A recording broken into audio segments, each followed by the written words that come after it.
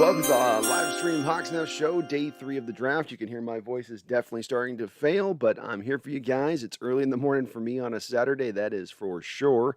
But I am hyped up. We got another day of the draft here. Hopefully we get a little bit better results than what I was liking yesterday. Definitely, it's now become an annual event where you get to watch Brandon from the Hawks Nest completely lose his shit at the first selection of the Seahawks, and I'm just going to have to start to probably make my peace with it come around next year and know that it's going to happen once again and just embrace the process. Maybe I'll have a bottle of whiskey or something next to me next year, readily at hand, or something like that, I guess I should say. And welcome on in here this morning. Some of you guys, I know it's real early here, Nathaniel. Round 4, let's go. Let's go, Nathaniel. Let's see what we're going to do here today. Fish, hello. I looked into Eskridge, and I love him. He has crispy route running, according to Field Yates. He did spectacular at his Senior Bowl, and he got 700 yards in only 6 games. Ha, ha, ha, ha. Yes, he did on that. TJ says, my day off, so let's go. Awesome, TJ. Nice, able to catch the full show today. That's great. Go Hawks. Guys, grew on me last night. Still don't love the pick, but apparently Waldron was a factor in the pick, so I am okay with it. Fair enough. Your boy Michael, you look happier. I'm in a little bit better of a state than I was yesterday. We can go a little more into that stuff. I know I talked about it quite a bit yesterday, and I don't want to rehash too much, but there was a lot built up beyond that pick, beyond just the player I would have wanted rather than the receiver that was taken, beyond just my dislike for where that player was taken, where he was selected, and it wasn't about Eskridge being a guy that was a complete reach who had no talent or wasn't a receiver who should have been selected somewhat high in this draft. It was just a matter of value and picking in the right accordance to value. And Seattle in recent drafts has shown a high propensity to go away from the value chart and sort of just select their guy no matter where they're picking him. And this leads them, I think, at times to overdraft guys in places where they shouldn't be picked and miss out on guys that they could have had. They could have gotten the guys they wanted a little bit later on. I know that's not going to be the case in Eskridge, where the other teams behind us, specifically the Rams, were looking to draft him if we were to pass on him. I know that is going to be a question today that's going to come up often as to whether or not my mind has been changed, or I went back and watched film on him last night and it changed my opinion on him. It didn't really. I went back and watched another game, an additional game, and the other additional games that I've watched on him, in addition to the highlight package I've watched on him. And I really do feel like I've got a real good feel for this guy. He's got a couple of components that are special. He's fabulous off the line of scrimmage with his quickness, and that shows up on his short shuttle, on his 40-day. His ability in short area to be very, very explosive cannot be understated. He is fantastic getting into his route running, getting from that first step to now getting to the speed, getting out of quickness and transitioning that to speed. These are special attributes to him. I like De'Ame Brown, who I would say has a lot of the very same things, but does it at 6 feet tall. But that is a special attribute to what he has. All the other stuff is kind of the same. The game I watched last night, yes, he's got a place where he makes a catch out away from his body on a slant route, and he breaks it for a touchdown, and it was great. But also within that game are a couple of drops. The route running is very good as far as comeback routes and stuff like that are concerned. He can definitely run different routes within the route tree. I do question once again whether or not he's going to be able to play on the outside, where he did a lot of his damage in college. And as promised, I said I was going to do this research, and I did this research. I went back last night over the last 9 drafts. The last 9 drafts. I left last year's draft out because I feel like or let's actually 2020's draft out. It's a little bit too soon, I think, to make the measurement of those receivers. And if I included those numbers, by the way, it would factor better into my argument. So me disincluding them actually helps out those people who have faith in guys that are 5'9", being able to excel at the pro level. What I found with this, as I went through, is I basically charted this like this. I charted 6-foot players and up who were selected inside the first 2 rounds in the last 9 years. How did they do? I'm not talking about superstar, were they just good, productive football players? Then I looked at the last 9 years of players drafted in the first 2 rounds that were 5'9", and how they did. Were they productive players? Because I made the metric yesterday. Me and kind of Randall were going back on this a bit, where I was saying to Randall that if you look at the last 10 years of data and 6-foot receivers drafted inside the first 2 rounds, and you compare that to receivers that are 5'9" drafted in the first 2 rounds, the hit rate is going to be better on the 6-foot receivers. And that we were going a little bit into semantics and stuff with anomaly talk and all that other stuff. But let's get into the breakdown of the numbers as I saw fit here, or as I got it on the breakdown. So for that 9-year period, essentially this is going up through 2009. It's a 9-year period going up through 2019. I'm sorry, because again, I think it's early to assess some of those players in these last draft or two receiver, because it does take a little bit of time for receivers, so it's a little premature on that. For those 9-year period, you have 25 hits of 6-foot players who are 6 foot and up.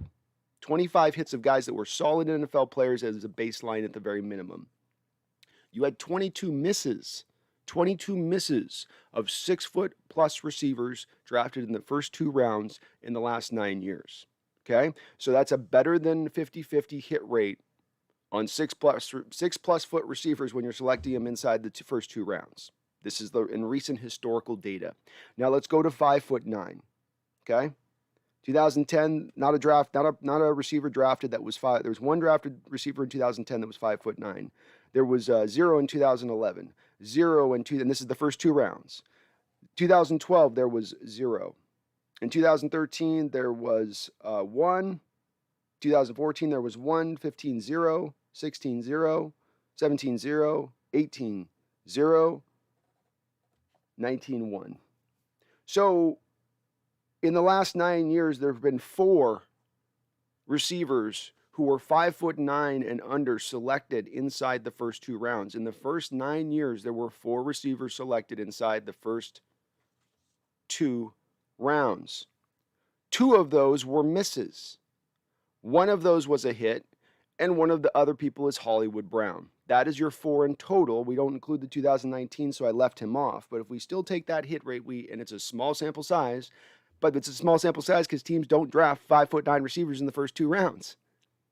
So you've got a 2-to-1 miss rate on your 5'9" receivers in the 9-year period, and you got a 25-to-22 hit rate on your 6-foot plus receivers. That was what I referenced off the top of my head when we talked about last night, Randall, with what concerns me about this pick and why the success of it is built on the back of him being an anomaly, him being the exception to the rule, and he needs to be so special at that point to be that exception. He's got to be so good in all these other aspects, and I don't know that I saw that on film necessarily as quite getting there.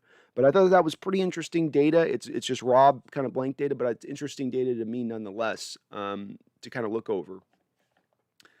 TJ, I know you said I hate the pick, but you already know I was watching tape on him and starting to like it. I know a lot of people will be turned around on this, and I won't bemoan you on that. I know that we will all, this is the scouting process. We all look at things differently, and our eyes are going to see things differently.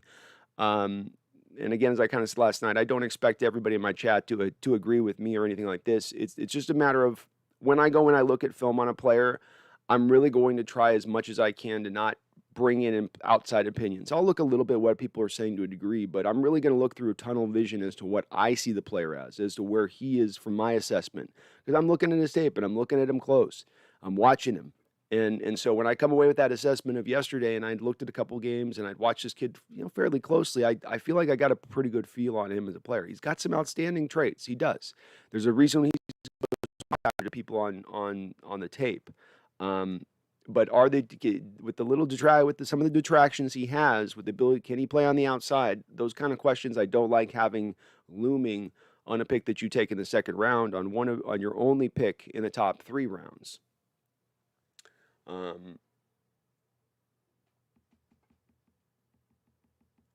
boy Michael, they said they had a trade to trade back, but it fell through in the last second. A little bit like last year, they said the same thing about the Jordan Brooks pick, which led me to believe at that time, and this would lead me to believe hearing this, that they wanted to trade back, that was the intention, that they weren't wanting to sit there and select at that value state. And then maybe they just got caught to where they're like, okay, well, we're here, so I guess we'll just select somebody. I wish they would leave that little detail maybe to themselves. It doesn't help me in my confidence of their drafting process to let us know that kind of information. That's kind of information you give as sort of a hedge of like, well, we really didn't want to select. We were trying to trade back, but we just got stuck. Like, don't say that way. Fish 2, what happened to your voice?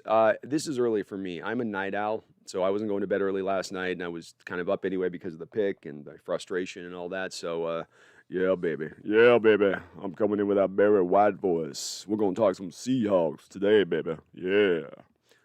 All right, so we got a couple picks out the gate. Jay Tufele to the Jacksonville Jaguars. They continue to have a really nice draft. Love that pick. Michael Carter to the Jets. That's a nice little selection here. Digging that. What's up, Brandel? What's up? Go Hawks. I would give this pick a B-. I think that there's I think consensus-wise among Seahawk land, at least, take me out of the fray of this. I think overall most Seahawk talking heads and most folks out in Seahawk fandom are pretty happy with this pick overall. So you're not alone. I think most are. I don't think anybody's really super over the moon, but everybody feels pretty solidly about the pick. I wish I could get my head around it to that point. I just can't quite do it because, again, I'm a guy that pays attention to historical data and understanding that 5'9" receivers we've had in 9 years, 4 of them selected. Two of those have been washout. One of those has been Brandon Cooks. And the other guy's been Hollywood Brown, who the jury is still out on whether or not he's actually going to be a solid player in this league. He could very well be. That puts you to 50-50 rate as far as a hit to miss rate, but then the 6-footers are still beating him, even with the 50-50. Remember to drop a like. Oh, thank you. If you happen to be watching this and liking what you're watching, please do drop a like here on our draft day 3 coverage. If we got any Seahawks fans out there looking around, and help them find me. Maxwell Stern, what would you think if Seattle drafts Robert Rochelle? I don't know much about Robert Rochelle, Maxwell, to be honest with you. So I'm expecting a left field pick today. There will be no freak out today for you guys. So if you're hoping to watch that, hoping that's coming down the track, it will not. I'm keeping the even keel. I got my coffee going. It's early in the morning. I don't have that kind of angry energy quite yet. Give me to the afternoon. I might get there. At that point. Anthony Bain Eskridge on the outside ain't happening. He's going to get handled. He ain't like Devontae Smith. Yeah, he measured it in his pro day at 5'8", folks. He's 5'8.2 at his pro day is what he measured in at. So he is tiny, and it didn't look as tiny on tape when you watch him because he's playing Dakota in the MAC conference where you don't have the plethora of 6'3" guys out there making him look smaller. So he looks like, oh, he's not bad size. I mean, he looks like he can hang in there. I watched in tape last night a couple times where he was getting ragdolled in those games, just picked up off his feet and thrown around because he's light. He's not big, and it's when you look at the 4.3, which is what then people are going to tell you as well, well, he runs 4.3. Well, he's 4.3 guy. Well, he's 4.3. Can we pop our brakes on that talk for a quick second? This year we did not have a combine. Okay, so the electronic times where it's not being done by a hand timer, it's not being done by Mike Lombardi sitting there holding his clicker. It's being done by an actual robot or whatever, laser pointer, whatever you want to call it.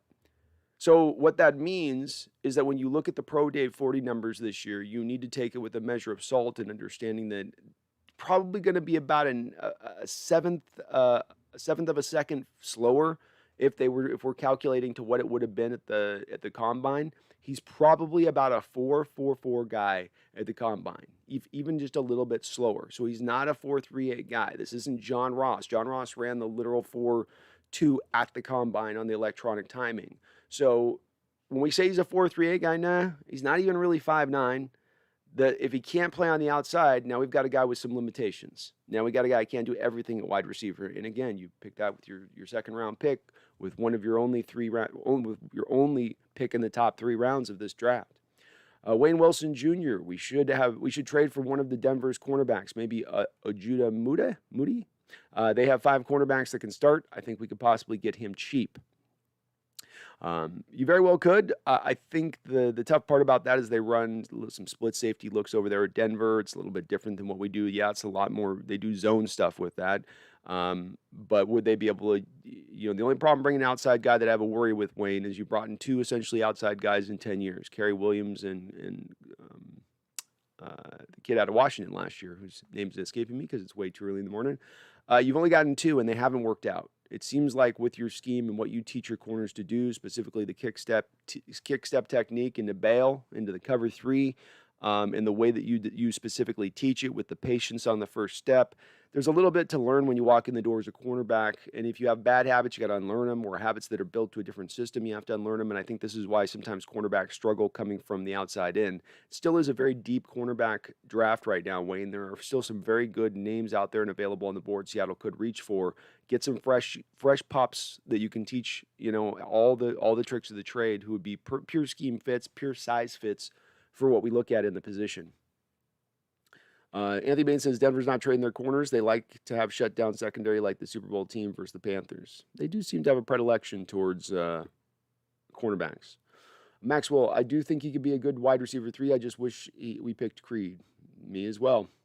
Wayne Wilson, Eskridge will be used in sweeps, which he will be scary for opposing defense. Looked like McVay wanted him. This move helps both Russ and Carson. It could, again, just for where I'm hesitant to be as on board with this is that the recent history does not prove out that guys at that size can run fly sweeps and be really effective at it. Tavon Austin's is the only guy literally at 5'9" in 10 years that's done that. One guy in 10 years. Do you want to count on the outlier? Do you want to count on the exception to the rule? Do you want to count on the guy that has been the one small difference? And let's face it, with Tavon Austin, that's all he did. That's all. Brandon Cooks is the only legitimate 5'9" receiver who's been decent in 10 years. Austin's the only one that's been able to run fly sweeps. This is where I think you guys can understand where my hesitancy comes in believing that this guy's going to do it. Plays for a small conference, doesn't have amazing production, has some warts to his game, and he's 5'8" and 6/10 or something like that. I just don't know if he's going to necessarily, when you run those end arounds and you're on the NFL level and you're 5'9" like that, you've definitely got to be able to take some contact there. And there's times, again, watching last night's game where he's getting picked easily up off his feet and thrown to the ground. If you don't get a hand on him, he's going to be dynamic in the open field. He's lightning. He's tough to catch. He'll run around guys. But the second you touch him, and this is the problem with those end arounds, is you need a guy that can fight through contact and drive forward a little bit. He's got to kind of be a little bit of a de facto running back, and he's not going to be able to squeeze himself to a bigger height. I mentioned yesterday, you look at the guys who have recent success in running end arounds consistently running end arounds and are very good at it. Well, let's look through even within just our own division. San Francisco 49ers, Deebo Samuel, 6 foot plus tall, runs it really well. The Rams, both Cooper Kupp and Robert Woods have run that end around, but very good at it. Cordell Patterson's made a career of running end arounds and being in the kick and punt return game. He's well over 6 feet tall. You just go down the line and the list of these guys, in my opinion, and they're pretty much all about that same height. So, I'm just hesitant to believe it can happen. I hope it happens. I will also maintain, I hope you guys are right on this, and I like the fact that I'm hearing from many of you that you feel this way, because it does give me hope that maybe I'm missing something. I'm just not quite convinced of it at this point with him. All right, how do we feel about day 4? If we can, hey, what's up, Ethan? If we can do a small trade back and go back a bit in the 4th and get an extra pick, give me my boy Mukamu and Dahlman. I'd be okay with that. Well, Fish, Des Fitzpatrick went off the board. I never watched him on his tape, but he went off the board here in the 4th. Darren Hall from San Diego State is off the board here to Atlanta. Interesting, as they try to build that secondary around their super offense. Their super duper offense. TJ, he reminds me on what Jerry Rice loved to do, catch short passes and use the speed to run. Yeah, he's definitely a lot like Jerry Rice in that respect. He wants to just get it. He'll get that slant route, which he was excellent at slant routes. Somebody said yesterday he caught more yards on slant routes than any receiver in college football last year, even over Devontae Smith. So that's what he wants to do, and then he has that separation, and then he's able. You don't have a hand on him, so he's making the catch and transitioning into a runner really, really fast, and that allows him to get up the field and break those big plays. At least it did in the MAC conference, and he's got the speed to run away from you at that point. So that is kind of his game, and yeah, you're very right. It's a little bit like Jerry Rice-esque. T. Higgins, the GOAT. It says Bengals robbed 31 teams yesterday. Did they? What did they do yesterday? What did the Bengals do? Let me look at what they did. Let's look at it. Let's see what the Bengals did here. Joseph Asai, Jackson Carman. Joseph Asai is okay. I mean, he's okay to me. The Jackson Carman I like. I wish they addressed their tackle position a little bit more early on. But Osai is really, I mean, his bottom end is he could be an outside linebacker in this league and be pretty good at that. But he's not a wow guy to me, really, with what he does too much. It's an okay draft. It's an okay draft. Kind of looking at some of the guys taken here. Baltimore's had a weird draft, man. There's been some odd drafts. I don't know who I really like yet so far as the draft goes. I definitely like Carolina. Carolina's got a great draft. J.C. Horn, Terrace Marshall, Brady Christensen, Tommy Tremble. That they might have like quietly one of the better drafts with that. Cincinnati, Chicago's doing a good job. They got Tevin Jenkins, one of my more favored tackles in this draft, and Justin Fields later on. Great job by them. Cleveland is just doing awesome. Greg Newsome, Jeremiah JOK, Anthony Schwartz out of Auburn, wide receiver. James Hudson, a great tackle prospect in the 4th round. They just must have picked. Great job by Cleveland there. I like what they're doing.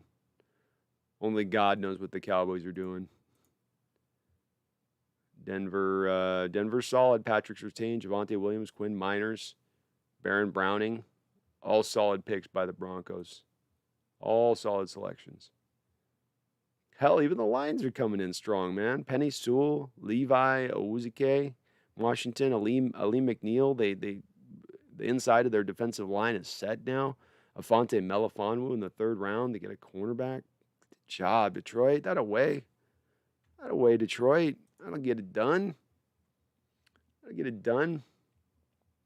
Go Hawks 05, Michael Carter to the Jets. It's good signing by the Jets. You get your young quarterback a great target out of the backfield, a kind of a guy who can run routes. You can be a safety valve out of there. Like him a lot. Brian Hoying, do you like Shaun Wade? No, Shaun Wade and B.J. St. Juste were two of the guys, Benjamin St. Juste, were two of the cornerbacks of a class filled with cornerbacks that I loved. Just love him. They were the two of the guys that I did not like. Shaun Wade definitely will be a target potentially of our Seahawks. He ran a very similar scheme in Ohio State. They asked him to play a lot of that cover 3 stuff we play. He is able to protect deep over the top, which would be a thing that would appeal to Coach Carroll. He is a relatively good tackler.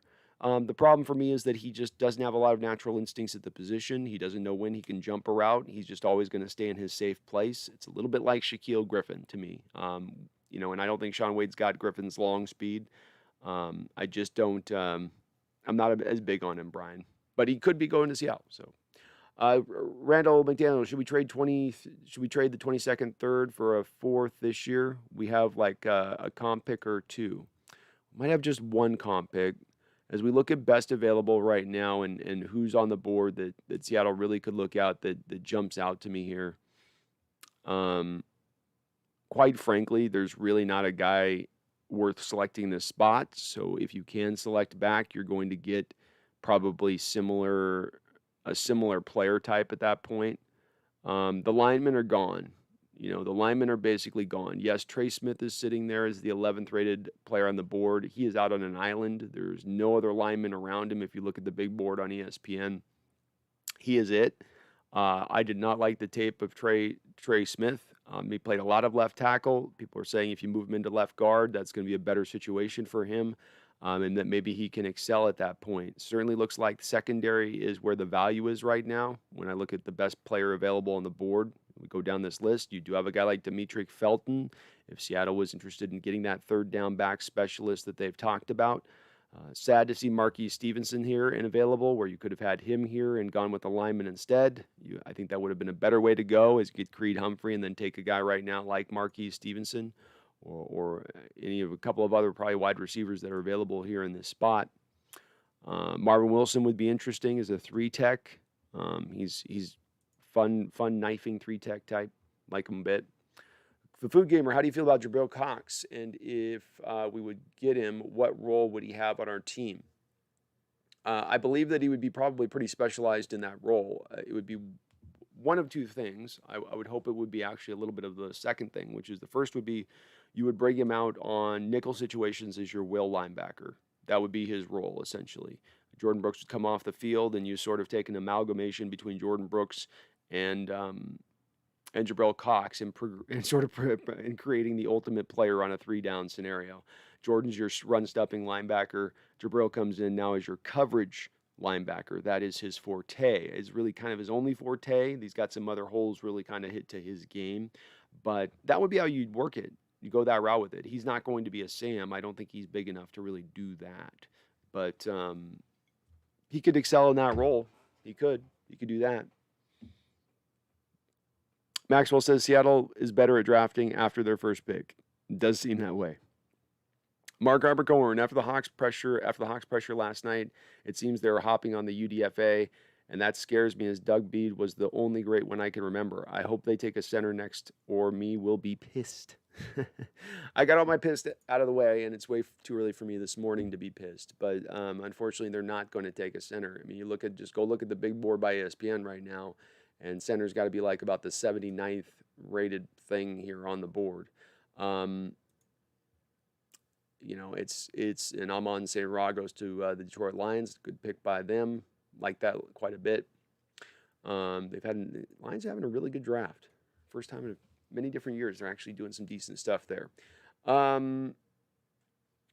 Yeah, the UDFA thing, I'm like with you, Mark, in pessimistic about the UDFA. My specific reason for this comes down to two numbers, 1,100 and 650.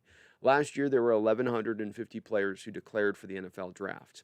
What does that mean?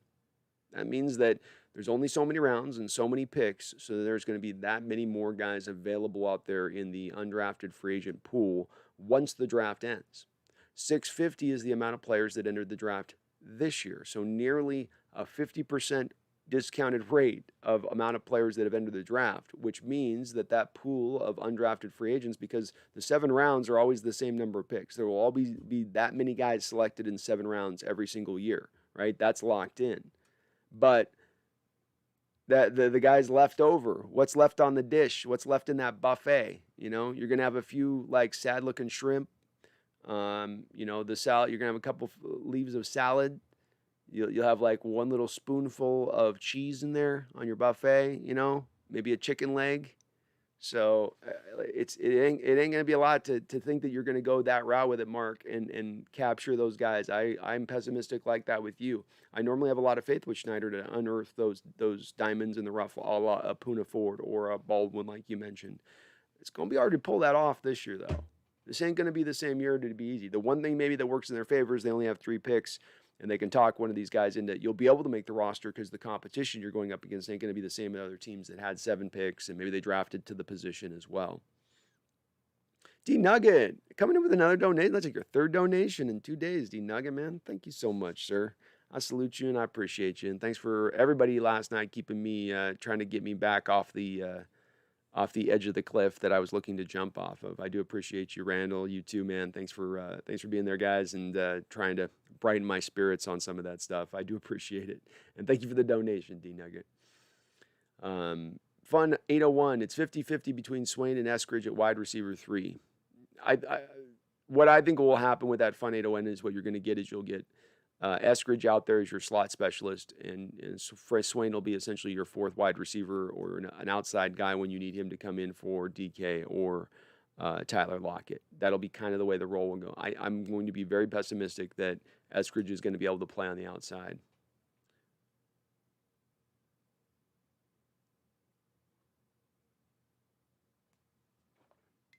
Oh, shit. I just spilled all over myself. This is what happens when it's early. Spill on yourself, barely talk. Who do I think we're taking today? I think cornerback looks like the value MSR rook, so a cornerback to a safety even. There's some good safety guys on the board. I know that's not what we need, but that's where it's at least. Go Hawks says, well, if we can get him to produce like Brandon Cooks, I'll be happy minus the concussions. I'll take even if he can give us Brandon Cooks production with the concussions. I'll take it. I'm not wishing that on him, but that would be sensational. Brandon's the one guy, though, in 9 years. Do you count on the thing that happened once in 9 years to happen, or do you count on the thing to the opposite realm to happen? Randall says, boy, I had a morning. Won't bore you all with it. Oh, man, I'm sorry to hear that, Randall. I hope it turns around. Mary Moore, go Hawks. Go Hawks, Mary. Anthony Bain, Sean Wade is all right, but he has major issues in both man and zone coverage. If he is outside, his best year came in the slot. That's what I've heard about him as well, as a lot of teams are slot putting him into the slot and see him as that at the next level. If he's that, then I think he all but takes him off Seattle's board. And I can see why people would do that. Acrothosaurus, what happened? We drafted Dwayne Eskridge yesterday, 5'8" and 6'10" receiver out of Dakota. Nothing's happened quite yet here. Michael Carter, we've got Jade Tufeli of the USC Trojans goes to the Jacksonville Jaguars at the start of the 4th round here. Michael Carter of North Carolina goes to the Jets. Darren Hall goes to the Falcons, a cornerback out of San Diego State. Des Fitzpatrick, Louisville wide receiver, it goes to the Titans there on the 4th overall selection in the 4th round. 5th is James Hudson. Cameron Sapel out of Tulane goes to the Bengals. And the Lions get themselves Amon-Ra St. Brown, Equanimous' brother. So, good player. Good player. I liked his film. Quentin Huang says, what was your reaction when we drafted DK Metcalf? I loved him. I didn't, in my pre-draft coverage of him, I'd taken him off the board as far as him being a possibility because I didn't think there was any way in hell a team in the modern era would pass on a guy with that kind of skill set. I knew the questions, I knew the issues with the neck injury, but this guy was all upside coming out. I mean, he really was. And I think you can find pretty succinctly, Quentin, if you look at me talking about him post-draft coverage after DK was selected, I was over the moon about it. Because I just didn't think that the NFL teams were that stupid in the modern era when it came to receivers and letting a guy like this fall. He should never have gotten out of the top 10 picks. He should never have gotten out of the 1st round.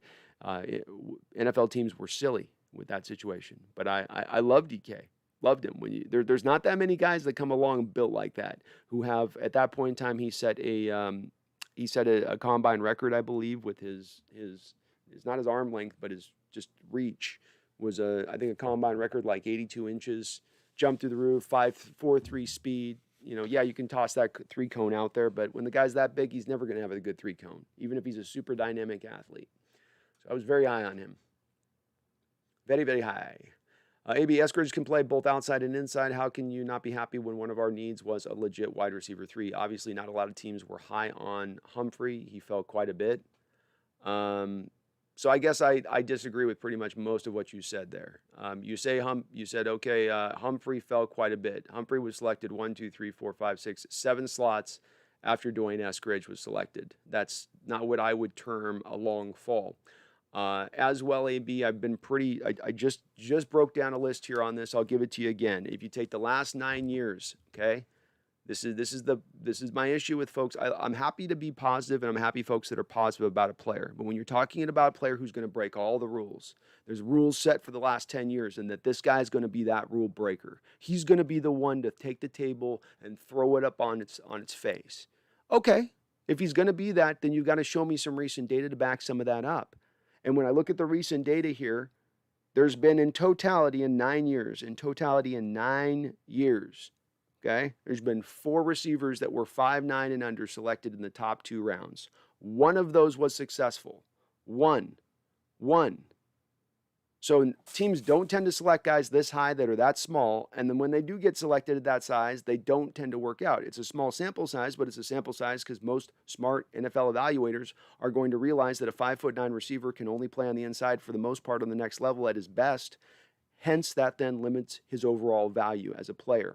When you look at him last year, he had 123 targets, AB. He had 16 drops. It's kind of an issue for me when a wide receiver has issues with his hands. That's sort of a problem to me. It's like a quarterback that doesn't have arm strength. It's kind of a base need that you need to have for the position.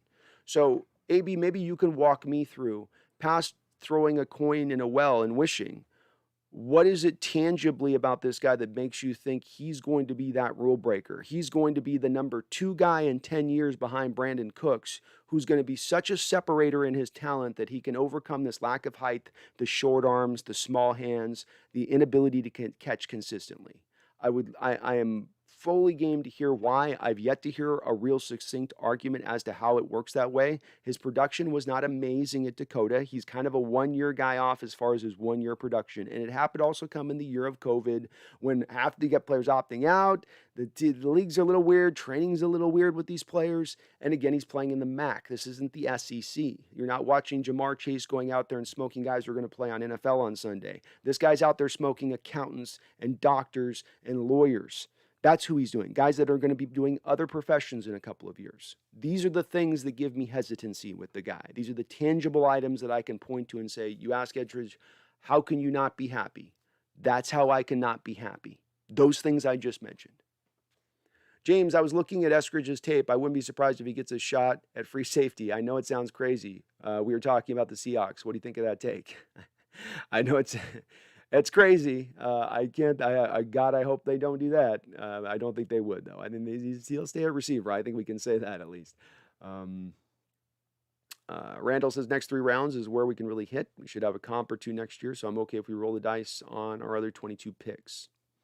Yeah, I am too. It's David. Tyreek is a weak 5'10".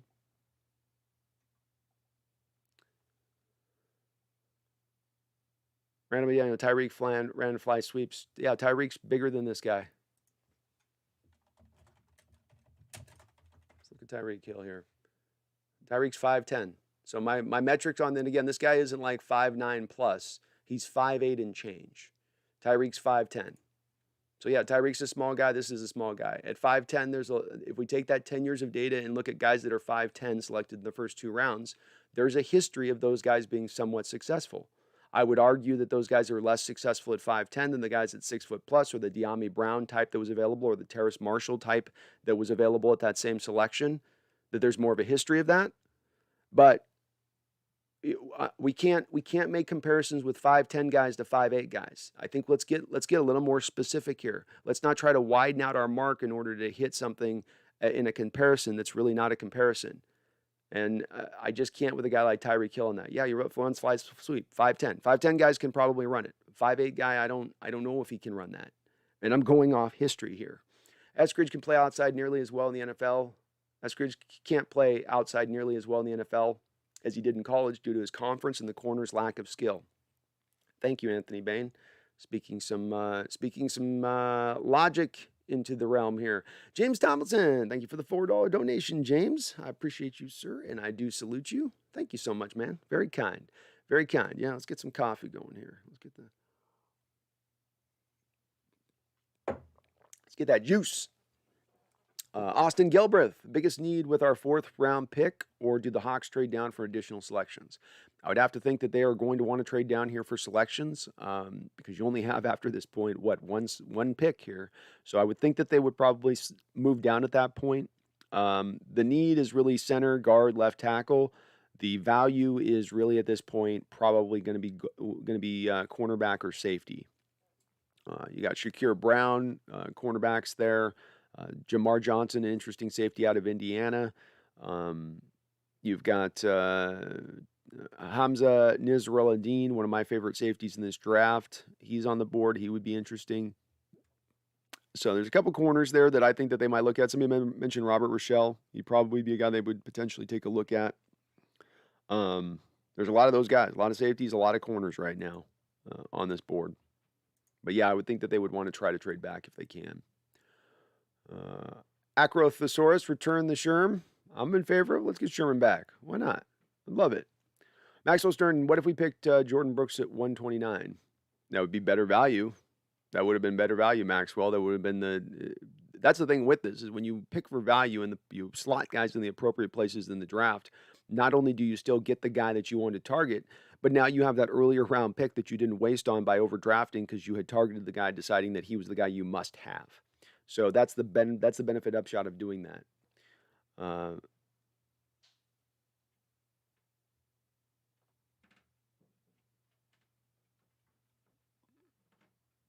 What's my thoughts on the NFC West grade? Great question.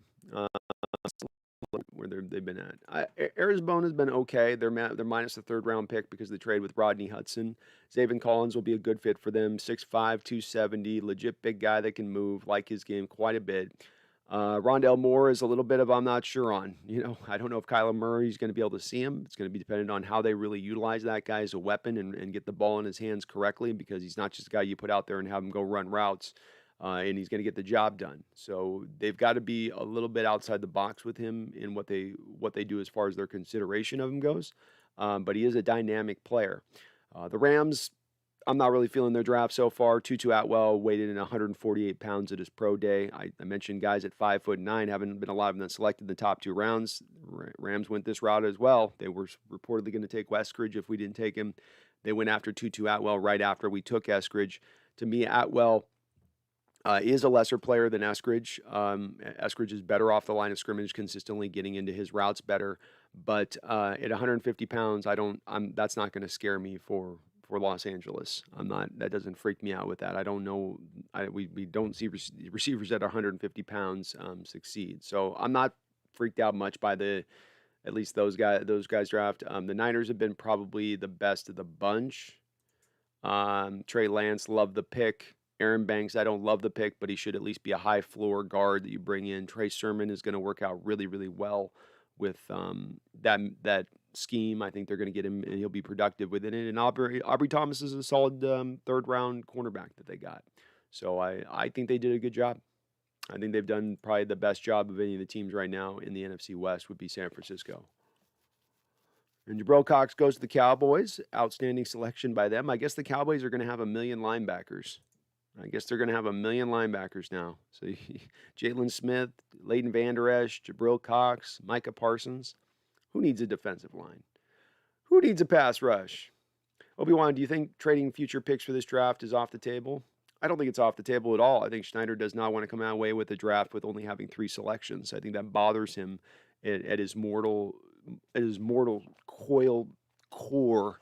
So I would expect them to try to do something, and that's the way you'd have to do it at this point, because you didn't trade back in the second round, and it's hard to get much value for trading back here in the 4th round at this point. There's just not a lot of teams that are going to look to really do that. Greg Otis, dude, you need to chill. Dwayne is just one piece to the puzzle. He'll just fit into what we already have. Just be honest with yourself. You're disappointed we didn't pick who you personally wanted. No, I don't need it to be the guy that I personally wanted. I'm okay if it's not picked to the guy that I wanted. Again, Greg, I'm really being specific about my problems with the pick. And this is just the thing. I'm okay with disagreement on it. Disagree with me. But can you, Greg, point to more things of specificity? I see people telling me to chill out, not have this take, be happy with the pick. You guys are speaking in really these kind of vagaries. How about you guys give me actual real hardened data here to understand how it is this guy is the exception to the rule? I pointed out a ton of data just now, Greg, showing you what I've looked at in a 10-year period with guys that are 5'9" under and their success rate. It's not just low, it's minuscule. It's minuscule. I point to you on, I've watched the film on him, and he's got 16 drops and 123 targets last year. That is god-awful. Does it not bother you, Greg, that you just drafted a wide receiver who's got some limitations as far as his catching ability? Does it not bother you you're driving a wide receiver who probably can't play on the outside and can only be a slot specialist at the next level?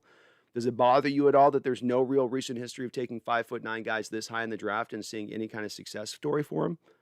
Does any of those things I just mentioned have anything to do with the player that I wanted us to pick in that draft? Are those things inventions? Am I making this stuff up out of nowhere?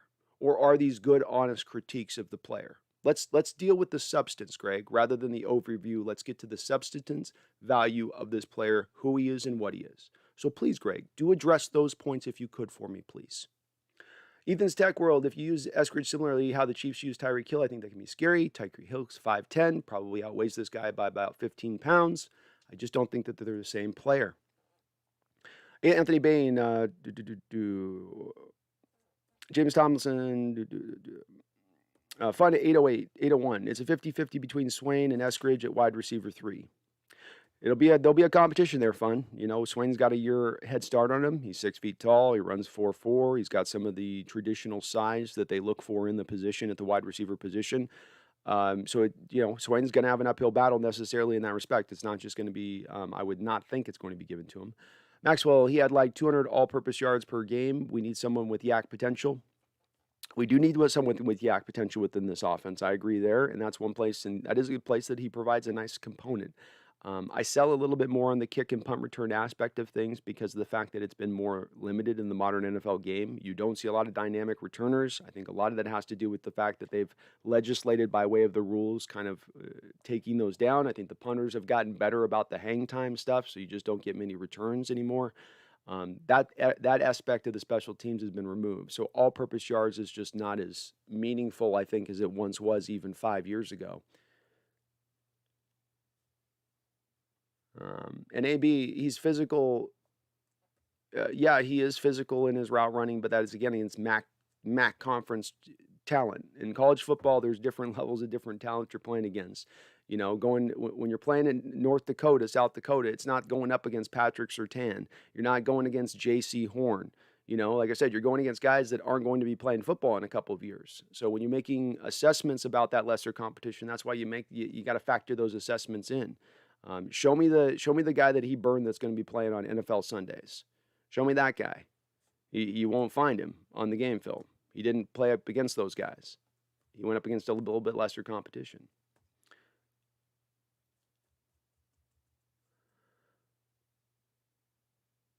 Go Hawks 05 say, hey, the Eagles drafted a D tackle in the third. There's a chance Fletcher Cox gets cut. Oh, dream scenario. Dream scenario. Your boy Michael says, time to bring back Sherm. I agree. I'd love it.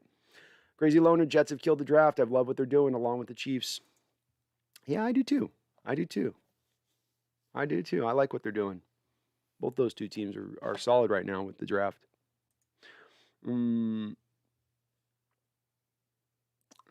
you again for that dono. Oh, Randall coming in with the $25 donation. Well, I hope your day is going better, Randall. It sounds like you had a little bit of a rough one today, but thank you for the donation, sir. You always come in super strong with that dono game. And I do appreciate you and salute you, my man. Thank you so much. Thank you. Gosh, you guys are being kind. So kind. Go Hawks says, Lions get an awesome receiver in Amon St. Rob Brown. Yeah, I like him better than Equanimous, his brother. He's a solid player. I liked his film quite a bit. I think he'd play on the outside and the inside at the next level. What position are we picking at 129, Max Wass? I think it's going to be corner or safety here, maybe, potentially. That's where the value is. They may reach for a guy that they want. I think trading back's probably, though, the most likely. Tighten up, GL in the draft talks. Thank you. You too. You guys are having a pretty good draft. Tighten up. You guys are having a pretty good draft. Go Hawks 05. Would you like Brevin Jordan? I probably wouldn't at this point because he's a little redundant. He'd be your move tight end, and you just got your move tight end with Gerald Everett. He's not going to be an inline guy at the next level. So you'd see him kind of sitting on the bench a lot, being that you already have Everett in play. Shervins, good morning. Good morning, and good to see you.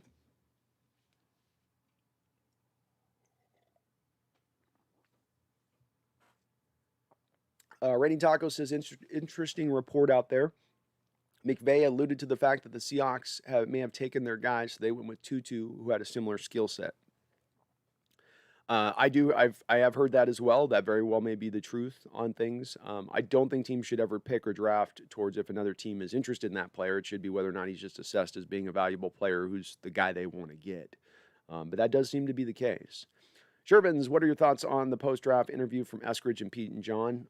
I didn't watch it because it doesn't provide me very much value, to be honest with you. There's a lot of fluffing up. There's a lot of political stuff. There's a lot of, increasing the player and saying, oh, it's good. And the player gets on there and he's been coached up into say the right things. And I just don't know that you get a lot of authentic pull from that in general. And I just don't see much value. Honestly, when it comes to interviews, John, Pete, Schneider, player interviews, there's just not a lot there for me. It's like, this is when like LJ Collier says last offseason, he has an interview and talks about being the best shape of his life. And he's so hungry to prove the doubters wrong. And he's like, I did it. Let's talk and more showing, let's talk and more showing. I don't need to hear about we need to see it on the field. Randall says, appreciate the big show, dog. Thank you, man. I appreciate you. I appreciate you. And thanks for walking me off that ledge last night, man. Go Hawks 05, Derek Barnes goes to the Lions. Yeah. We got a couple picks here.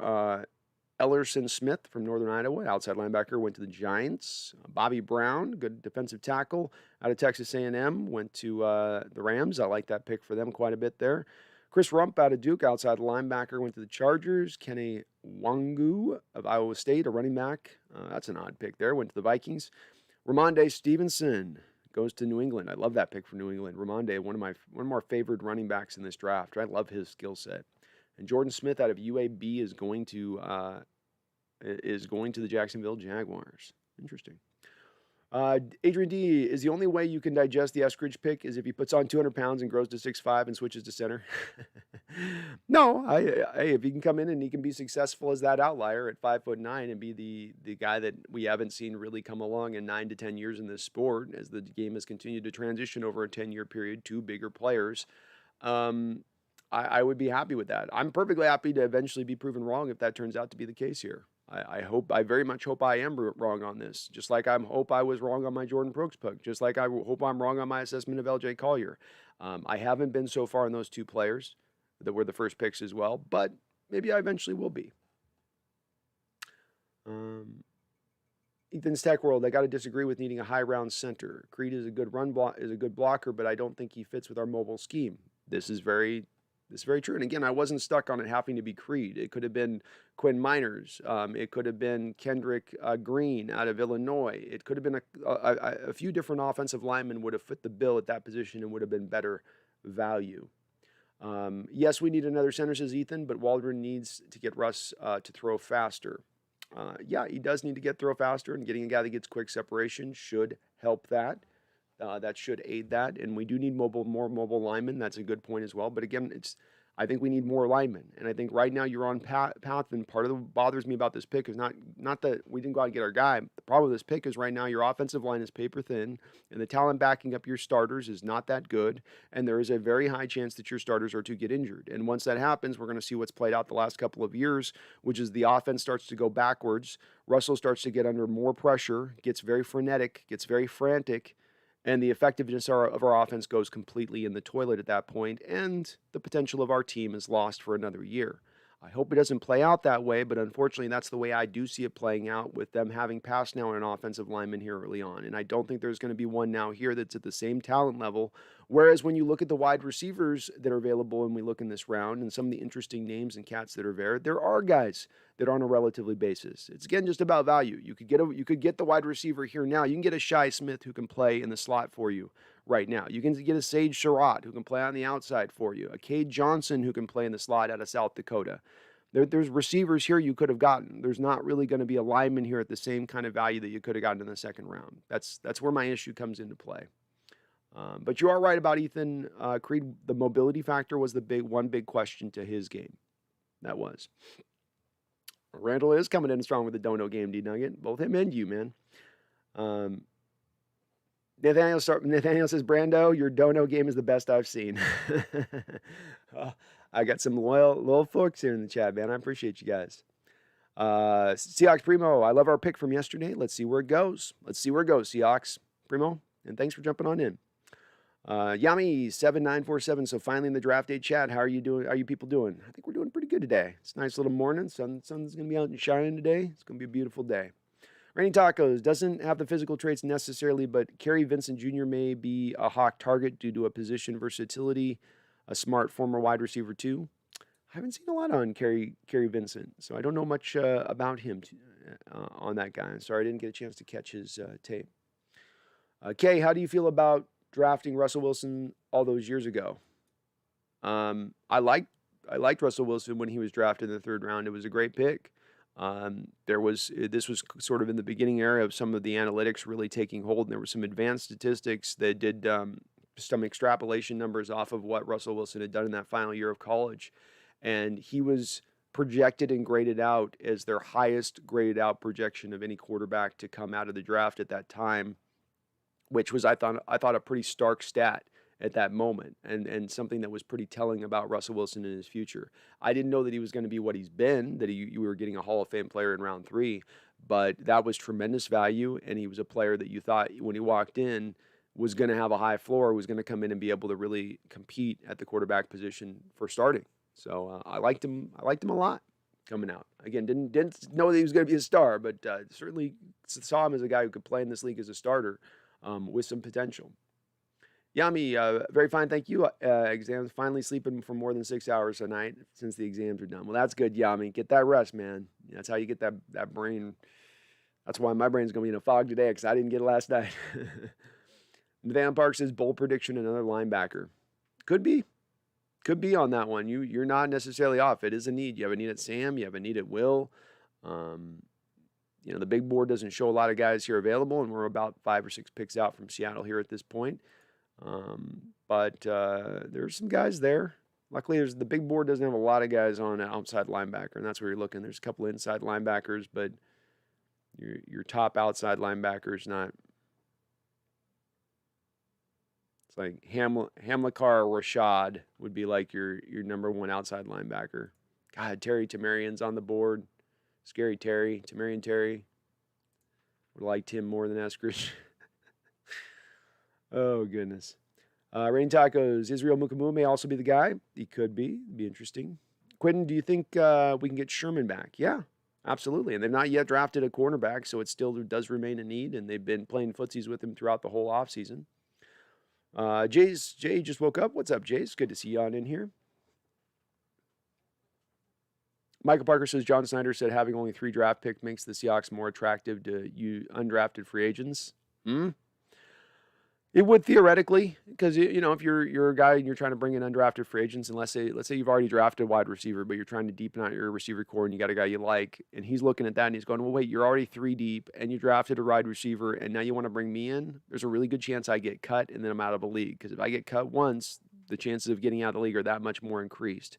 So it's very important for some of those undrafted free agents to target specific teams that are going to have a pathway opened up for them to be able to make the roster. So there is a sense of truth to what Schneider's saying in that respect, in that it should be an attractive destination with the Seahawks having the least amount of draft picks in this particular draft. With that said, though, the pool of available players in the undrafted free agent pool is going to be much further reduced than any previous year in recent memory. Last year, you had 1,100 players who entered the draft. This year, you have about 650. So just by the sheer odd number of things, it means there's going to be lesser there. Yami Williams with the Lynch-type running back went to the second round to Denver. Yep, good pick by Denver. Denver's having a really good draft. Like what they're doing, man. If they end up picking up Aaron Rodgers too and all this, they've really done a great job here. Maxwell Stern says, what's your prediction for DK Metcalf this year? I think DK Metcalf continues to blow up and go on his rise and his ascent. What we had last year, I had him at 70 to 75 catches, 1,200 yards, and 10 to 12 touchdowns.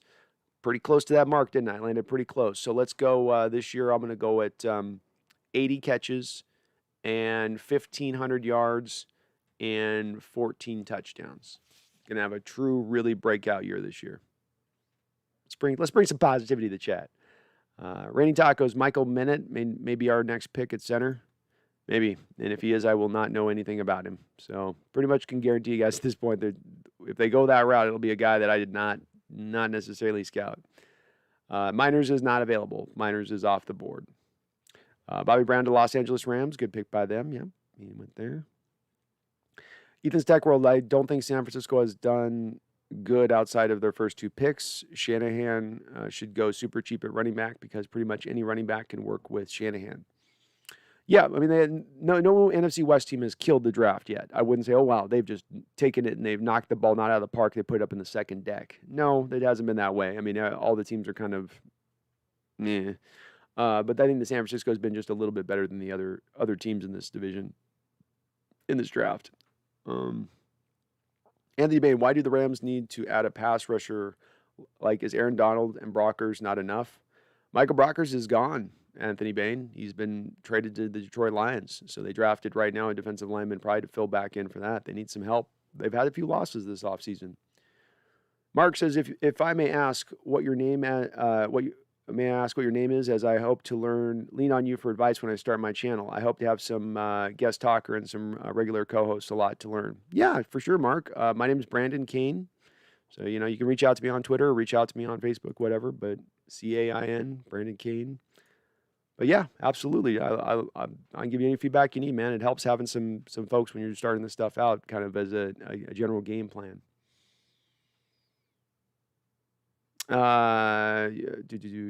D-Nugget, you're the only Seahawks channel that did any scouting on Eskridge. So I'm going to try to. So I try to do this year. It's what I'm going to try to do that next year, which is be able to have looked at the players essentially we pick in the first 3-4 rounds, and I'll have a good feel for them.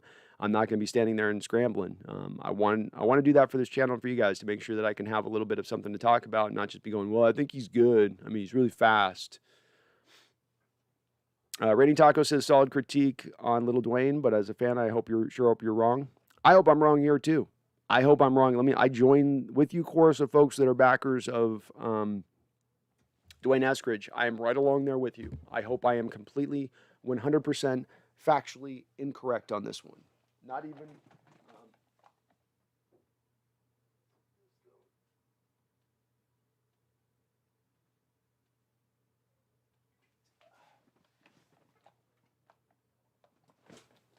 I do truly hope I am wrong on it. Fish says Tyreek Hill and Eskridge are the same height. They are not the same height. He's 5'10", Tyreek Hill. Eskridge is 5'8" and change. 5'8.6" or something like that is his height. Yeah, they are both speedsters, so I will give you that. In watching the tape, I do not think that Eskridge is heavier. If I watch the tape on what they're playing game film-wise, to me, Tyreek looks like he's about 10, 15 pounds playing weight-wise. Eskridge might have thrown some pounds, some weights on him here for his pro day, but he doesn't play at the heavier weight than Tyreek does on game day. So, not the same height.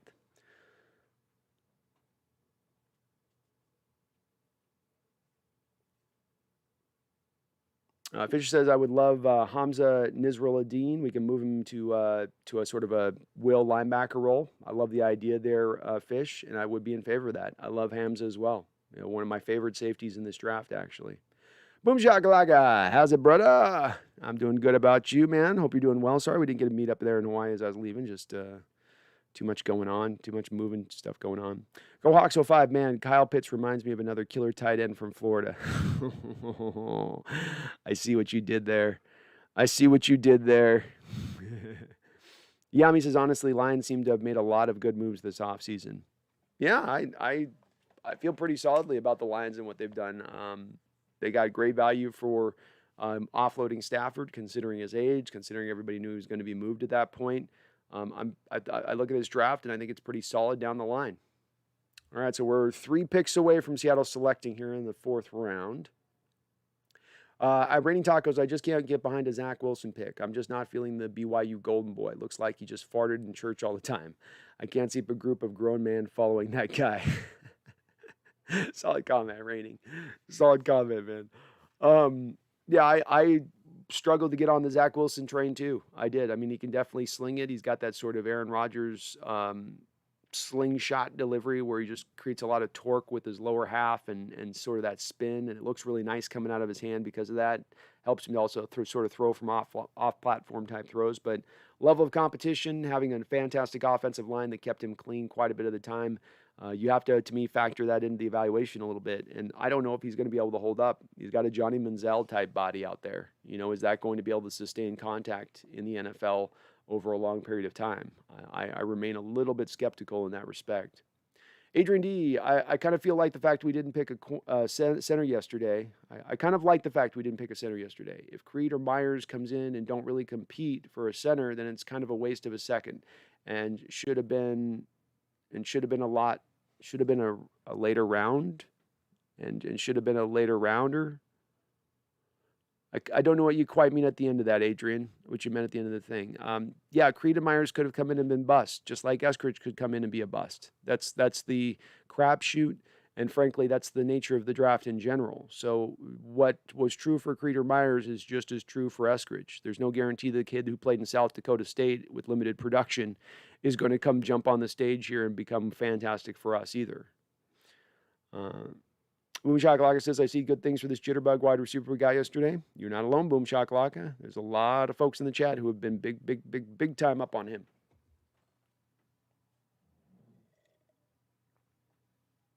Can we also remember this about Tyreek Hill? If we're going to say that this kid's got same dimensions to Tyreek Hill, was Tyreek Hill taken in the 2nd round or was he taken in the 5th round?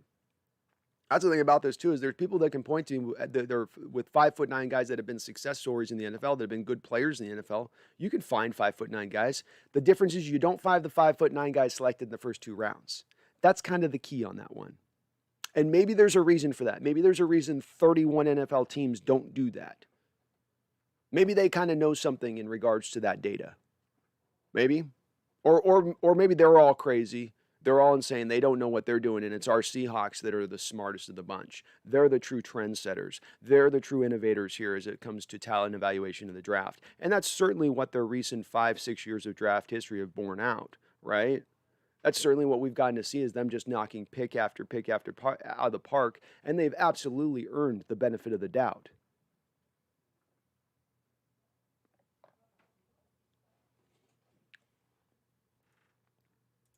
Oh, we traded back. All right, we traded back. So Seattle did trade back. Not far, just a little bit in the 4th round. Good to see. Good to see. Boom Shakalaka. OS, you got a gaming chair. No, I'm using my buddy's chair here. He's letting me borrow it for the moment until I get a new one. John Vandermolen, do you believe the Hawks tried to trade down? They used nearly all of their time, so it seemed like they may have been. Yeah, I absolutely think they tried to trade down. I think they're going to always try to trade down with that first pick. That's just John Schneider's nature and where he leans to. The last 2 years, he just has not been able to get a deal done. I don't think that there's been as many teams wanting to move around. And this draft was such a crapshoot to a degree that probably a lot more hesitation this year. Shepard Hubbard goes to the Panthers. Solid pick for them. Overall, he's a home run hitter, so don't expect him to be a feature back. But if you're sprinkling him in with Christian McCaffrey, he could probably be pretty effective. Thomas Cox, so you're saying he is a Tavon Austin? No. He's a much better route runner than Tavon Austin. He was much better about getting off the line of scrimmage than Tavon Austin, specifically against press, which Tavon did struggle against. Tavon was more of a running back coming out of college. So 2 very different type of players in their skill set, even though they are the same size. But that's just, there wasn't a lot of comparisons, Thomas. There wasn't, I went through 9 years of data in the first 2 rounds. And in total, in complete and utter totality, you have 4 players. In 10 years of data, you have 4 players who are under 5'9" or under selected in the top 2 rounds. One of those has been a hit. One of those has been a success story. So the odds aren't great, and it's not done very often.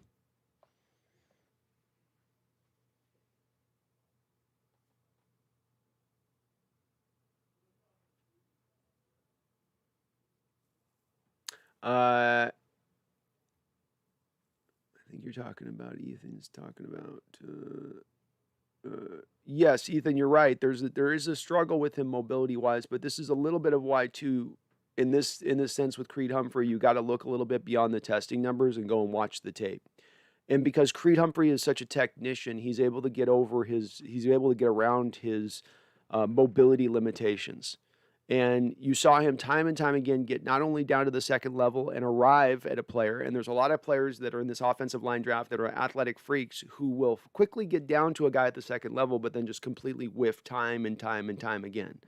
So what you see with him is he gets down to the second level and he gets down maybe a little slower, but once he gets down there, he lays an amazing block. He gets the block not in that he drives him back even necessarily, but that he gets a hat on him, and then he has this innate ability to be able to sort of turn his back with the ball carrier as the ball carrier's coming back around him to keep the defender pinned off from the running back and not allow the defender to disengage him to go to a side and basically, dive at the running back as he's going past. I saw him do it time and time and time again in run blocking.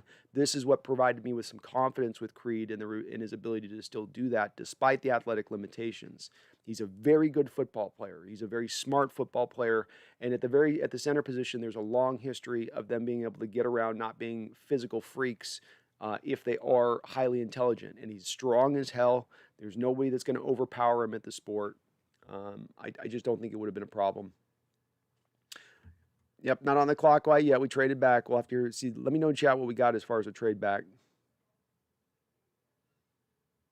Splash and Skill says we traded the pick to Tampa Bay. Our twin helped us out. Nice for the twin to help us out.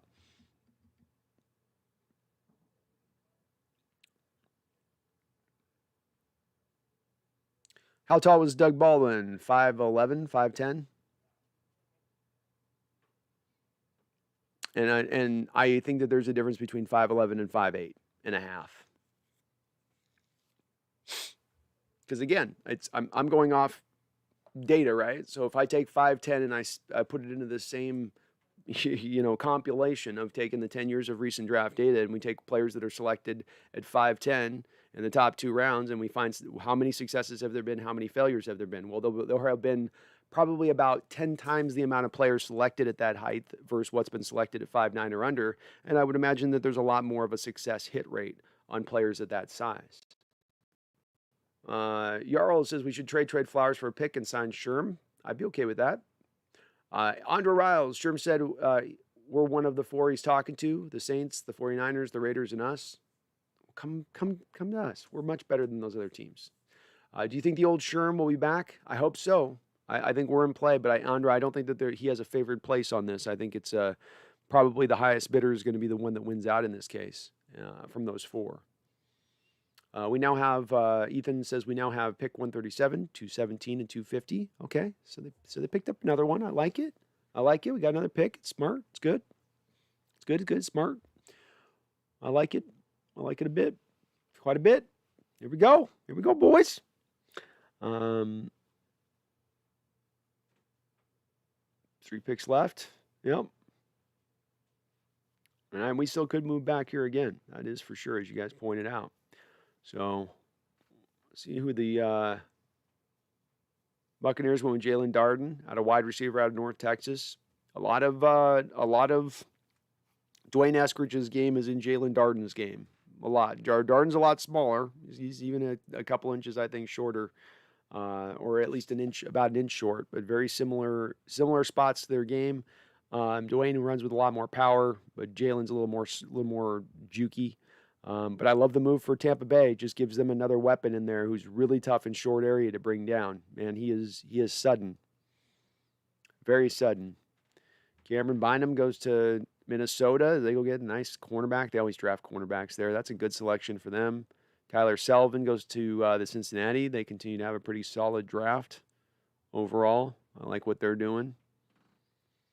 Let's look at our best available players. So the best available players we got on the board right now, that would be probably Seahawks targets. I would have to think they'd take a long look at Shakir Brown.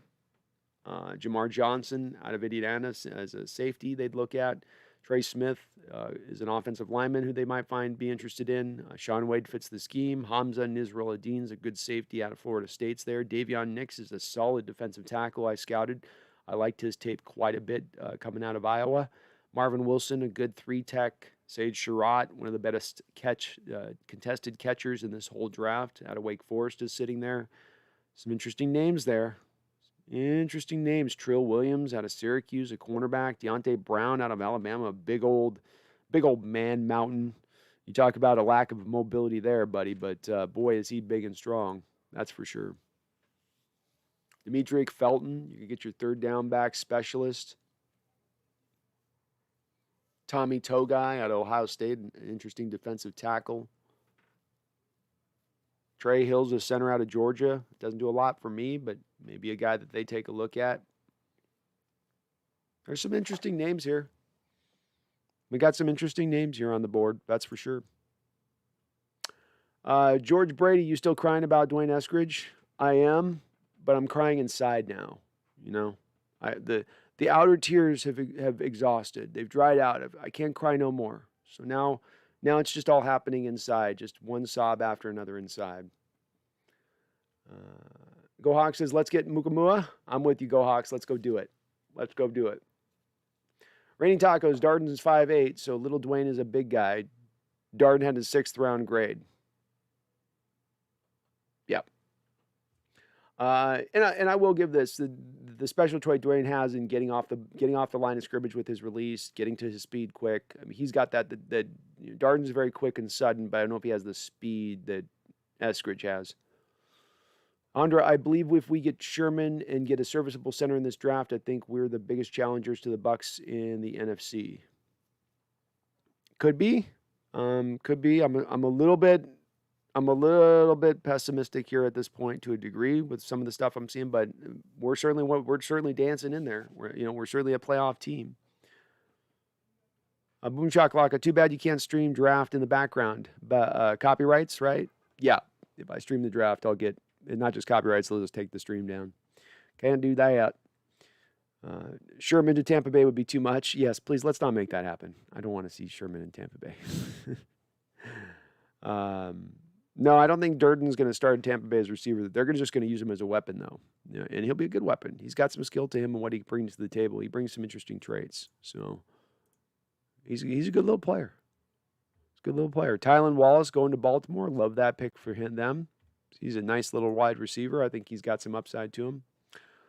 I really do. Yami says, I think it's going to be a linebacker or a cornerback next. Could be. The value is there with cornerback. Linebacker's tough because when I'm looking at on the best available board, it's a lot of inside linebackers here listed. Dylan Moses, KJ Britt. Not a lot of outside guys right now that they would maybe be looking at here. So we're going to be looking for a Will or a Sam. And as I look at it, I mean, Hamilcar is a guy, but he's a guy who I think some people think fits best in a 3-4.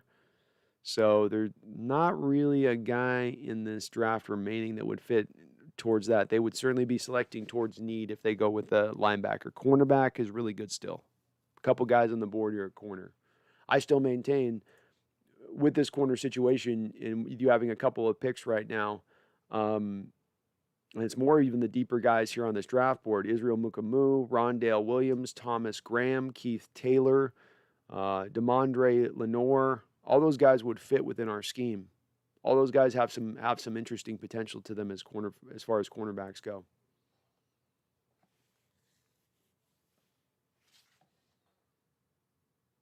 Rams guy Robert Rochelle. Yeah, it's a good pick by them. Steve Velasquez. So are we screwed this draft on offensive line help?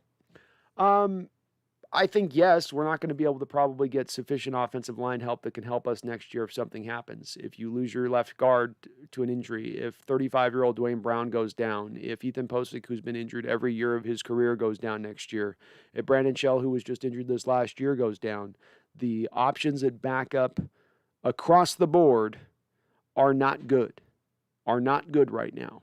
And what we've seen over the last 2 years is our offensive line over both of the last two seasons has started to wear down as the year went on, has started to get weaker as a positional group. The 5 starters that you trot out week 1 are not the 5 starters that you usually trot out by the end of the year, and those certainly not the 5 starters that are as healthy as they were at the start of the year. Guys get beat up. The guys have been gotten beat up. That's been how this has held too recently.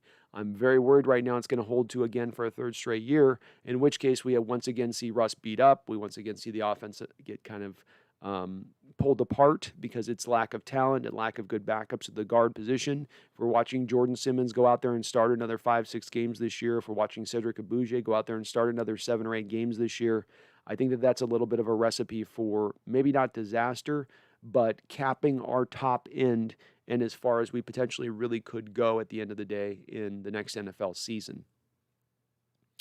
Your boy Michael says, sign Mitchell Schwartz. I'm good with that.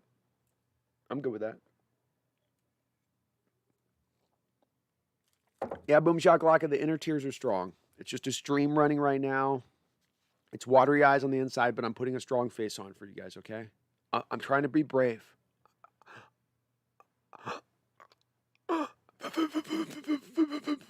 Trying to be brave. Tommy T to the Browns. Tommy T. Yeah, Tommy T to the Browns. Good pick by the Browns. Nice job. Browns are having a good draft here, too. Doing pretty well as well. A few of these teams are doing a damn fine job in how they're picking right now. I'm feeling it. Anthony Baines says Tampa's top 3 wide receivers are Godwin, Evans, and AB. Their 4th is the white guy. Yes, 4th is the slot guy. Ethan's Tech World, I don't really like Sean Wade, but at this point he'd be good value, but give me Mukamua. I'm with you, Ethan. It'd be okay value at this point, but I'm way more on the Mukamua train.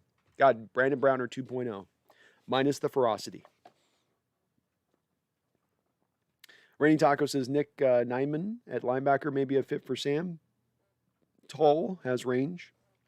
I don't know too much about him, Raining Tacos, but yeah, I would guess that would be a target at this point. It's certainly a need. Fish says I want Hamza. I like it. You guys got some good suggestions here. Your boy Michael, I just can't be happy with the draft after the pick. Like, at least get some more picks if you trade down. I would have preferred that way as too. And so much of this is just, it is just one draft pick being a Dwayne Eskridge, but it's also with everything that comes with this. It's the fact that you've traded away all of your other picks in those top 3 rounds, putting you in a place to have to get this pick completely right. It's about you not really dressing the offensive line that much in free agency to really deal with the depth in the way you need. You went out and got guys who, when they went out and they played last year, didn't play all that well for us as backups go. We'll see how it goes. We'll see how it plays out with it. But, maybe it all works. Maybe this is the year that the offensive line stays healthy and it's just freakish like that. That stuff does happen from time to time. Wayne Wilson, we could go running back Jared Patterson, just like in the case of Carson, gets injured by half season like always. Patterson would be an interesting cat right now, Wayne. Patterson would be an interesting cat. Kind of a poor man's Barry Sanders there. Would be an interesting addition to the Seahawks running back room. And a guy that could be the third down. I was talking about, let's go get maybe a third down back specialist. He would be that. I would think maybe Felton would have a little more value here, being still available out of UCLA. But I liked watching Patterson's tape. So, Yami coming in with a $5. I think that's the pound, or is that what is that, Yami, with the symbol? I'm gonna go $5 pound at this point, but I thank you so much for the $5 donation, and I always appreciate you, Yami. I can't read the international money symbols, but I know it's good. Jeff Evans, do you think Haynes has anything to offer this year? He seemed to be showing promise before his injury. Haynes? Oh, Haynes. Potentially. Yeah. I liked Phil Haynes' tape coming out quite a bit. I'm worried with the injury stuff that we didn't even see him on the field, and we didn't see him much on the field, I think, with another injury in his first year. But he's a guy that he drafted in the 4th round. He's got the size. He's got what you look for in the position. He certainly is mobile enough, I think. The thing that jumped out to me in his first year is he seemed a little bit as a pass blocker than a run blocker, which would certainly be great from probably Russell Wilson's standpoint. But is that going to appeal to Coach Carroll enough to get him out on the field? I think they still think somewhat highly of him. I expect him to compete, and he does have some upside. I don't want to undersell him on that. He does have some potential upside. John Vandermolen, is Posick that bad? With improved guard play, the whole line may improve massively. It was also his first NFL season at the position. I never will say Posick's bad. I had high hopes from last year. I thought he could be an upper-level center in this league. Frankly, I was a little bit underwhelmed by him last year. I think he played it a little bit below league average in totality all season. I think he started out through the first 8 games, much like our offensive line, kind of doing really well overall, but then started to fall back. Some limitations in the run blocking game, better as a pass blocker, but not a sensational pass blocker.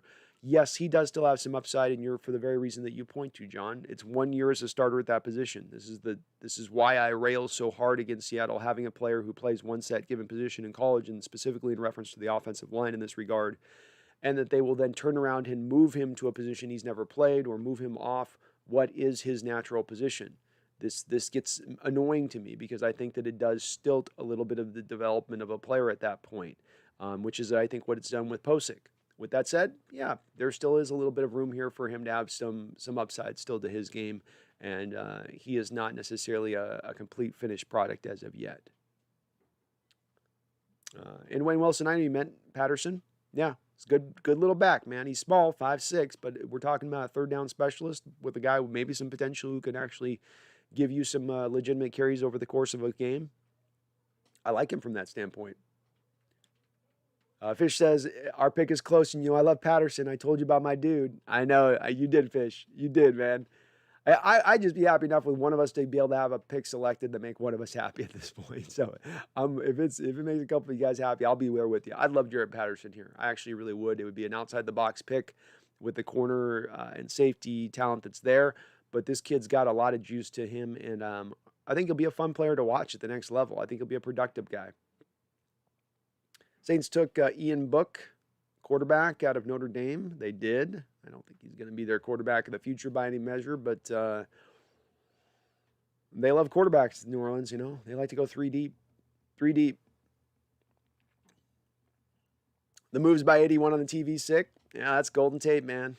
It's Golden Tate. He's got That's the Yak Man, who's still, I think, a free agent at this point, by the way. Wonder if we look at targeting him here after the draft. Fish says, I'm shocked no one drafted Jamie Newman yet. I'm not super shocked by it. I went and did going back and watch some of his tape. He was okay. I think I did a scouting thing on him. Let me see. Let me see on him.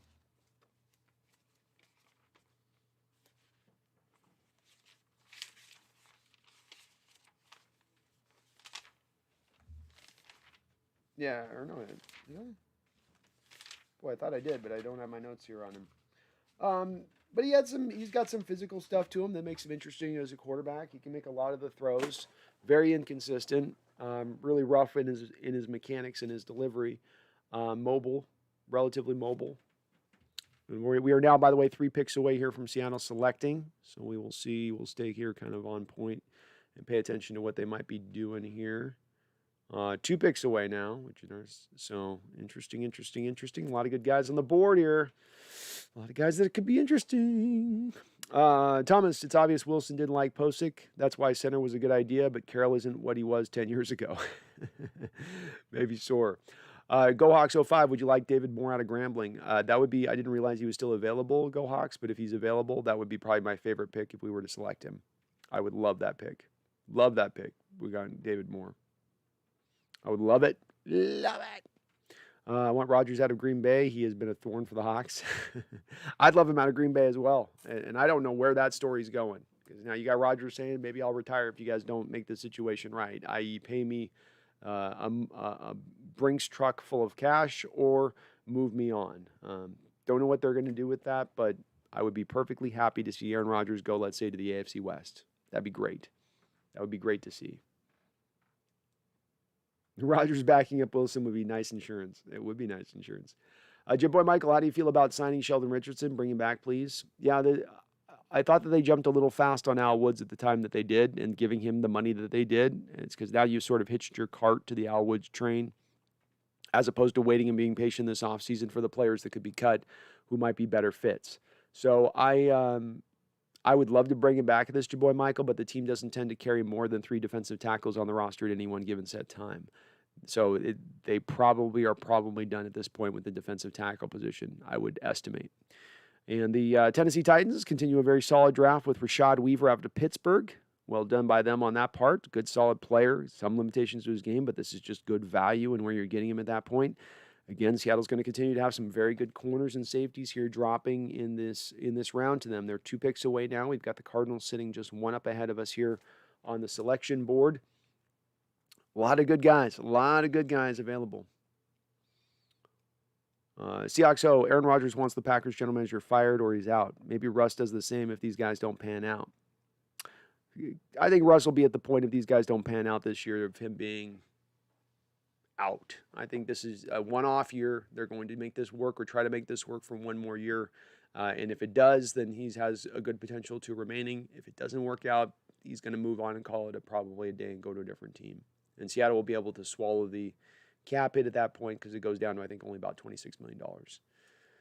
It's David is salivating at Sean Wade. Okay, David. It's David. I get it. Scheme familiarity with it. He's got the size Seattle looks for. Wayne Wilson, Broncos are getting Rodgers. I'd put $1 million on it. Well, I'll tell you, with the draft that they've had, if they get Rodgers, they're going to be a real strong team next year. And they've got some interesting receivers there for him to throw to. KJ Kamler, Jerry Jeudy, Cortland Sutton. He'd have more pass targets to throw to there right out the jump than he ever did with the Packers throughout his whole time there.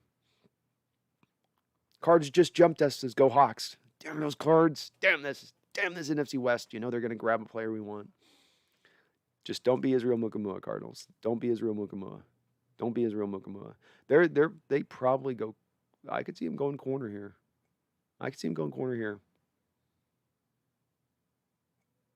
Cardinals definitely just did this to take our pick. It's a bitter fight in this NFC West, man. It gets catty. It gets catty. It's just the way that this rolls.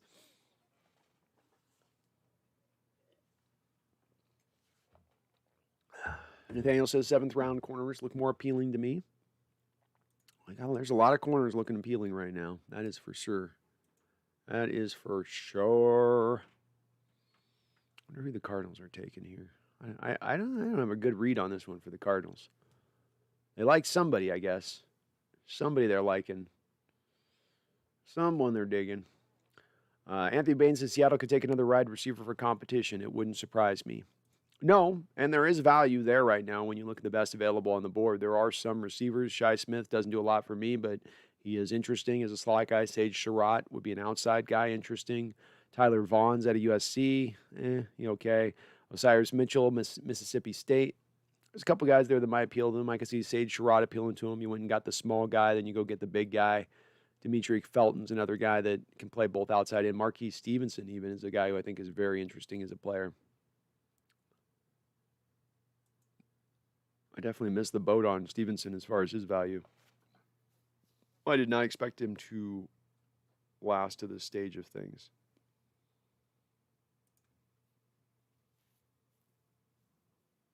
Thomas Cox says, is Taylor on the board? Taylor is on the board. Yep. Taylor out of Washington. Yummy7947 is Mukamua maybe falling to us in the 6th? He very well could be. I didn't expect this guy to be drafted even in the 5th round is kind of his earliest point because he's going to be so scheme specific and there's going to be teams that just take a 6-foot cornerback off their board and say a 6-foot corner can't play in this league. He can play in this league and he can absolutely play in our scheme. So he's such a specific guy to us and specific guy to what we do that there's only so few teams really going to potentially be competing with drafting that guy. And he has some limitations to his game right now as we stand. He's got some things he's got to round out a bit as a football player. But with that said, yeah, I could see him definitely falling. All right, so with the 31st pick in the 4th round, the Arizona Cardinals select Marco Wilson out of Florida, a cornerback. So 6-foot guy, good body control. I thought maybe the Florida played a little more man with him. So I don't know that this would have been necessarily a fit for Seattle and what they looked for, especially because he supposedly has some short arms. So not a pick that we would have worried about with that. Not a pick that they took somebody we would have liked.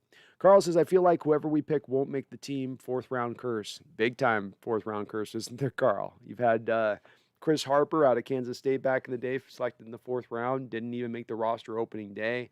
Gary Jennings a couple years ago, even last year I think it was, 4th round pick, didn't make the roster.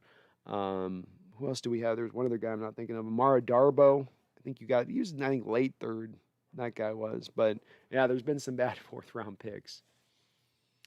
It's David's also salivating at Brevin Jordan. I like Brevin's game. I do. If we didn't have a joker tight end, I'd love it. If we didn't have a move tight end right now in Gerald Everett, I would be all in favor of it. But you got that guy right now. He's on your roster. This guy just can't do the inline stuff you would want to necessarily have done. Oh, here we go.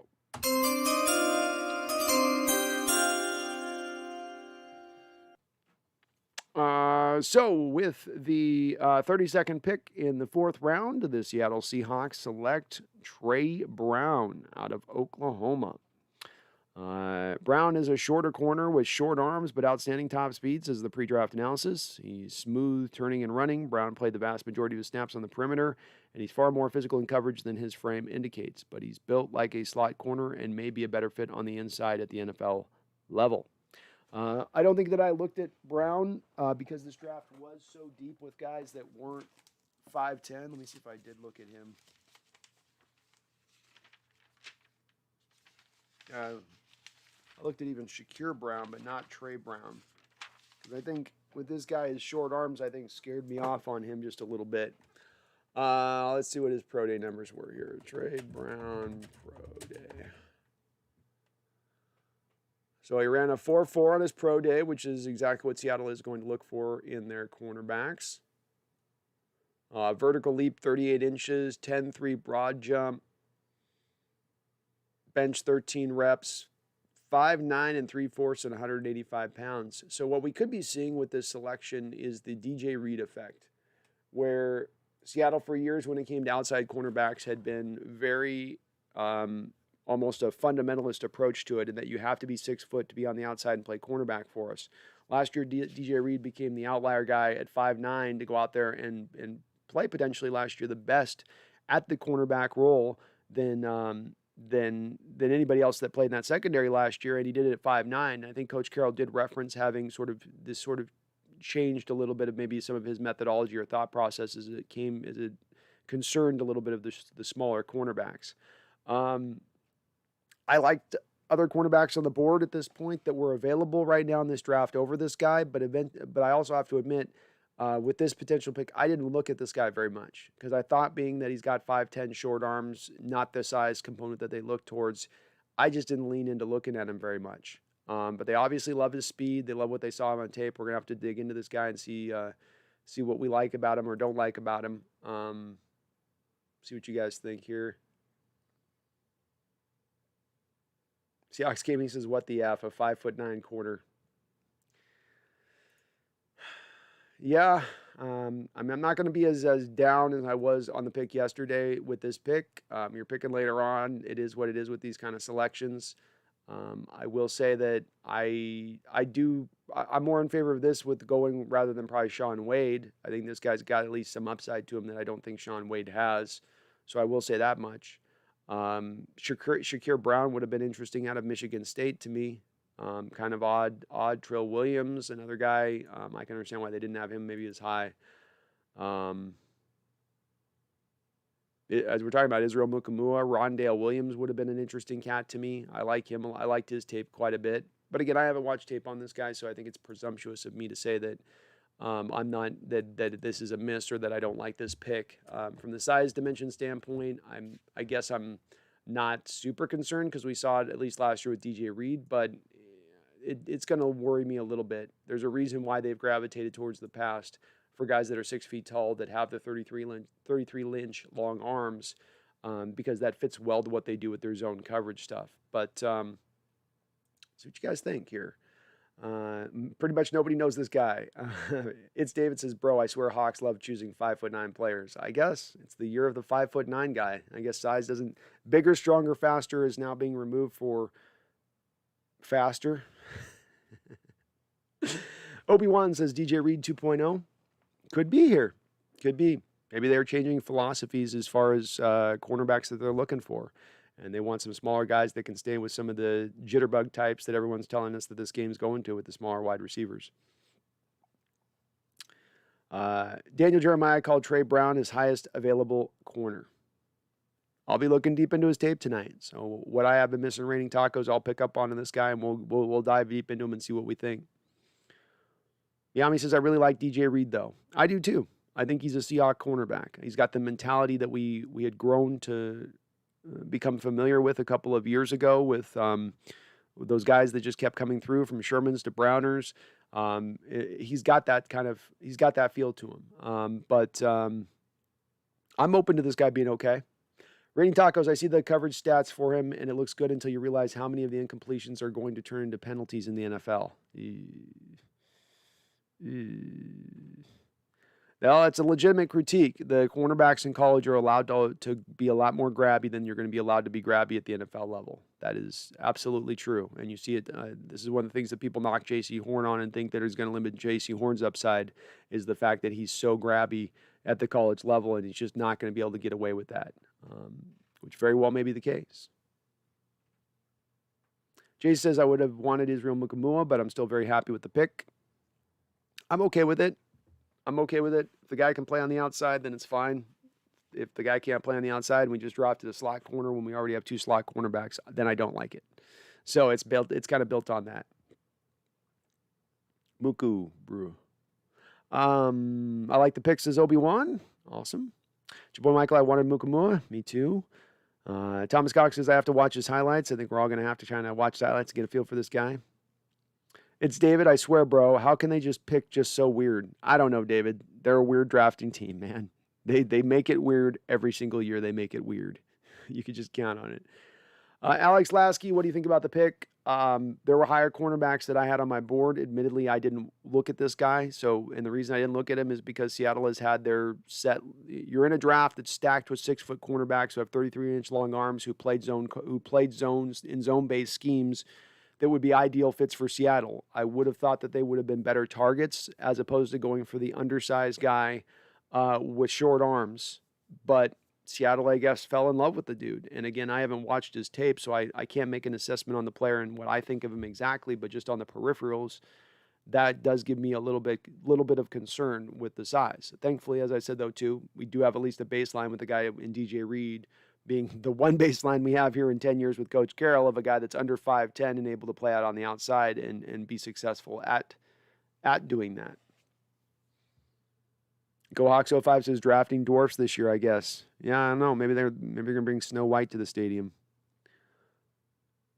Muku sounds like a defensive tackle. Muku, but he's got the size of a defensive tackle. MSR Rook, can you do a film breakdown today of him? Yeah, MSR Rook, I'll do a breakdown on. Just head over to. I'm going to do it on probably my Seahawks scouting channel. I believe. Maybe I'll put it on this one. We'll see. But I'll try to start putting something together after the stream today. Rain Tacos says Brown had 14 holding interference penalties over the last 2 years per PFF. Oh my God, that is a lot. That is a lot. So this is concerning. Undersized and he's grabby. He's grabby and undersized. So don't like the peripherals off the jump with him. I'll say that much. I'm open to being blown away by his film though. Anthony says Trey Brown's not going to be a game changer at best. He's Shaquille Griffin. Why Pete's not lying when he said DJ Reed opened him up to shorter corners. Yeah, that was real talk, huh? That was real talk. He's transitioned quickly on this one. It's David. His physicals are terrible. 71-inch wingspan, 5'9" too. Eee, that is small wingspan. That's like a foot wingspan shorter than DK Metcalf. Imagine him trying to cover a DK Metcalf type, having that much more wingspan over the top of him. How is he going to do that? Seahawks Gaming says, are we moving to man?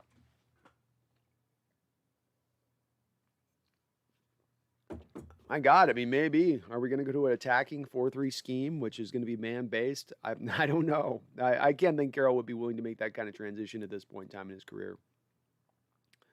Brian Myers says Dan Brown or Rochelle would have looked nice there. I agree with you, Brian. I tend to lean on this. Absent me having a chance to take a look at the film, I do lean back on this as thinking that first blush, there were better cornerback options available on the board. Maxwell Stern says he can compete for cornerback too. He certainly will. Ethan, I don't know about the 71-inch wingspan, but Pete Carroll is still pretty good with this whole cornerback thing. He is indeed. And if you are going to get a cornerback on it, I like it when they draft, first bringing him in from the outside. So I want him fresh. I don't want him with bad habits. I'm open to this being a good pick. So I don't have enough information to make a complete assessment. Anthony Bain, Trey Brown had 4 INTs in 4 years of college. His other stats are not that good either. Thomas Cox says, fire Pete Carroll, keep John Schneider. Shervin says Seahawks newest corner Trey Brown had the lowest passer rating allowed in single coverage in 2021 draft class. There we go. Some positivity for you folks. God, my back is locking up on me. He had a 26.9 PFF rating. Yikes. That is god-awful as far as a PFF rating. Oh, that's the, no. Okay, so that's the passer rating he allowed. Well, that's a fantastic passer rating to give up at 26.9. So, awesome. Awesome. Go Hawk says, maybe Quandre on the move, ripple effect, Blair goes to safety and Brown to nickel 2. Maybe. Ugo Amadi played good football for us out of the slot last year. So I'm not certain that this guy would be just penciled in as your starting slot at this point. He's going to have to fight it out with Ugo. Maxwell Stern says Trey can also return punts. Nice pick. Well, that's what you're getting Dwayne Eskridge for, hopefully. Let's do that. Should be a Dwayne Eskridge asset that he's bringing to the table. Shervin says Trey Brown didn't allow 70-plus yards in coverage in any game over the last 2 seasons. It's very good. It's very good. Flag Sabbath, you guys should have dug deeper looking at prospects.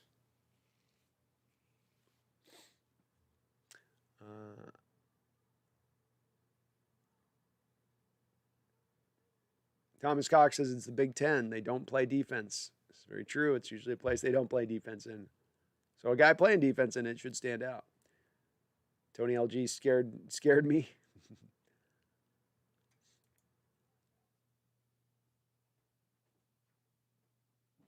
Deontay Smith is off the board to the Cincinnati Bengals as they start to continue to address their offensive line. I love that move for them. Smart move. Would have been a good Seahawk. Probably not athletic enough to what they want to look for in their new scheme, but talented guy. Talented dude. MJ Hill says too many short quarterbacks. Yeah, I wouldn't mind it as much as if you didn't have a draft that was stacked with 6-foot plus cornerbacks that fit the mold of what you look for. It's David. The biggest downside of Eskridge is that he is so old. Multiple receivers were available that were like 20 to 21.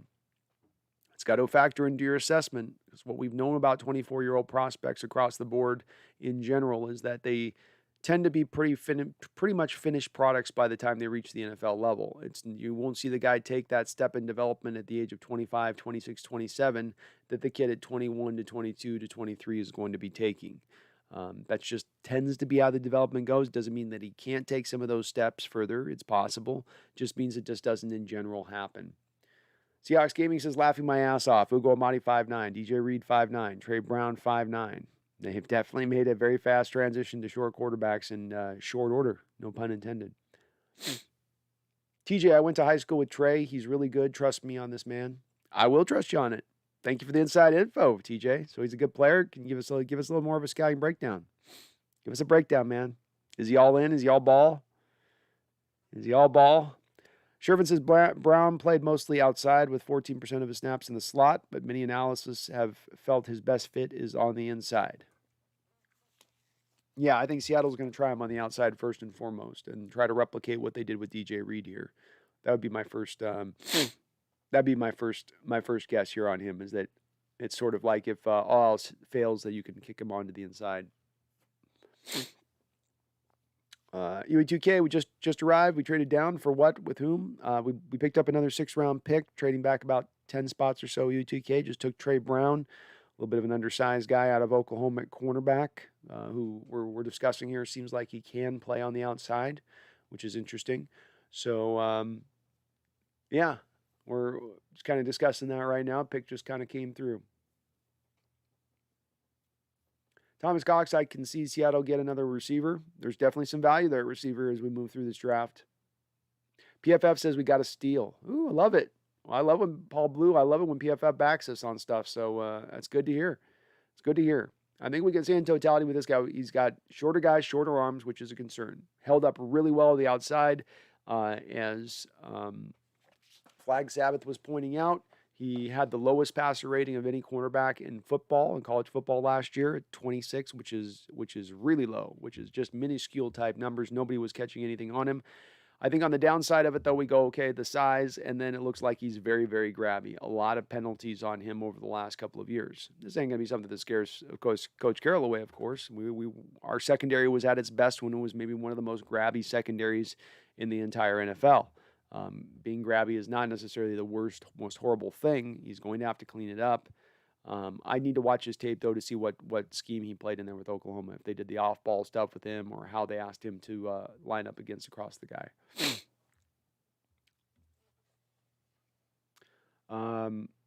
Jervin says most games with one or few catches allowed in 2019. Power 5 cornerbacks. Trayvon Diggs had 8. Asante Samuel Jr. had 7, Caleb Farley had 7, Jeff Gladney had 7, Trey Brown had 7, and Avery Young had 7. Well, that's a good company to be in as far as some of those names, guys that have got drafted, guys that are going to play in this league. So it's a good spot for him to be in, or in that collection of guys. Raining Taco says, I love DJ, but let's not put him in the Hall of Fame before he plays a full season. Nope, won't do that yet either. And I certainly don't necessarily love the thought process if Seattle is reversing course on what they do in the draft, that they're reversing this course based specifically off of the DJ Reed success story. I'd rather them sticking more to their traditional guns at that point and looking at him as more of the outlier. Jarl, bet we trade one of our 2022 fours into the 5th round. I'd be open to it. I'd love to see that, actually, to be honest with you, Jarl, because there's some really good players on the board right now. Yami7947, where's my man 312? He kept babbling about them Steelers. Wonder if he still thinks they win the draft. Hard to see them winning the draft at this point. Let's see what have the Steelers done here. Let's take a look at the Steelers.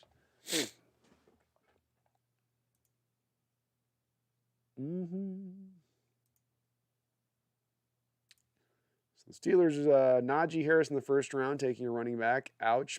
Fairmouth at Penn State is a tight end in the second round. Ouch. I like Kendrick Green. It's a great signing for them, center guard type. And Dan Moore out of Texas A&M is an offensive tackle. Buddy Johnson out of Texas A&M. They went with 2 Texas A&M guys back to back. Yeah, it's not been the greatest draft for their Steelers. Not been the greatest draft for them. So Tyree Gillespie, a safety out of Missouri for the Raiders at the back of the 4th round. And then Joshua Kando out of Florida State, defensive end, taken with the last pick in the 4th round. And we are now moving along to the 5th round, a round in which our Seattle Seahawks do not pick. So we are a little ways out in that respect. Shervin says yards per target allowed in press coverage in 2019. Trey Brown, Oklahoma, 2.8. Jeff Okudah, 3.1. FBF average was 6.7. So he's got some great advanced statistics here, Shervin, as far as just some of the stuff that goes beyond your traditional statistics, being pass breakups, passer rating, yards per target allowed in press. Some of these are pretty nice things to check out and see with him. Those are good, solid numbers, I think, to look at with him. It's David. My problem is that he's 5'9" and runs a 4.42 40 time. Yeah, you'd probably hope he'd be a little bit faster than that, maybe at that size. But that's still fast enough to stay with pretty much everybody. TJ, our 3 main needs was wide receiver, cornerback, center. We got 2 of them. We did get 2 of them. That is for sure. We have addressed some of the needs. Brian Myers, pick in response to guys like R. Moore and Atwell coming into the division? ? I wouldn't think so, because you got a guy, let's say, in an Ugo Madi type who can run with those guys already at their size anyway. So it's a little bit of redundancy there with Ugo if they're counting on them to cover in the slot. I think the selection is made with the thought process that he can play on the outside and that they have confidence in that. I don't think they make it to get just a slot specialist when you're already sitting too deep at the slot. So I wouldn't think so. Seattle doesn't tend to run their coverages to man-specific. They never had Sherman travel with the guy. They wouldn't have necessarily Rondale Moore comes in the game, and so you've got this guy going to just stay aligned with them, and he'll follow them around the football field. Seattle doesn't tend to do that. Shervin's with another cool stat here. Most career forced incompletions in the 2021 class. Trey Brown with 36. So he's got some ball skills. He can get his head turned around.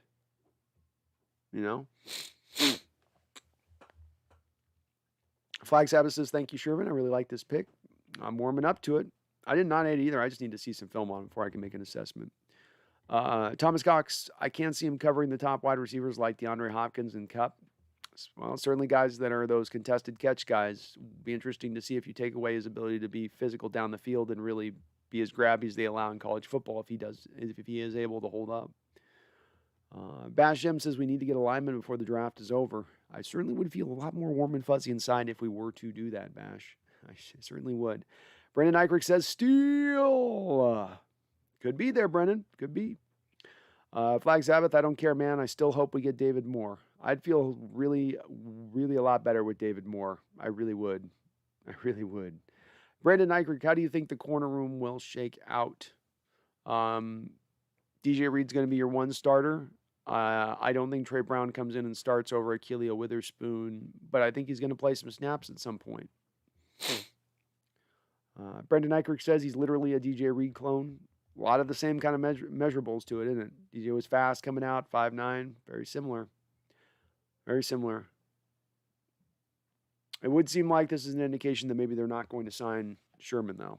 I will say that as well. Anthony Bain, if Trey Brown can create more turnovers, I will be happy, but all of those incompletions forced and only 3 INTs, shaking my head. Yeah, maybe not the greatest of ball skills. There.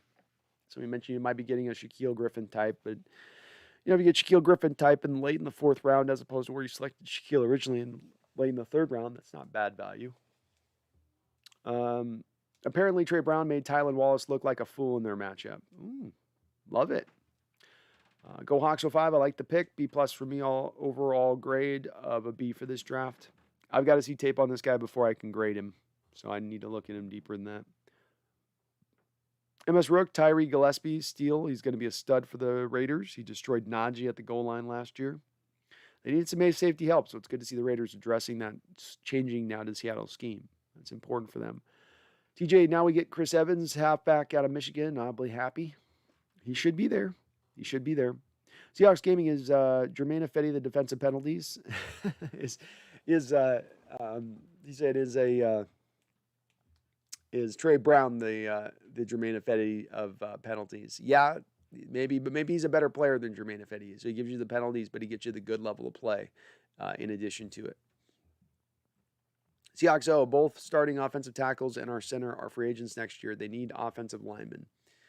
You know that's where I stand on this as well, Seahawks. That's what I think. So I'm very concerned about our offensive line long term, especially keeping Russ healthy. And one of the most important parts to a good offensive line is continuity. So having 3 guys that are set to be gone after next year, and one of those guys most likely to retire, doesn't set the stage well for continuity as we move into the next couple of years. Adrian D, we still have 2 picks left, right? Now we have to take a center. We do have 2 picks left. Yep. Brandon says it's interesting that he's actually 5'10", 5'9", 3/4. Okay, so he's a little bit bigger. Dom Weirdo says he's a lockdown cornerback. Welcome in, Dom. Allowed the lowest quarterback rating and hasn't let up more than 70 yards in the game this year and last year. Yep, he seems like he's able to get it done there on the outside, Dom. I mean, the statistics we're seeing posted, like you posted, a couple other people showed a few things about incompletions to his side, all that other stuff. So he looks like he's got some good peripherals. There's a little bit of worry, I think, if we're looking on the worry side of size. How worried are we about that? And then also, how grabby is he? Because that is a thing that's legitimate with these cornerbacks in the college level. They're allowed to get away way more further up the field with getting their hands on receivers, and they just don't get called. For whatever reason, the umpires just let him get away with it. So when that gets removed from his game, how much has he changed as a football player? That's going to be what the film study tells me tonight as I look at him. Is he wholly reliant on being grabby and pulling and holding, or is he able to do it just at times? Peyton Nelson says Dwayne Eskridge got a lot of positive feedback from all around yesterday. Maybe he will be our Tyreek Hill. Well, Peyton, I'm a guy selling a lot lower on him than that. I don't see Tyreek Hill. I opened up my show today by looking at a little bit of data, because I think data helps you. I think data helps you in addition to what you see with eye tests. And I've had my eye test with Dwayne Eskridge, and I have a very good view of him, and I know what he is as a player, I feel like. He's got upside to him as a player. He's got good things he does, but he's got some bad things that he does as well. The 5'9" thing is the main thing that really gets stuck a little bit in my craw, Peyton. And not 5'9", but he's about 5'8.5" is really about what his size is. That's really hard for me, Peyton. The reason that that's hard for me is I looked at the last 9 years of data going back to 2010. In that 9 years of data, you have 6-foot-plus receivers selected inside the first 2 rounds. They have a hit rate. They've been about 47 selected in 9 years in the top 2 rounds. Their hit rate is better than 50-50. 25 hits, 22 misses. When it comes to 5'9" receivers and under selected in the top 2 rounds in the last 9 years, you've had 3 of them selected, and only 1 of them has been successful. The other 2 have flamed out. It's not good odds. It's not a good amount of data to go off of to say that because we've had 1 Tyreek Hill in the last 30 years, that means this guy's going to be that Tyreek Hill. You're taking the outlier, the one true great success story at that size, and you're disregarding all of the other data of other guys that came along that failed, and failed specifically for the fact that they're tiny and they've got baby hands and T-Rex arms. So I'm open to the thought process that Eskridge is going to be a good player. The problem is that the data, historically speaking, recently doesn't back up that he's got a lot of an uphill battle here to get there. He really does. I hope he can. He's got some flash to him on the tape, but that stat that I brought up is not something to just take up and crumple up and throw into the garbage can. You don't want to count on in football when you're roster building to go towards the anomaly. Go towards the thing that doesn't happen on average, that happens very rarely, that happens almost at such a minuscule level that to count on it is to count on winning the lotto almost at times. So you don't want to make those kind of choices when you're drafting guys. And that's my issue with Eskridge. And as far as there being good things said about him yesterday when he was drafted, I think everybody's going to do that. I mean, it's real rare you watching the media or seeing the media these guys that are going to hold feet to the fire off the jump. It seems like everybody sort of defaults into, it's a great pick. It's a great pick. It's an awesome pick. That was an amazing pick. Great job. Seahawks killing the draft again. I feel like a lot of the analysts on this just sort of fall back into that point, especially locally. And I sure wish people would be a little more harder on him than that. Stale BR, how tall is Lockett? Let's go to Tyler Lockett's pro day.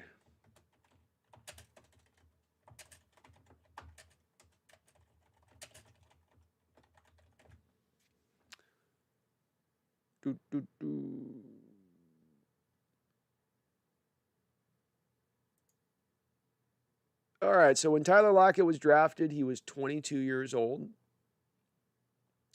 And he was, if I can find it here.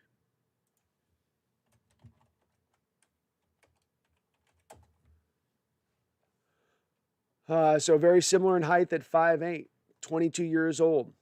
The thing that I will say again is that you take a guy who's similar in stature to a player, that in itself does not make a good comparison. This guy's this height, that makes him this.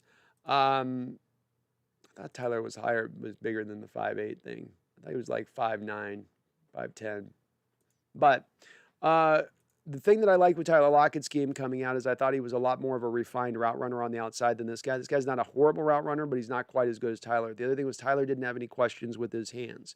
When you look at Dwayne Eskridge, he had 16 drops and 123 attempts thrown in his direction. Any game film that you go and watch with him, you're going to see some bad drops. I was watching last night. He had a bubble screen on a play, which is a 7-yard throw. Nobody's there on him. He's there on the bubble screen. Nobody's pushing up in his face. He's not being challenged. It should be a free, easy catch at that moment. It goes right into his hands and flips right out. Just a bad drop. And you see those type of bad drops kind of all over his tape. His hands are just really inconsistent. He only had one true, really good year of production here in his final year, and he didn't even get a full season of it. It's not his fault because they only played 6 games, but we don't have a full year of him playing 10, 11 games in a college football season and going out there and just lighting it up. He was a fifth-year senior, 24 years old, versus Tyler coming out at 22.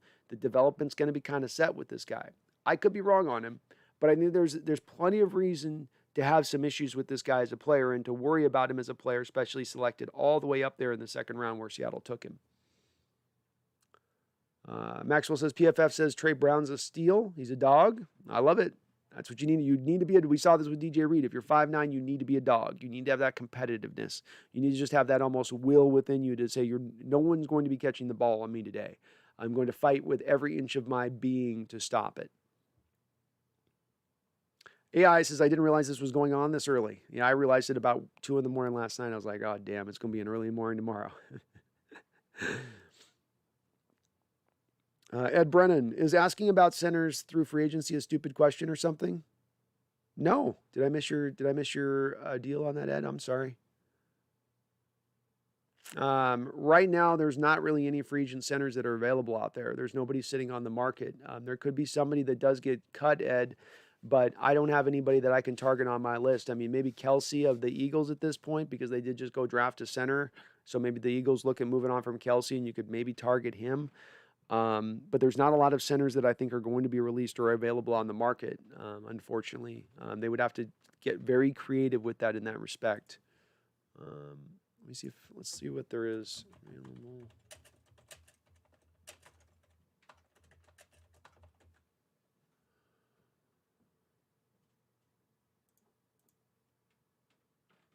I just don't think we got very many left in here.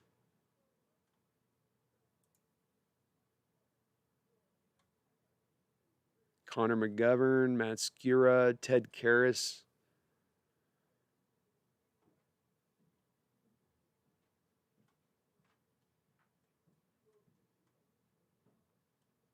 Joe Looney.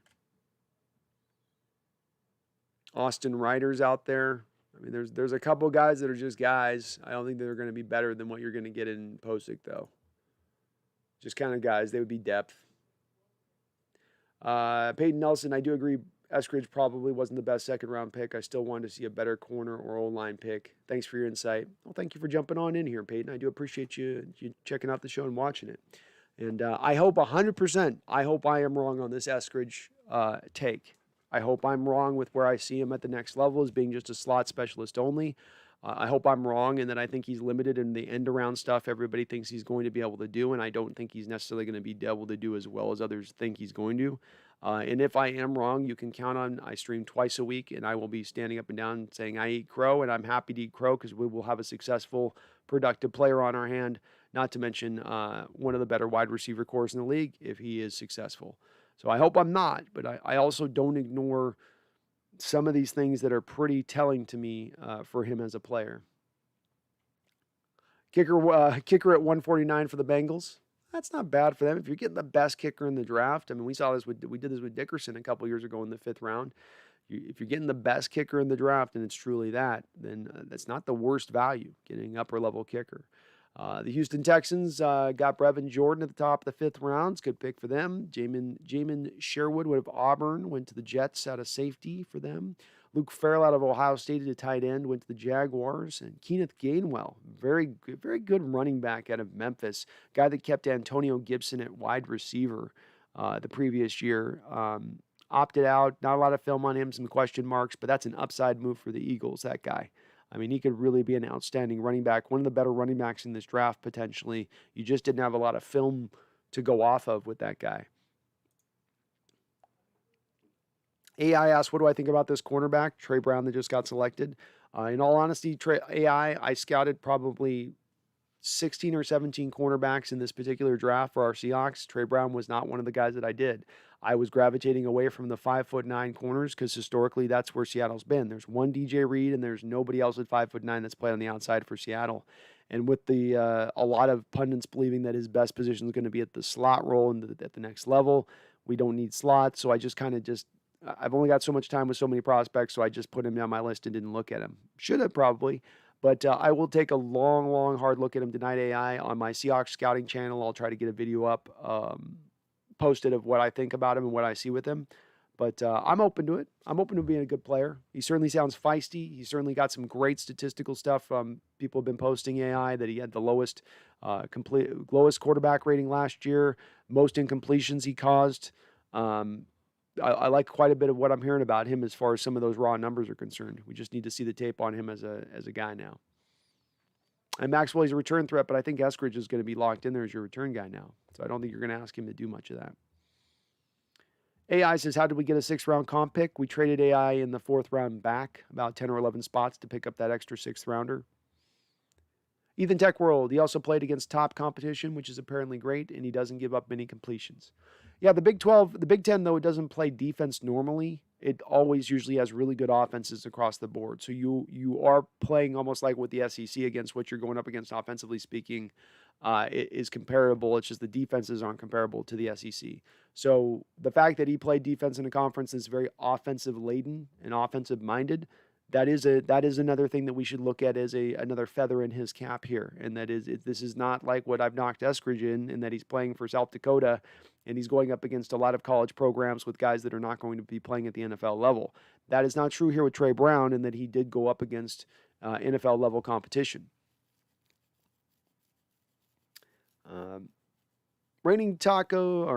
the Shooter. How you doing, Pull the Shooter? He says, how you feel about Penny this season? I waffle back and forth with Penny. In one respect, I thought this is the year that Penny maybe potentially gets a chance to break out, that he finally gets to shine, because in Waldron's scheme and what the Rams did specifically really well over the last few years is attacking the outside zone run element of their running game. And that's the thing that Rashad Penny does at his best. I pointed to a stat a couple of years ago, right before he went down with his torn ACL in 2019. He was averaging 8.2 yards a carry on pitch-type runs to the wide outside. And then those outside zone runs, essentially runs off tackle, he was averaging 7 yards a carry. My thought process on it was just get this guy more carries in those type of situations and watch him take off. Is he going to average 7 yards a carry? No, but he might average 5.5, 5 yards a carry on those runs. Just give him more volume of it. And even last year, when you saw how they used Penny on the little limited action that he had coming back off the ACL, it was a lot of inside runs once again. You have Carson for that. He's your inside bull. Use Penny to the outside more often, in my opinion. And if you do that, you're going to get some production out of him. He'll never probably be a bell cow back, but can he be a guy that gets you 7, 8, 900 yards in a year on limited carries? Can he average over 5 yards a carry as he has for his career so far, about a 5 yard per carry average where he stands right now? Yeah, I think he can. I think he can. You just have to look outside the lens with him of it. Is he this traditional back? Is he a bell cow back? Is he an every down back? Is he a back who is effective and productive when you hand him the football? That is all I'm worried about. And I do think he can be that, but it's about them picking him. It's about them selecting him. Peyton Nelson asks, who would be my ideal pick at Seattle's next selection?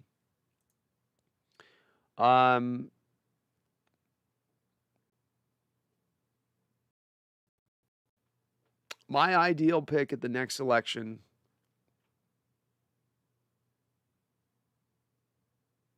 and I'm looking, by the way, that's why I'm so silent right now. If David Moore's there, people keep in, yeah, David Moore's there. I think he would be the guy that I like of all the offensive linemen. He'd be my best offensive lineman on the board. I loved his tape. He played against lesser competition in Grambling, but I dug him quite a bit. I don't think the value's there at center at this point. Michael Mehmet, Drake Jackson, Jimmy Morrissey out of Pittsburgh. But I would go with that. I'd go with David Moore, guard. I don't know if he can play center. Somebody asked that. He played specifically just left guard at Grambling. I don't know about that, but just as a left guard prospect, I like him quite a bit. Boom Shakalaka says Shaq never turned his head. No, Shaq was just worried about being in the right position at the right time. He wasn't worried about necessarily making the interception, or wasn't worried about if he's going to give up short routes, underneath in front of him. Protect against the deep ball was his foremost concern, and he stuck to it. Rainy Taco says make or break year for Penny this year, trending towards break based on last year. Yeah, I mean, it's no guarantee that he's even on the roster day one. If a team comes in and makes a trade offer for him that Seattle likes, they could move off of him. I think he's going to get one more year here to make it work. And I think Waldron's going to use him at least better than he's been used in the past. We'll see if that's enough to keep him long-term. I don't expect Seattle to pick up his fifth-year option this year. So it is probably going to be his last year out here as we come forward, I would imagine. Thomas Cox says if Brown was a Bama corner or Washington corner, it might be different. Maybe.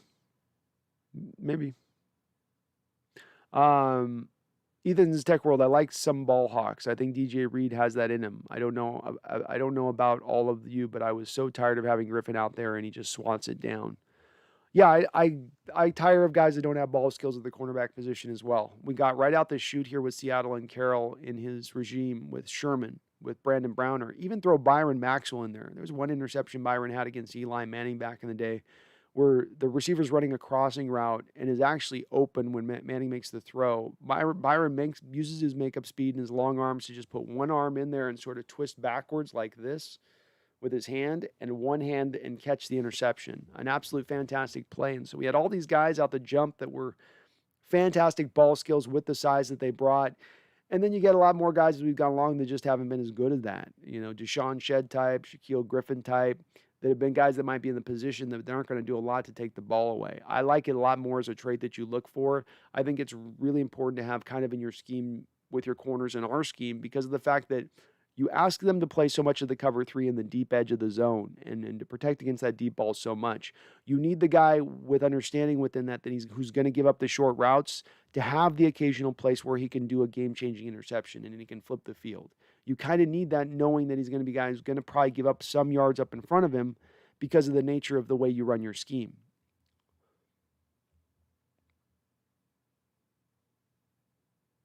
Thomas Cox says Penny can be good if he doesn't get injured, but it's hard to believe he'll be on the field. Well, it's a guy, let's not forget Thomas. He's a guy who had one of the more clean medical evaluations of any of the prospects the Seahawks had looked at in recent memory, according to them. He's had 2 injuries in his time. He's broken his hand, and he had a torn ACL. And last year, the injury that popped out came up out of coming off of that torn ACL. You sometimes get some other injuries that pop up now in your lower leg as they're literally like taking your ligament and stretching it. So it causes some issues in that next year. It can sometimes take a little bit more time to get over.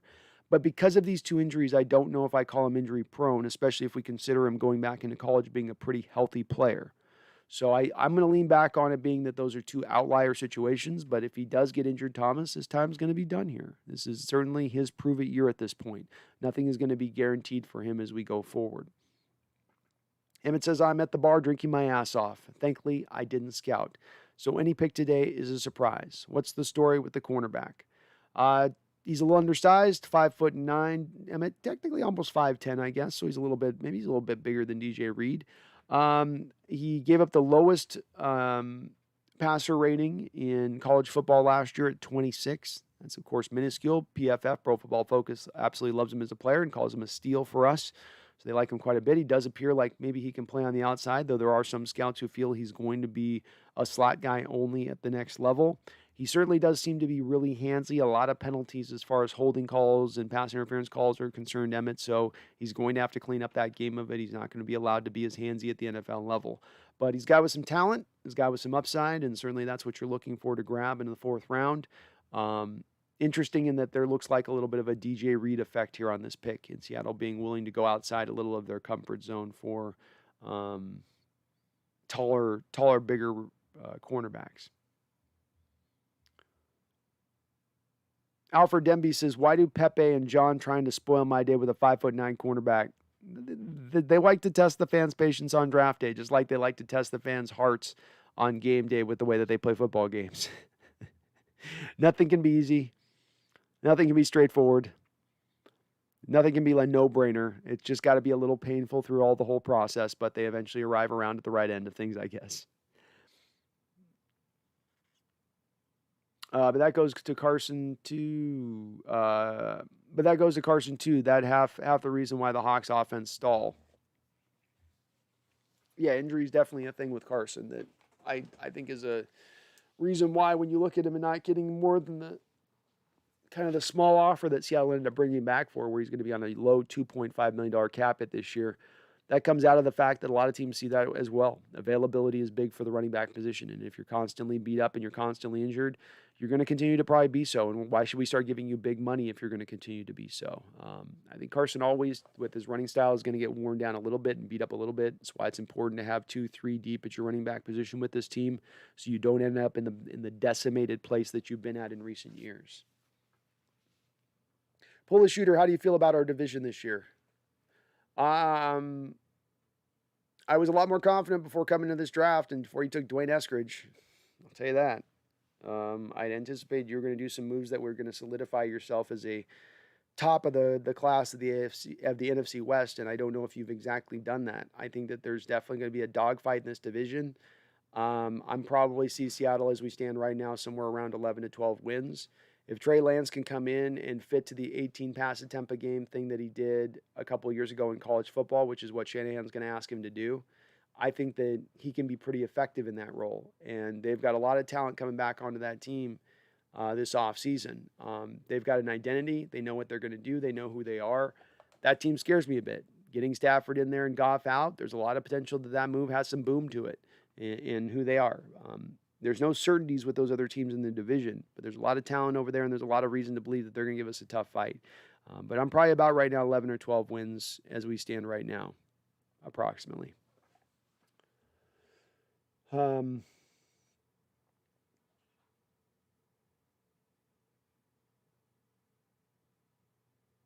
says, do you think Seattle gets a running back in this draft? Probably not at this point. Probably not. Anthony Baden, I think they probably go offensive line and some other position like linebacker with the last couple of picks. Anthony Baden, hell, if Sean Wade is there at our next pick, we do take him. Maybe. I said you could have come into this draft at the start of it with getting two potential long-term starters down the end of the road at the back end of the draft because the draft was so deep with cornerbacks. Maxwell says this guy has ball skills. Love it. Love to hear it, Maxwell. Ethan, I don't know if this is an individual trait of players, but something I've always loved about when LOB was out there, they made an emphasis in stripping the ball out. Not sure if that is coaching or player. They certainly used to coach it. They used to put peanut Tillman tape up for the corners and try to get them to learn that technique. Some of the guys were better at it than others. We saw Brymer and Maxwell nearly master it during his time here. But I'm sure that they do teach it. They've got a thing called Turnover Tuesday. I can't believe it's Tuesday or Thursday. But the Seahawks have a whole day of practice throughout the year a day of practice throughout the week, throughout the year that they have where they specifically target and look at trying to create turnovers, and then the offensive side of the ball trying to prevent giving up the turnovers. So it is a point of emphasis for the team. Rainy Tacos, I trust the Hawks process mostly, but it just seems like they go out of their way to not make the obvious pick. Sometimes it's not a trick. You don't always have to outsmart the draft. I agree with that. Solid comment, Raining Tacos, and I think the same thing. I think sometimes you just too smart for your own good, and almost too much of will go against the grain, just almost seemingly for the sake of going against the grain. Jarl, I hope we pick in the 5th. I'd love to see it too, Jarl, but it doesn't look like it's likely to happen. Doesn't look like it's likely to happen, unfortunately. It's going to be hard to trade back up, and they spent so much work. They worked so hard just to get that extra 6th round pick here.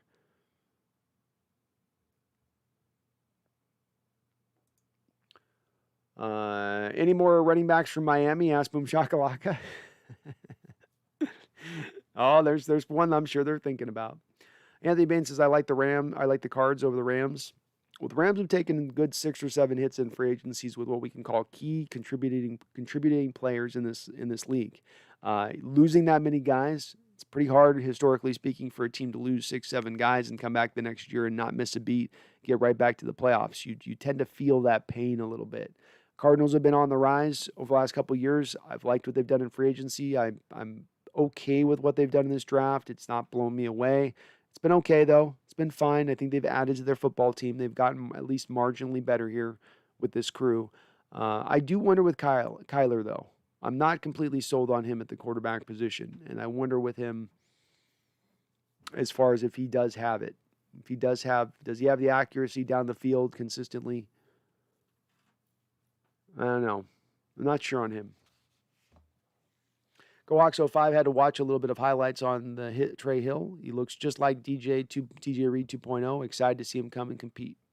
Love to hear it, GoHawks. I'm excited to check out the tape on this guy after the stream. See what he looks like. Kaz says, Byron Maxwell was a stud. One of my favorite Seahawks defensive backs. Mine too.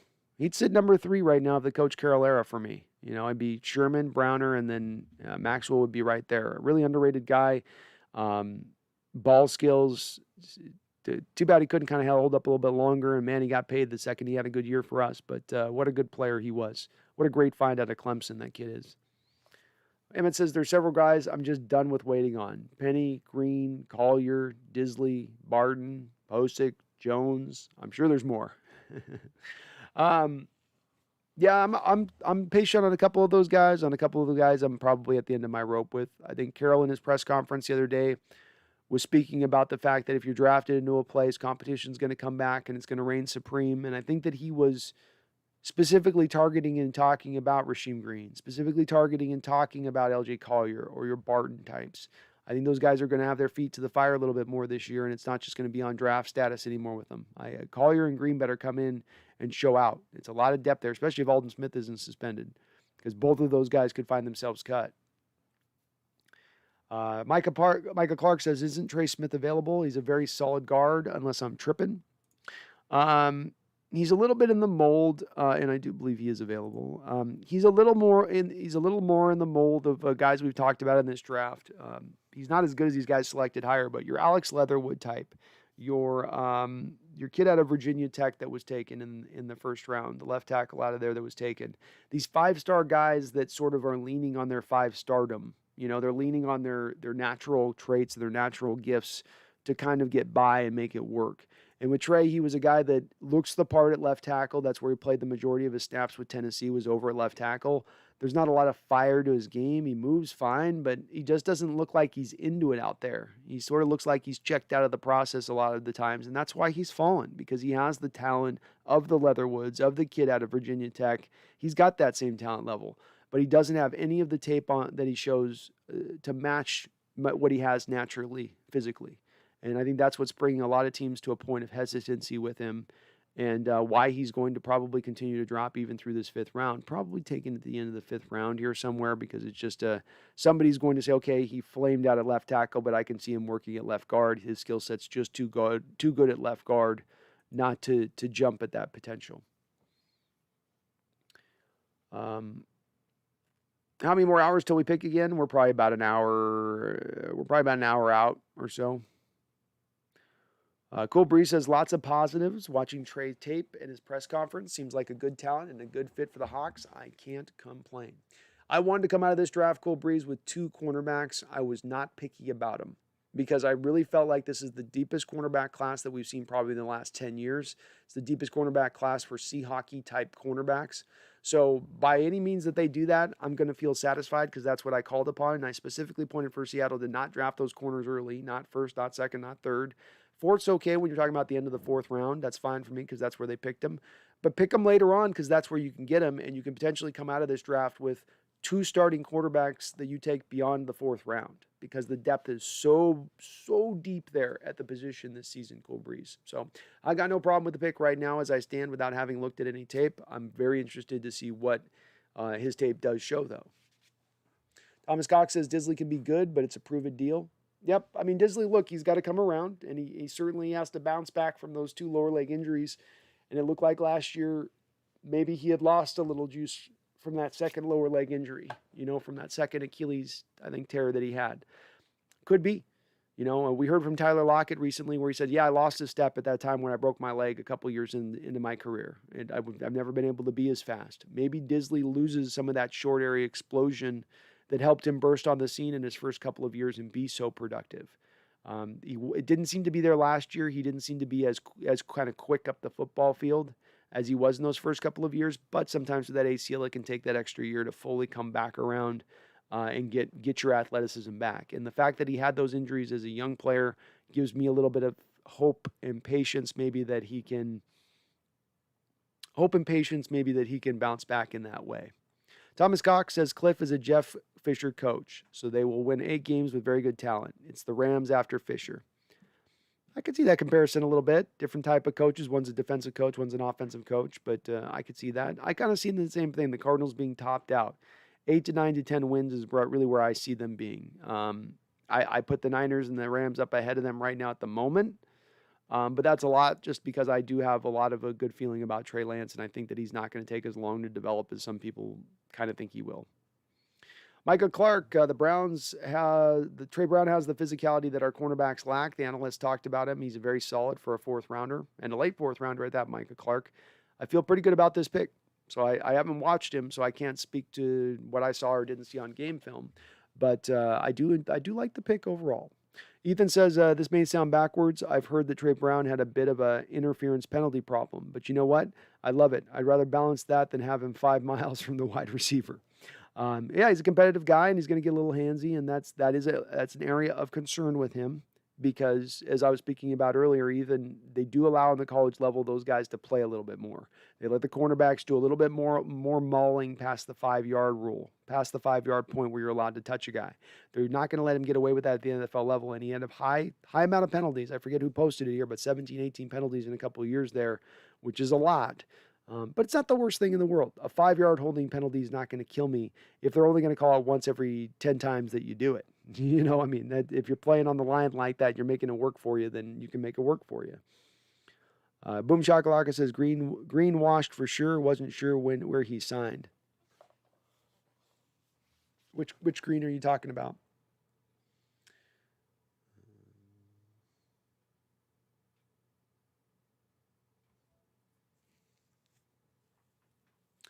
James Waring says not scared of the Cardinals because of Kingsbury. I think he's going to be gone after the season, and depending on who they hire, they could be scary in the future with the talent they have. Agree on Kyler as well. Oh, I'm glad we're agreeing on that. Yeah, there's something about Kyler that is just a little off for me. He's a great talent. I think he's right there with Lamar Jackson in his ability to use his legs. I thought that was the evolution of him last year, was that from his first year to his second year, he really embraced running with the football and made him a lot more harder to deal with as a quarterback. He also gets a little bit beat up because he doesn't take care of himself as well as Russell Wilson does. He's a little bit of a go for hell kind of guy running the ball. But the accuracy thing down the football field, he doesn't throw with the same kind of touch a guy like Russell Wilson is. And I make the comparison between Wilson because you have similar sized guys, and he's going to be working from the same limitations that Wilson worked from. Specifically, there's going to be certain routes that he just can't see on the short variety that do limit him as a passer. So he has to be so great in some of these other respects, as we've seen with Russell be great, the scrambling and the extending the plays. The thing that I see specifically with Kyler that he doesn't have that Russell does have is that ability to get out of the pocket and still keep his eyes down the football field. It's kind of like once Kyler gets outside, it's like, well, now I'm going to go run. He's not looking as much for the guy breaking off into his second route. Thomas says, could you see Carroll goes to the president of Seahawks and Seattle goes after the Oklahoma coach or Bieniemy? What Thomas is saying essentially that after this year, you see Coach Carroll go to more of a Bill Walsh-like role with what he was with the Niners, where he's more of a consultant guy after he left as a coach, which then would open the door to a Lincoln Riley type from Oklahoma, maybe coming aboard to Seattle. I could see maybe something like that happening. Certainly, Carroll doesn't have a lot of years left. There's not a lot of coaches who coach into their mid-70s in the NFL history. There's not a lot of that happening.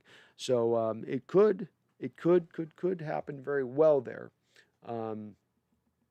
But I don't know that with signing the 5-year extension as Coach Carroll just did, I don't know that he's just looking to leave within 1 year. I tend to think that he's probably going to try to be here for the next couple of years at least. Maxwell Cern says Trey Brown in his presser said, I'm going to destroy you. I love it. You need confidence in quarter, man. You need that dog. You need that edge. It's a prerequisite for the position. Those nice guys don't go far there, as I've got you mad bro Sherman over my left shoulder here. So, got to do it, man. Got to do it. Is Alaric Jackson still available? Let's see if Alaric Jackson is still available. Last I checked, he was. But it does not look like it. No, it looks like he's gone off the board. Looks like he's gone off the board to me. Amir Smith-Marsette's off the board, UE2K. Some good players going. Davian Nixon, good player. He's off the board. Niners went with Jalen Moore out of Western Michigan, an offensive guard. Interesting. Yeah, I didn't even see where Alaric was taken. But it doesn't show him up as best available right now, so I don't know. Maybe they're putting him at guard or something.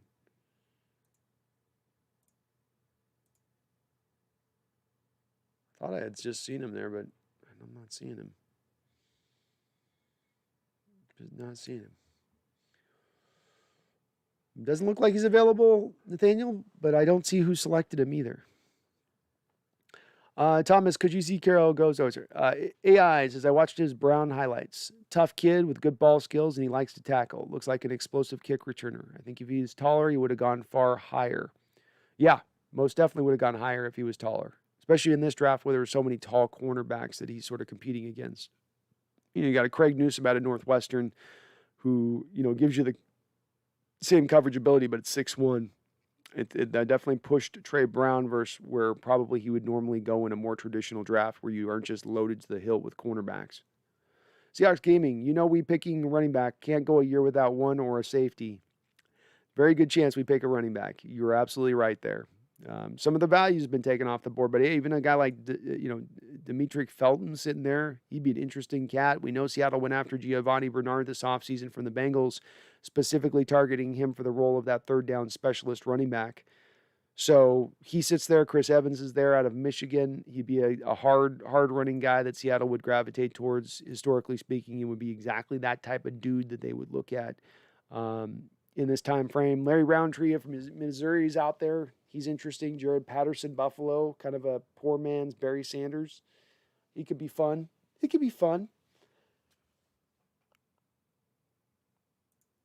All right, I'm going to go get some more coffee. I will be right back with you folks.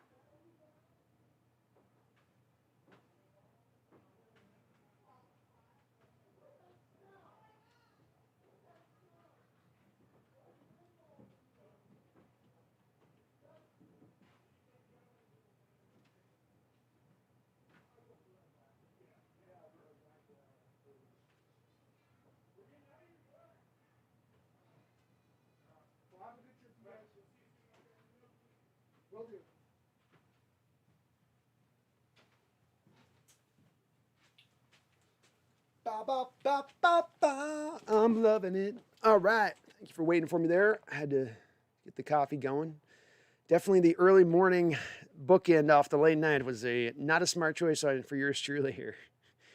Liam, Alan Cheryl. I've heard nothing but positive about Trey Brown aside from the penalties. Apparently, he had a really good Senior Bowl. Yeah, Liam, I wish I would have looked a little bit more of his tape with this. It was really just more of a plethora of riches of cornerbacks in this draft. Why I didn't. I could have probably looked at 25 or 30 different cornerbacks and probably assessed them as being valuable players who could play at the NFL level, and players who would fit within Seattle's scheme. So it's my bad having missed this guy. I definitely wish I would have seen a little bit more of his tape. I'm going to dive deep into it just after this stream. But the word or the scuttlebutt from everyone within this in the chat has been Liam really positive. He's a Seahawks cornerback. The thing that I really gravitated towards with DJ Reed, and the reason I wanted to keep him as a starter last year, despite the fact that he didn't fit within the parameters of the 6-foot build and the 33-inch long arms that the Seahawks look for, is that he just had that Seahawk feel to him as a cornerback. He had that Brandon Brown or Richard Sherman type energy. You ain't catching the ball on me, and if I got to beat the ever-loving hell out of you, if I got to bite your ankle, if I got to tear you free from the ball, if I got to push you out of bounds, I'm going to do whatever it takes, and you are going to freaking take it.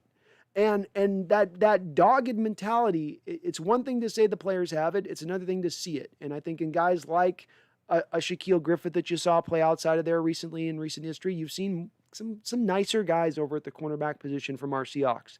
And I think our defense is at its best when that defense is edgy. It's a rally to the ball defense. It's a bend but don't break defense. It's a defense that wants to make you pay the price, play in and play out. We've gotten a little bit conceptually away from that identity in recent years. A player like this, a player like DJ Reed, a player like Jamal Adams, these are the type of cats you bring back, even to Marquise Blair eventually. You bring these guys in and you start to get back maybe some of that edge. It starts to sharpen. It starts to get almost razor-like in its ability there. So I like it from that standpoint. It'd be very interesting to see Coach Carroll having made the transition from, at one point, being married to needing to have a 6-foot cornerbacks on both sides of the field to now having 2 starting 5'9" cornerbacks while his 6-foot guys sit on the bench. That would be an oddity to say the least. But people are definitely liking him, Leon. Definitely liking the guy. Mighty Joni Boy, why is Dylan Moses falling so far? At one point, I believed he was projected as a late first. Boy, I never saw him quite projected there myself. Inside linebackers are not really highly valued in the sport anymore. They just don't tend to be so. It's a position that just sort of people get by with it. And so I think if you look at in the first round in recent history, there's not a lot of inside linebackers taken in the first round in general. Teams last year that took linebackers in the first round last year got burned for it. Jordan Brooks, Patrick McQueen. Those picks didn't work out so good for their teams being picked that highly. So I think teams are taking more and more of that data and going, wait till later on inside linebackers. So it's just not I think it's more of the depressed value of the position. Anthony Bain says, Sean Wade to Baltimore. Wow, he's going back to nickel. That's his best place. It's the best place for him to go into nickel at this point because he's not an outside cornerback in this league. I don't think that he's going to excel there. I hated both him and Benjamin St. Jude's tape. A lot of people were high on him. I was just really, really low on those particular 2 guys. They just drove, both of them, their tape drove me crazy. I watched them get burned far too often for guys that were considered really highly rated prospects, and that makes it hesitant for me. So we might have a puppy here. Hold on a sec.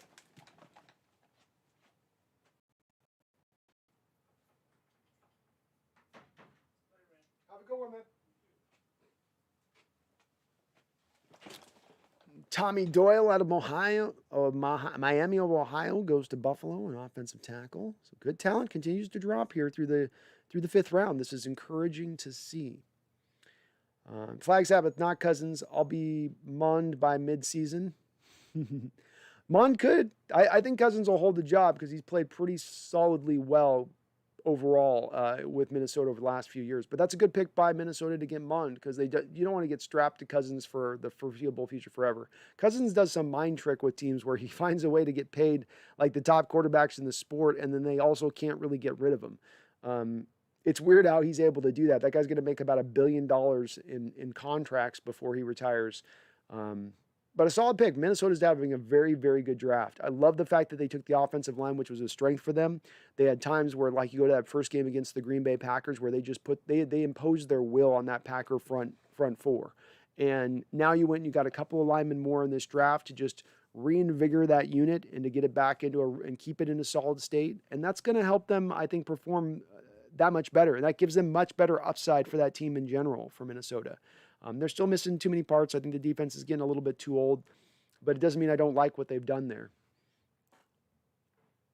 Raining Taco says Jefferson doesn't like Cousins. Did you see him chew him out last year? Funny stuff. Yeah, there was a play where Kirk Cousins is in the pocket and he breaks open in the end zone, and I think we had no fans in the stadium, so you can still go, if you go look at it on YouTube, you can find it, where Jefferson's mid play saying, "Come on, throw the ball, F Kirk."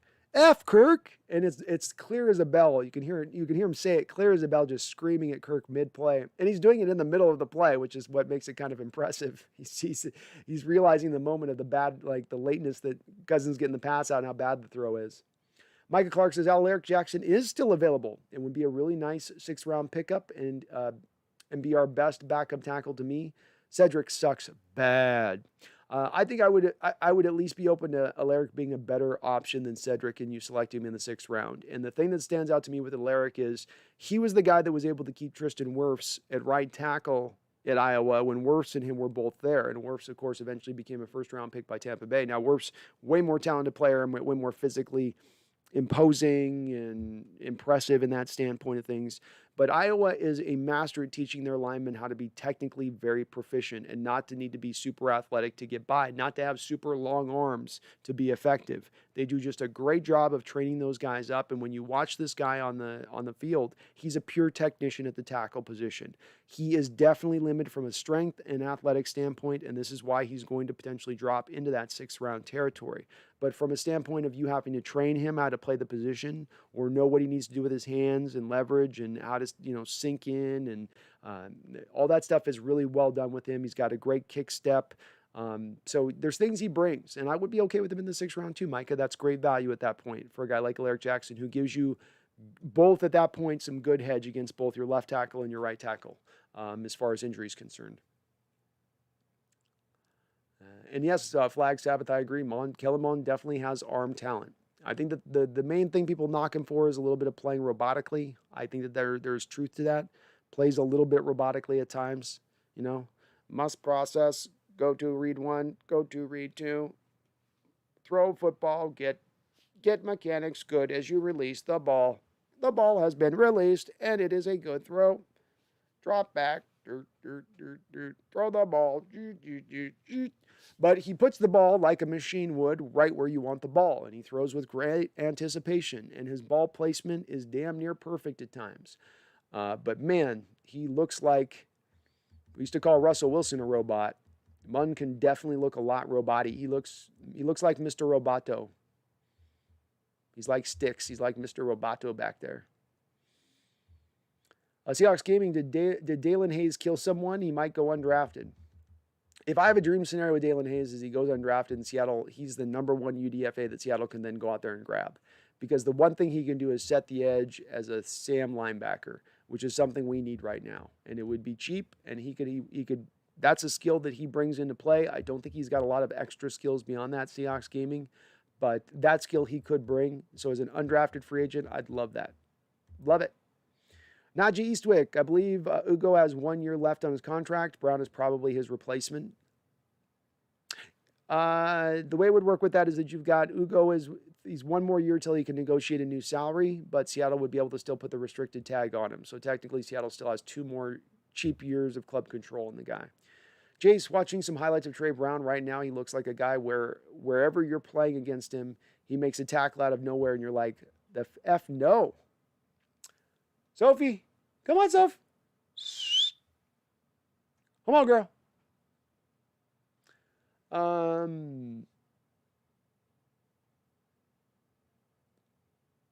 Flag Sabbath says Justin Jefferson and Smith Marsette's a good combo. That's fantastic value for them to get Smith Marset where they got him as well. I mean, this is Good teams drafting to good value, so you can get the most amount of good players rather than over-drafting a player that you targeted a higher round than he should be selected.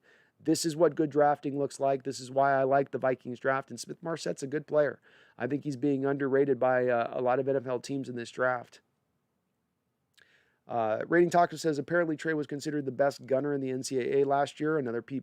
Ooh, solid comment, Rating Tacos. Solid comment right there. And I didn't know that. That's going to weigh in heavy, right? Coach Carroll does value special teams gunners. He's going to value a guy like that big time.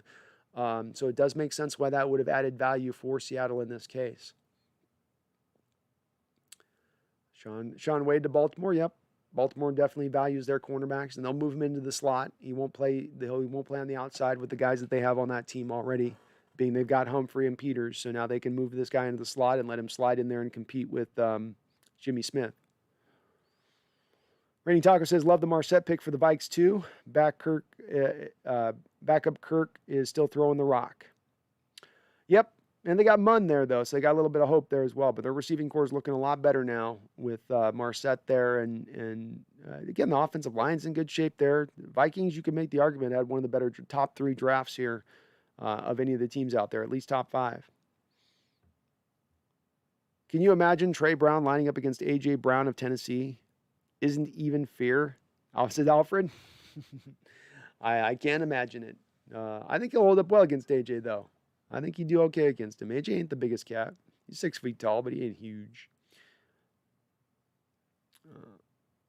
Ethan says, Emmett Brown, I may not have scouted, but I still know Creed Humphrey was legit from last year. I'm still pissed we take position of need over best player available. It's going to bother me too throughout. It's going to bother me especially Emmett Brown when Creed goes out there and wins the starting center job over Austin Blythe in the preseason. And then he goes out there and he excels from day one at the center position. Maybe the guy will never be a star because of his athletic limitations, but he should be an upper-level, solid player in this league at the center position. And I really thought that was the value of where you should select there. If not him, there were other offensive linemen who provided similar value for the returns that they were going to give. Seattle didn't agree with my assessment. They seem to have been a lot lower on these offensive linemen, and so they went a different direction with it. Thomas Cox is laughing out loud. The Viking coach will be fired soon. Well, he's definitely not got a lot of rope, and he's been there for a lot of years, and they got to the conference championship, and that's as far as they've gone, and they've seemed to have gone backwards a little bit since then. They've got a lot of talent on that football team. If they can bring it together, it's a talented football team. It can run the ball. He's a defensive-minded coach, so theoretically they can play some pretty good defense. But certainly that seat is heating up for Mr. Zimmer.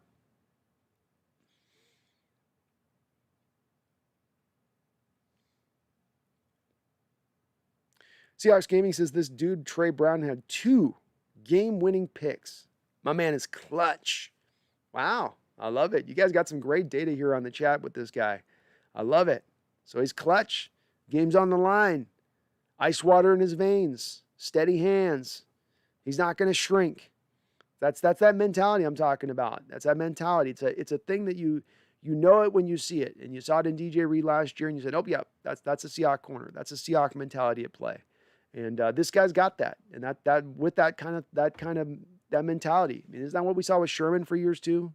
The ability to get that pick at just the right time when you needed it, that game-changing play when you just needed it. Great to hear, though. All right, my coffee's done. Hold on, I'll be right back. I'm gonna be right. You might be right back thing.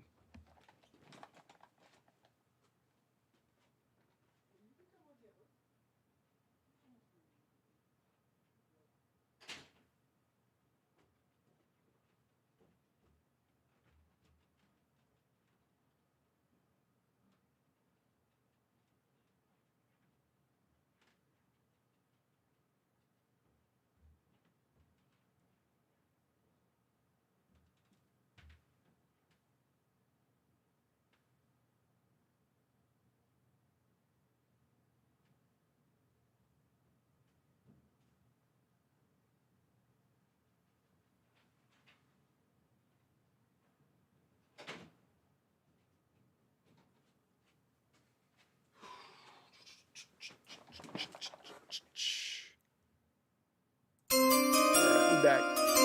We're back. We're bad as ever. Yami says, if we don't draft another defensive back, do we re-sign Bradley McDougall? He was a good cover safety with us. Probably not. You went out and you brought back Ryan Neal to be your backup starting safety.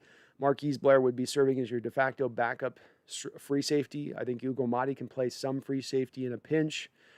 You probably feel okay about that depth. And again, knowing that you want to go a little heavier with the defensive ends, you're going to carry probably one or two more defensive ends than you normally historically carried. So that means at another position, you need to go a little bit lighter with the amount of players you carry because there's only so many roster spots, right? Go 55-man guys. So you've got to really pick and choose where you're going to go light and where you're going to go heavy. I would think the safety position was where they go a little bit lighter because they feel good about all those guys down the line. You feel good about Ryan Neal if he's got to step in. You feel good about Marquise Blair if he's got to step in for Quandre Diggs. Not to mention there's always Earl Thomas sitting out there on the street if things got hellacious.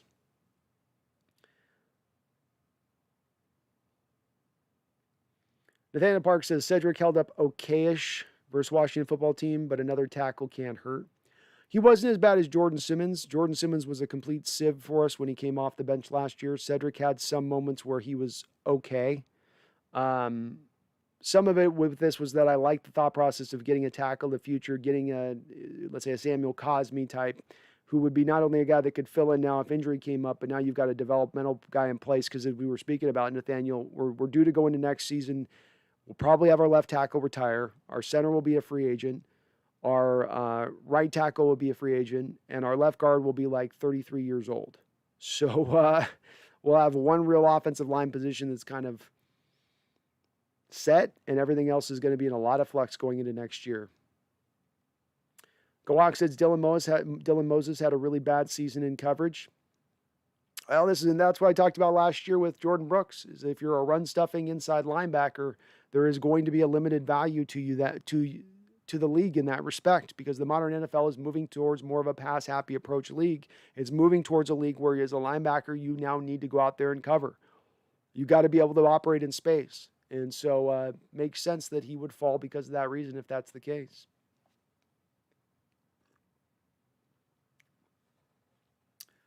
Thomas Cox said, Seattle truly missed that dog in them after the LOB left. Yeah, it was odd to watch them go through and so thoroughly build a defense with so many hardened guys that just were the type of guys you don't want to meet in an alleyway in the middle of the night. These type of guys, and you just stacked player after player after player, and it's not about talent, but mentality, just a ferocity to them. And you went from that and you went to really a lot more of the nice guy approach, in my opinion. We've talked about Shaquille Griffin or Tedrick Thompson or Lano Hill. Who was the dog in that group? Who was the dog from that draft? It hasn't been there on this team, and it's got to be a component of your team because it's the make them pay for it approach.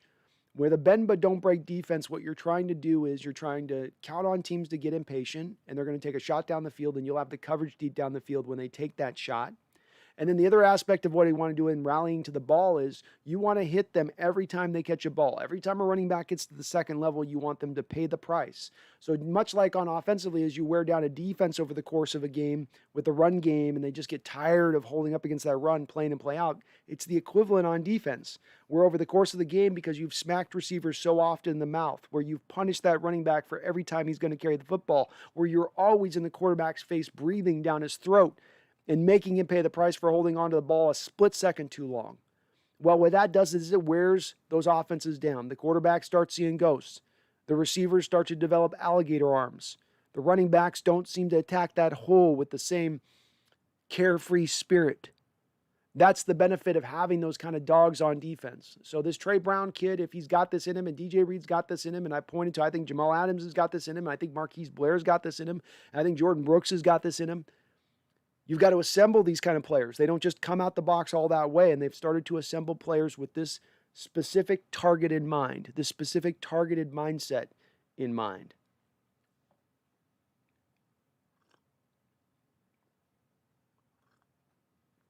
Seahawks 2020 says, I think they're picking best players on their board because of the lack of picks. I would hope so. I would hope that that's the realm that they go into. The Denver Broncos continue to have a really solid draft with Jamar Johnson out of Indiana. He had a game where he absolutely gave Justin Fields complete fits. I mean, just complete fits. He got into Justin Fields' head. He was deep in Justin Fields' head in that game. Fantastic pick by the Broncos with Jamar Johnson there at safety.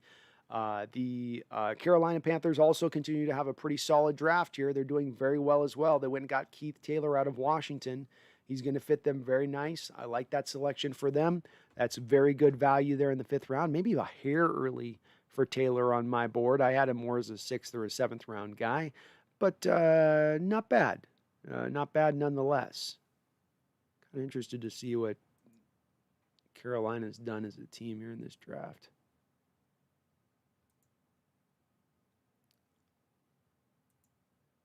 So Carolina with their first pick take J.C. Horn, then they go Terrace Marshall, then Brady Christensen, Tommy Treble, Chuba Hubbard, Davion Nixon, Keith Taylor.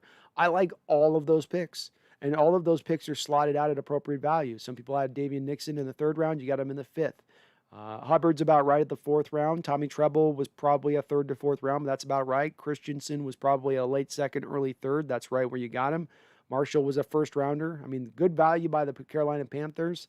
The last 2 draft classes that they have is going to take them much further than I thought that team was going to go when things started to kind of go away with when they lost Luke Kuechly, you lost Newton, you lose some of those Thomas Davis guys, you lose your offensive line. They're retooling very nicely down there in Carolina. Go Hawks says David Moore's still around. Go Hawks, are you trying to tantalize me? You trying to tease me, man? You know they won't take. We like him, so you know they won't pick him. I'm going to call it the Hawks Nest. It's called the Hawks Nest effect. If I like him, there's no chance that they're going to be selected by our Seahawks. Nathaniel Park says, I like Sean Wade as a safety versus a cornerback. His quarterback tape was bad, but not just bad, like really bad. Yeah, it's horrible, isn't it, Nathaniel? It was like hide your eyes, avert your attention, look at anything else type bad. Just some of the worst tape. Him and Benjamin St. Just had the two of the tape I watched and tape I targeted of guys. They had the 2 worst tape I saw of all the cornerbacks I watched. Flag Sabbath says David Moore is my man crush. He would become the Seahawks fans' man crush if he was selected. Every Seahawks fan, he would become their favorite selection because they'd go watch his highlights and him kicking everybody out of the club, including all of the rest of the bouncers. That's the way he plays. He's just going to hit everything that moves. People would love him when they watch his tape. Now he's playing at Grambling and he's going against the lesser competitions, but it's fun to watch nonetheless. Him just ragdolling dudes.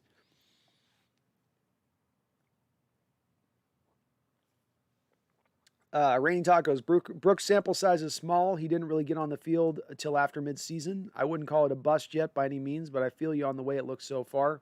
KJ is a Brooks development speed bump. And don't get me wrong on this, Raining Tacos. I do think LJ Collier is a bust. I don't think Jordan Brooks is going to become a bust. My only issue with Jordan Brooks is this. His best position is going to be middle linebacker long term, not the will linebacker role. He was a middle linebacker in college. That's really what he should be set at. I know in his previous junior year tape or whatever, he played some outside linebacker in a 3-4, but that doesn't mean he can play Sam, and it doesn't mean he can really play Will effectively. He's a run-stuffing linebacker. That's his forte. And it's a little bit about what is that value in the modern NFL defense? What is that model? I know what it was in 85. I know what it was in 1995. I know it was in 2005, where a run-stuffing linebacker was very valuable and necessary to your defense. Is it as valuable and is it as necessary in today's game? I would argue not. I would argue you need more of the coverage linebacker type in this game, in this day and age. And that's the place where I think he is going to continue to struggle, Raining Tacos, because it's not just going off of last year for me. Last year, he was rated 93 out of 98 linebackers in coverage. That's obviously not a great stat. But then let's go back further into college. In his last year in college, he had 80-some-odd snaps in zone coverage, not one pass breakup, not one pass defense, not one interception. He looked, and if you watch the game tape, knowing that data going in, or I didn't even know that data going in, I just watched the game tape and then learned of this data after, the 80 snaps and not a pass breakup, he's completely lost in zone coverage. He does not understand how to play zone. He doesn't know if he should look at the quarterback or if he should look at the player.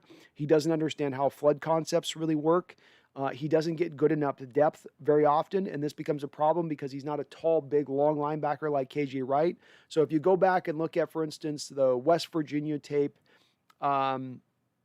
if you go back and watch the West Virginia tape, I believe in his junior year, there are 2 plays back-to-back where Jordan Brooks gets beat right over the top of his head by Gary Jennings, the same Gary Jennings that was cut by Seattle, who was a 4th-round pick, on back-to-back plays where his size limitations show up, his lack of depth in zone show up. And this is what made me so annoyed by the pick when it happened, because I think you're getting a player who can still be very good in this league long-term at middle linebacker, but let's face it, we're going to have to wait 2 years to get him at his most natural position. So you take a first-round player for the first 2 years to play him out of position who has deficiencies in coverage, not a recipe for success on that player, and not a recipe for success as it concerns drafting, in my opinion. Still don't mean that I don't like the player in certain respects. There's things he does. He's a thumper. He's a great run stuffer. He's got good instincts in the run game overall. He can be a little confused on misdirection, which is a little bit of my worries with him, specifically with teams like the Rams and the 49ers that don't make it easy pre-snap to know where the ball is going. He wants it to be easy. He wants everything to be really straightforward about where he needs to go make the play. You do a little bit more of that from the middle linebacker position than you do the will. I think the will makes you think a little bit more through, then it's less reacting, a little more thinking. And that's where I have my worries with Jordan Brooks in totality. Nathaniel Parks, I loved Kadarius Toney and Sam Cosmi, just neither of them fell to us. It's true. It's true. So sad. So sad. Let's see where we're at here with the draft cast here. We're moving right through the 5th round with some speed. Some speed.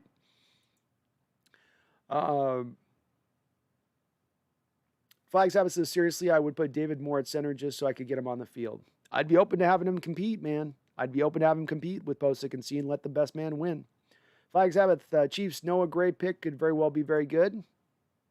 You like the Noah Gray pick? I don't know anything about Noah Gray, to be honest with you on that. I didn't look at much of the tight ends in this draft, though. Figured with Seattle 3 set at tight ends and there being so limited amount of time to look at guys that I was like, just move on to the next. But I like the Chiefs draft so far and what I've seen of them. They've done a good job. There's probably about, usually in these drafts, you get about 4 or 5 teams you go, they did a good job today. I think I've got about 10 or 11 teams in this draft and looking at what they've done that I felt like, man, they've done a very good job. More and more teams are listening to analytics. They're being smarter about what they're doing in their selection, about where they're picking guys. There were less reaches in this draft from what I saw. It's getting harder and harder to draft, man. The competition on the NFL, they're getting better and better at it.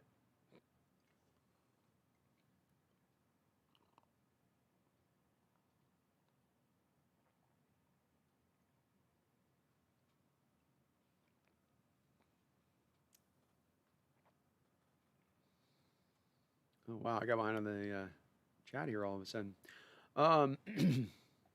Israel Mukamua still on the board. He is. He is the tantalizing one.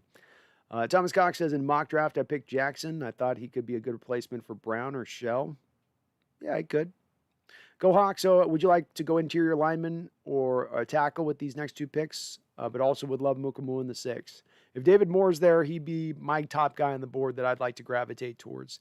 Tough part with going Mukamua right now and already drafting a cornerback, having Akilio Witherspoon here, Demarius Randall, Trey Flowers, DJ Reed. It's really stacked up for him to try to make the team at that point. Thomas Cox, is that the same with Blair? 2 years? Yes, it's 2 years. Because you get the 3 years, 2nd round pick, 3 years. If he balls out, if it's a DK Metcalf where they ball out as a 2nd rounder, 3rd rounder, 4th rounder in those 3 years, then by year 4, you get them the contract. Or a Poona Ford, for instance, who just got his contract in that time frame and had really been balling out. If it's a guy that's been muddling through a little bit, has some injury, let's say he's got some injury problems, like Marquise Blair, hasn't been on the field very much, okay? If it's that, and they only give you the 1 year prediction in that 3rd year, then normally you get that extra 4th year where you put the restricted tag on him, a 2nd or 3rd round tender, and then you still get him at a relatively cheap deal for that final 4th year. That tends to be how it kind of plays out with those. Mighty Johnny Boy says, what did you think of Sedarius Hutchinson? You know what? I think I actually scouted him. Let me take a look. I did. Woohoo. All right. Sedarius Hutchinson. I would love his value here almost as much as David Moore, frankly.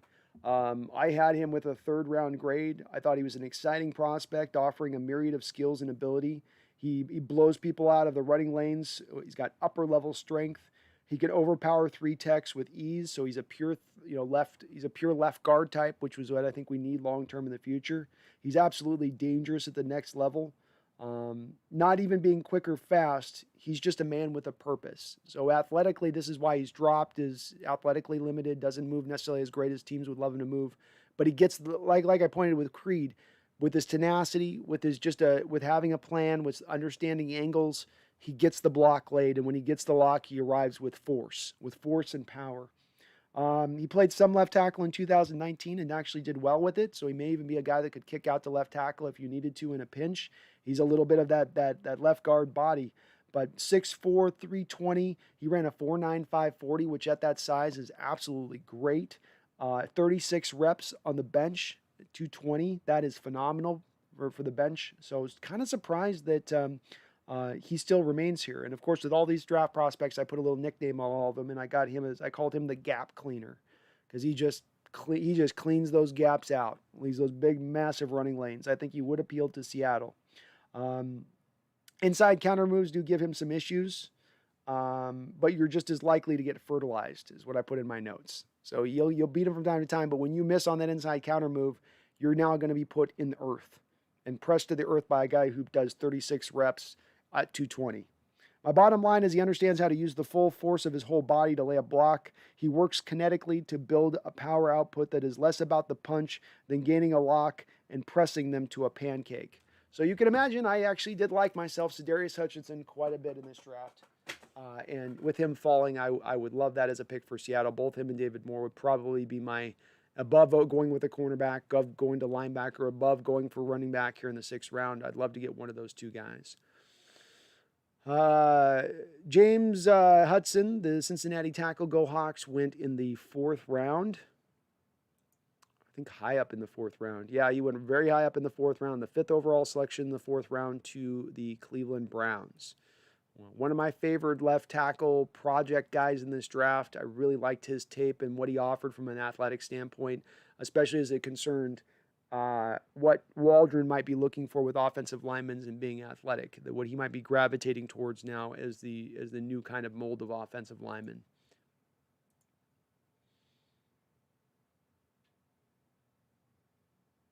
Flag Sabbath says, football team got a damn good defense. Nasty. Yeah. They did a little bit what Minnesota did, and some of these teams, Carolina did, right? They've taken a strength on their team, and they're deciding we're going to build this strength and build it even more. Atlanta did this with the Kyle Pitts pick. Our offense is good. Our defense is not good. Let's build up our super offense. Carolina goes, our offense ain't great, but our defense is really good. Let's keep building up our defense. And the Washington football team with that first pick out the gate, I think they've been a little more balanced in their draft approach, especially in getting some really good wide receivers flag. But they go, hey, let's get the linebacker. Let's keep building on this defense. I love that mentality. I love building up a strength and making it even stronger rather than let's gain some more balance throughout our team. Let's try to make sure we don't have any weaknesses. I don't know. I don't think it's the worst thing to have a weakness if you turn a strength into almost an unstoppable rebel force.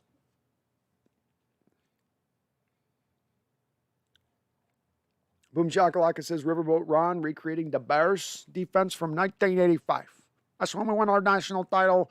That's when Ron Rivera's going to win it again in Carolina. He's going to bring that Bear front. He's going to bring that Buddy Ryan front. He's going to exhume Buddy Ryan from his grave, stick his corpse out there on the football field, and let him call some defensive plays. Raining Tacos, I got to say, this is the best Hawks talk on the internet. Props to all your hard work and energy. Really impressive takes, and community is killing it. No trolls, no BS, great work. Hey, thank you so much, Raining Tacos. And let me just echo your sentiments. The chat over the last 3 days has been, and throughout this offseason, frankly, has been phenomenal. I will push forward every day of the week. Anybody asks me, I've got the smartest chat, I think, of anybody out there, especially of any of the YouTuber chat people that have it in there. I've got guys that do their research. You guys have looked at players I haven't looked at. I showed you the stack of how deep a book I've looked into on guys, and you guys still outperform me in that, and I'm on.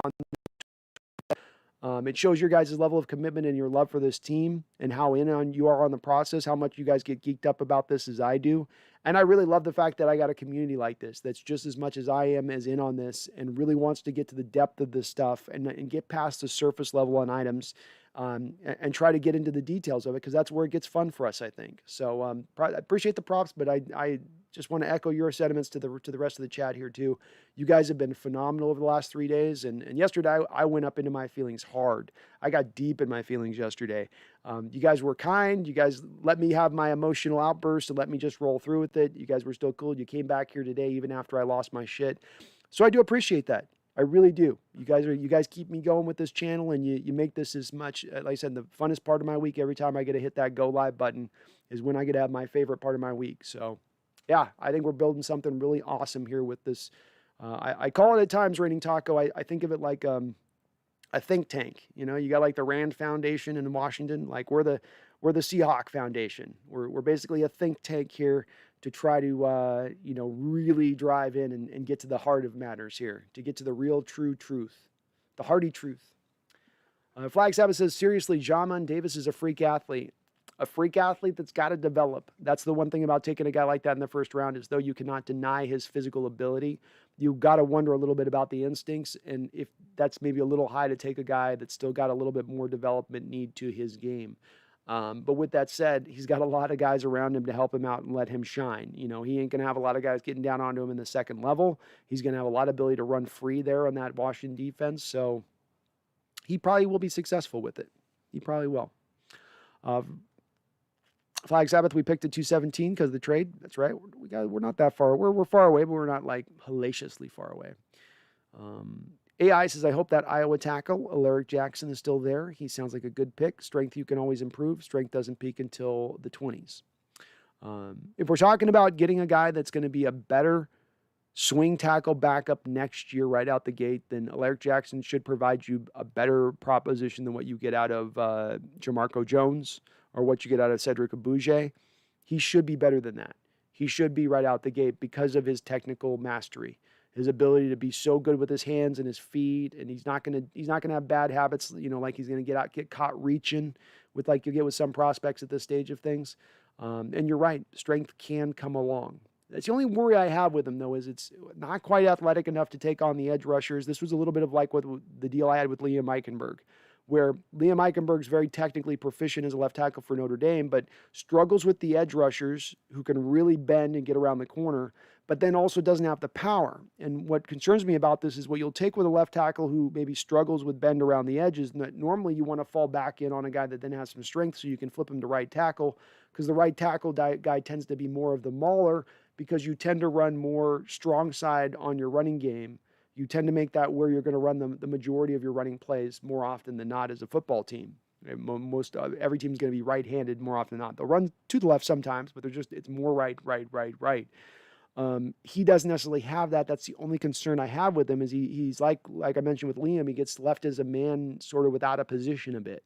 He's got the feet and technical ability to be a left tackle, can't handle the edge, not necessarily the strength there to handle the power that you need to handle from some of those 4 and 5 techniques that you get on that other side of the defensive line over there. You go from being on the blind side with Seattle, for instance, where you're dealing with the Leo. I flip you over to the right tackle. Now you're dealing with Carlos Dunlap instead. It's a little bit of a different type of dude that you got to run into. Flag Sabbath, did you take a look at Jared Dokes from the Bearcats for a third down back? I didn't. I saw a little bit of him. I didn't dive too deeply into him, though. Sorry, I missed that one.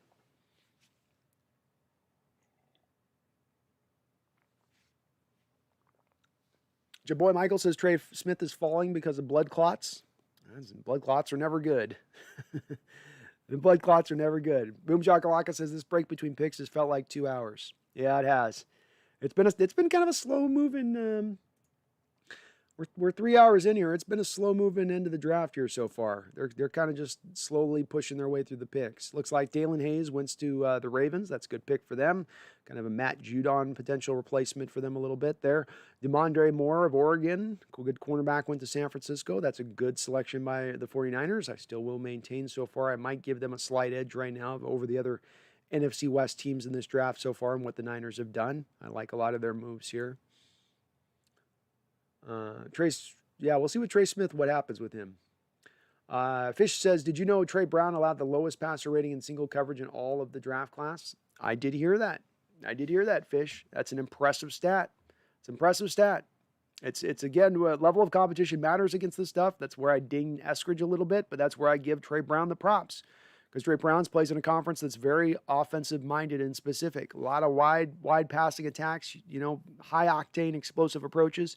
So having a guy that can allow the lowest passer rating in that kind of conference is impressive, no doubt about it. I like the pick from what I'm seeing from it, Fish. I haven't seen the tape of him, so I can't sign off fully at this point, but the peripherals I'm hearing about, the stuff I'm hearing about from the chat on what they're seeing on tape with him, if that's what I see and that's what it is going to show out on tape to me, then I love the pick. It's a fantastic selection. Or we're at 165, not 185, yeah.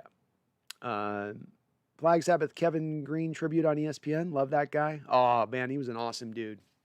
Awesome dude. So sad to see that guy go so soon, man. So sad to see that guy go so soon.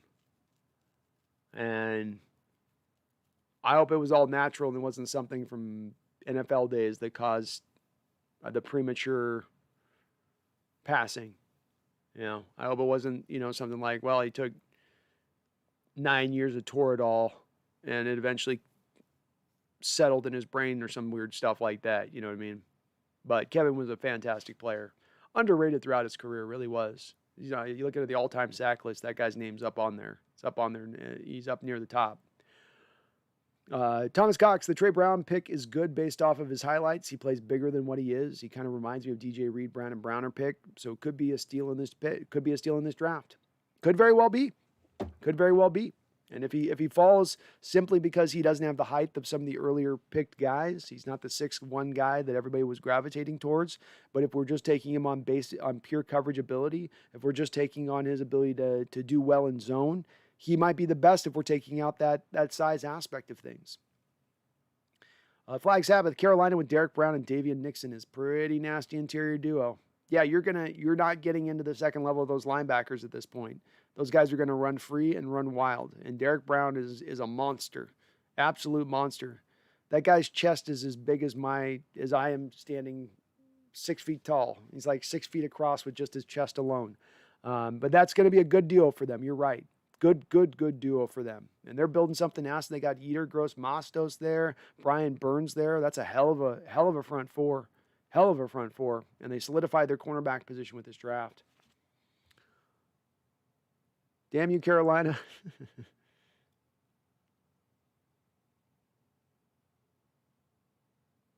Flag Sabbath, I think Matt Rule was a smart get for Carolina. He looks like a good one. He's a little bit of got the drill sergeant approach to him, supposedly, which can sometimes wear the modern NFL player out a little bit. But it's good off the jump. It's good for a few years at least before you get to that wear-out phase of things. Boom Chakalaga. Yep, that's why I like the Jamal Adams sacrifice. Our defense was soft as hell for too many years. Damn straight it was. This defense should never be soft. It's not built to be soft. It's built to have teeth. It's built to have sharpened teeth. It's built to have vampire teeth. So when you're gumming people, when you're doing that, it stands out. You can feel something is missing. Go Hawks 221 just arrived. I know the Seahawks traded down. What do you think of the player they took at 137? Admittedly, Go Hawks, I haven't watched any tape on him. So I'm speaking completely off what I've heard from the chat. But he sounds like he has some great numbers. PFF loved him, said he's one of the steals of the draft. Low passer rating and single coverage. A guy that's really feisty. He's got the Seahawk mindset to him. I have a little bit of a wonder with him as far as his handsy approach. He was penalized quite a bit for getting handsy out there, pass interference penalties, that kind of thing. But as far as being just a dude who's going to go out there and be competitive, and you're not just going to go up the field on him, and who's not going to play like a Shaquille Griffin necessarily, who will be there to knock a ball away. Doesn't necessarily have the greatest ball skills, but he's all right in that respect. But I'll be interested to see the tape tonight, Go Hawks. So that's kind of the initial blush on him, is that he looks like a good pick. I'm way more in favor of this pick than I am of the pick of Dwayne Eskridge. Thomas Cox, I got frustrated with Shaq. I was happy when he went to Jacksonville. I was too. Very happy we didn't sign him some $9, $8, $9, $10 million a year deal, and then he got it paid somewhere else. I think Shaquille Griffin showed us everything of what he was in the 4 years of him being here. He's a guy with a lot of physical ability, but a guy with no ball skills, a guy that's going to protect that deep half of the field, and he's not really going to, as Flag Sabbath said, Shaq was really soft. His tackling got worse over time. And I think last year he was making a lot of business decisions out on the football field. Boom Chakalaka says Shaq and Trey 15-yard cushion flowers were a soft combo. Definitely not the best combo we've seen in our recent era here with some good cornerback play in Seattle. Fish says, and then Hamza is still there. 6'4", 220, 4'5", 40. Would love him. Would love him. He's an interesting cat, man, Fish. He's an interesting cat. He's one of my favorite safeties in the draft. Just specifically, I loved his size with the way he moved out there. You don't see usually guys that big move that well. Flag Sabbath, you think Hamza could put on 20 pounds and move to linebacker? Yeah, I don't even know if he'd have to put on 20 pounds. I mean, look, if JOK can play at 215 pounds and get selected in the second round of the Browns, why couldn't a guy like Hamza play the will linebacker role, especially if we ask him to just play it on coverage situations? Bounce Brooks off the field on passing downs, bring him in as the will, and let's go. Absolutely, you could do something like that. Seahawks Network says the Broncos, the Panthers, and the Vikings are winning the draft. I would agree with that. And boy, if the Broncos are going to get Aaron Rodgers on the end of this, they get Aaron Rodgers on the end of this, look out for the Broncos to return back to prominence. Your boy Michael says the draft is boring when you don't have picks. Very true. I'm trying to liven it up as much as I can for you, your boy Michael, but I know it is true. Obi-Wan says part of the reason I'm cool with the J.A. trade is because he felt like the only person who brought a boom to the defense.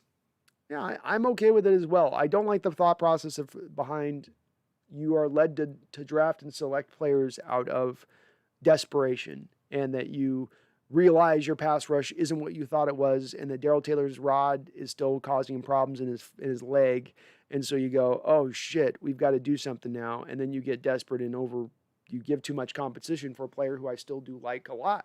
I think that that's not a great way of roster building or putting a team together. With that said, the player himself is great.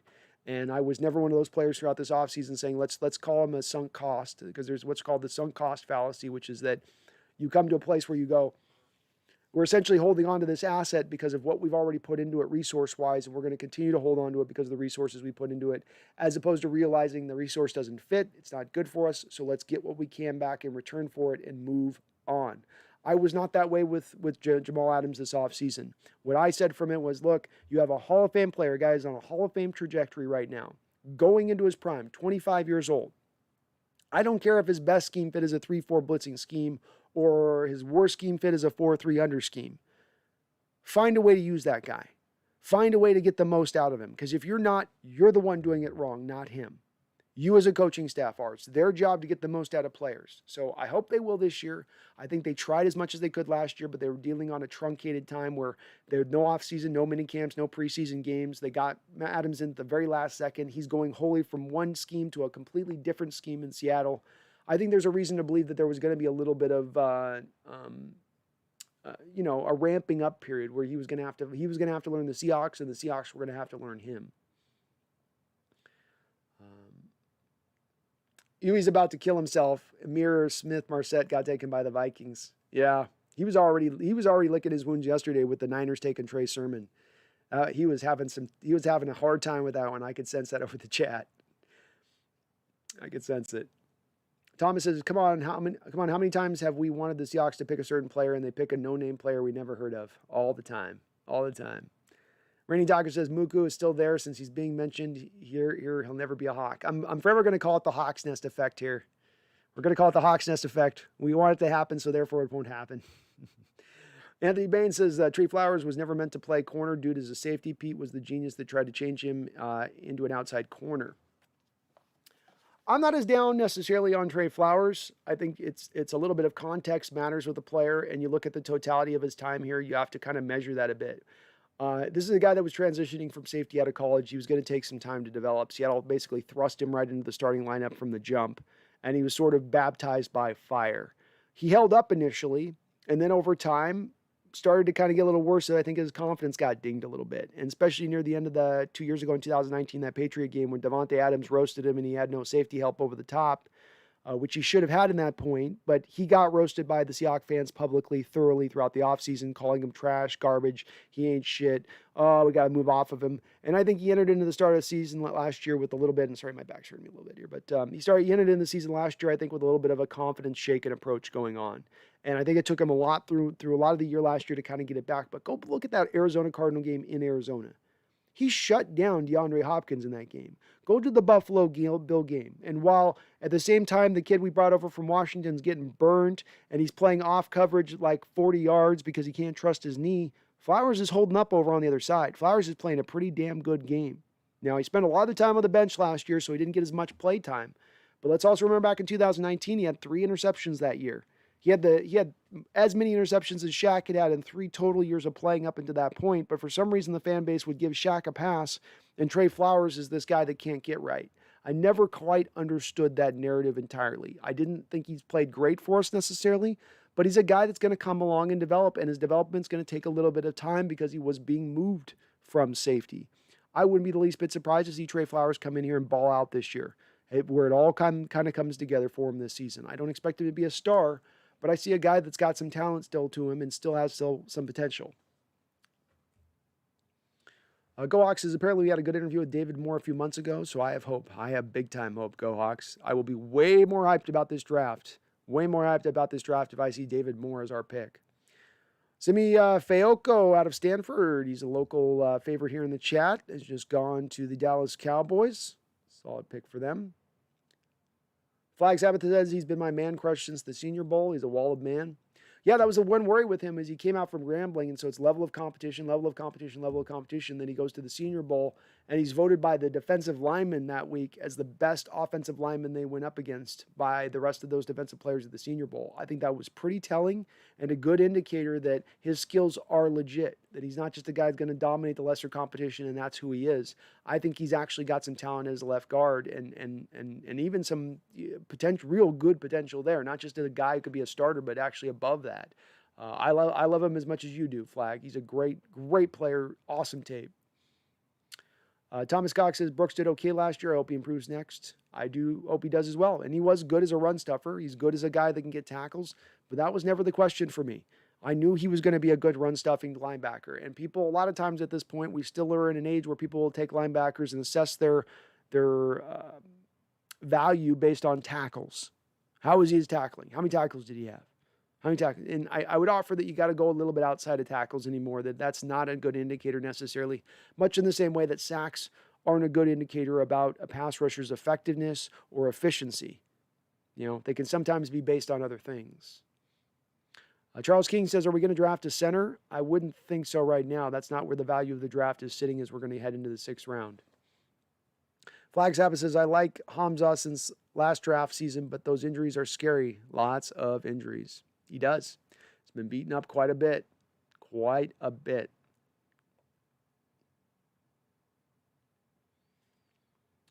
Raining Tacos agreed with your take on Brooks. I'll be interesting to see what happens with Bobby next year, since I think you're right about middle linebacker being Brooks's GM. Yeah, I think he's going to be better in it because in the thing with the zone coverage in Seattle's scheme is the middle linebacker. You basically you get your depth and you usually drop between the hash marks. So you got about a 5-yard space of zone depth that you've really got to deal with, and it's about just getting the depth than it is about getting the width. Whereas the Will has got to go from getting super depth sometimes to even at times having to play a man coverage role where he's taking a tight end up the seam. So it's just, I think you're put a little bit more on an island when you're put at the Will versus the middle linebacker in coverage. I do think that this is going to be Bobby Wagner's last year in Seattle. I think he probably retires after this season. I think Seattle knew that when they selected Brooks, and understanding he'll be their middle linebacker by year 3 at that point in the worst case scenario. But that's where he'll probably excel, and he'll be a better player at middle linebacker than he's going to be at Will. Flag Sabbath says Browns are getting it done. Browns are a legit Super Bowl contender with the way that they played this offseason. Legit Super Bowl contender. Laugh at Baker Mayfield, laugh at them being the Browns, but they've put together the talent and the team that can get it done. I love what they've done in this draft. I love what they've done in their offseason. I love what they've done in the last couple off seasons. I love their draft last year. It was phenomenal.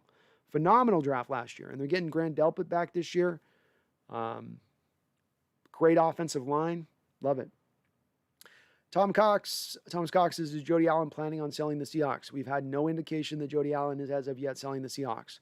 The one thing is with this is I don't think we're going to get an indication until the sell happens. I don't think you'll hear rumors. This thing will be held under lock and key if it's having negotiations going on. So there's really no way to know, I think, when it would be for sale if it were to come up for sale. Go Hawks 05. If we could swap our 1st and 3rd round picks last year, the draft would look a lot better.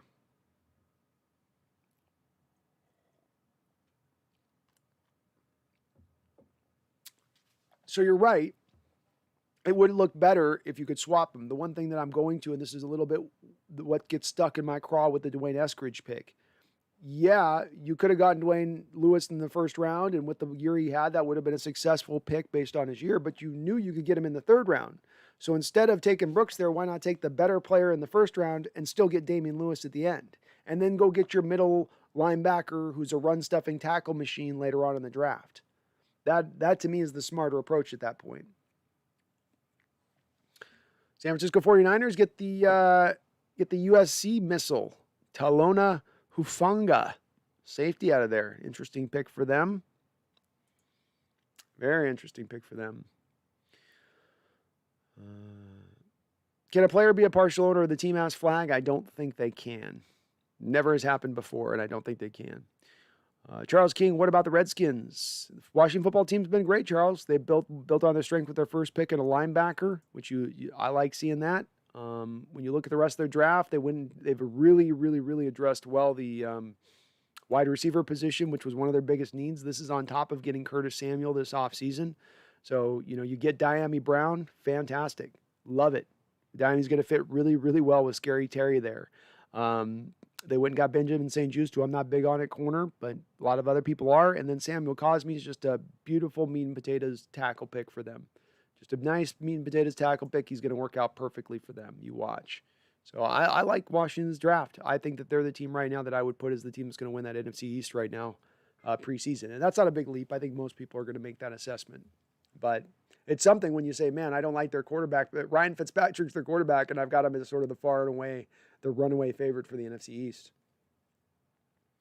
But I don't think that Russell could be a partial owner at this point. Yami, so let's ask a real question. How are the Cats doing? Moving them went okay. Moving them did go okay. Overall they're solid right now. They're both sleeping here next to me, but they're getting settled in. We do have a couple of cats in this household, so it's been a little bit of a hissing, as they try to figure out who's going to be the dominant one in this household. It's a little Lord of the Flies over here. Crazy Loner says Seattle gets a C grade so far, passing up future Pro Bowlers for a third wide receiver. It's crazy. I'd probably stand about that. I give the Dwayne Eskridge pick a D plus. I haven't seen the tape on this Brown kid yet, so I hate to give this pick a grade, but let's go with a solid B plus at this point, based on what we're hearing from the peripherals. That puts me at about a C overall. Cool Breeze says Jody is selling the Hawks in a couple of years, I believe. I would think it would happen too, being that it doesn't seem like she really wants to own the team. That seems to be what we've heard. So why would you want to continue to own it if you don't want it? She's more worried, I think, about some of the other ventures with that Vulcan industry thing that Alan had. Last year, your red one became the devil of our draft. Yeah, it was the black one that did. I rubbed the black one after our first pick, and that's where it all went to hell. Should have known. You never rely on a black cat for luck. Davis Mills. Where did Davis Mills go? Good question. Let's see where he went.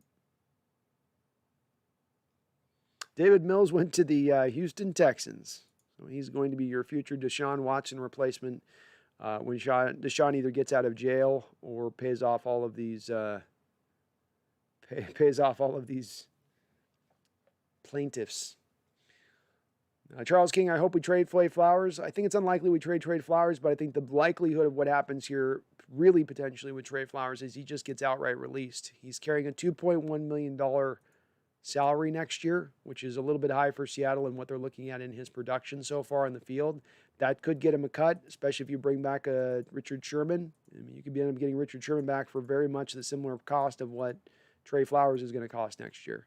I mean, what's Sherman going to run? $3-4 million versus Flowers at 2.1. You go a couple million more for Sherman. I think we'd all make that decision. So outside of him taking a reduction in salary, he's got to do something with that $2.1 million. Charles King says, I really like Blair, just unfortunate what happened to him. Me too. I thought he was going to ball out last year, Charles. I thought he was really ready to take a step forward. One of the kind of stars of training camp. And then you got KJ Wright just comes in on a play where Blair makes a great tackle and KJ comes torpedoing in, just throwing his body at Marquise's lower leg. Brutal to watch. And it was one of those plays where I'm like going, what the hell is KJ Wright doing? What are you doing, KJ? What are you doing? And I agree with Trey Seahawks Network. Trey Flowers does not have any trade value, so it's probably more of a release than it would be a trade. Flag says he'd be good in Manitoba or Saskatchewan.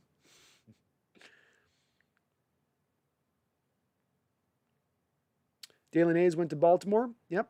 Matt Judon replacement. Charles King, right, Cox. I do see a second coming.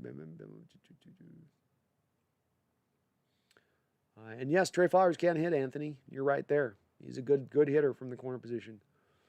Thomas Cox says the Browns are doing good. They could challenge the Bills and the Chiefs. I'd expect them to challenge the Bills and the Chiefs. They're probably that third team in that mix. I think they've passed Baltimore this offseason.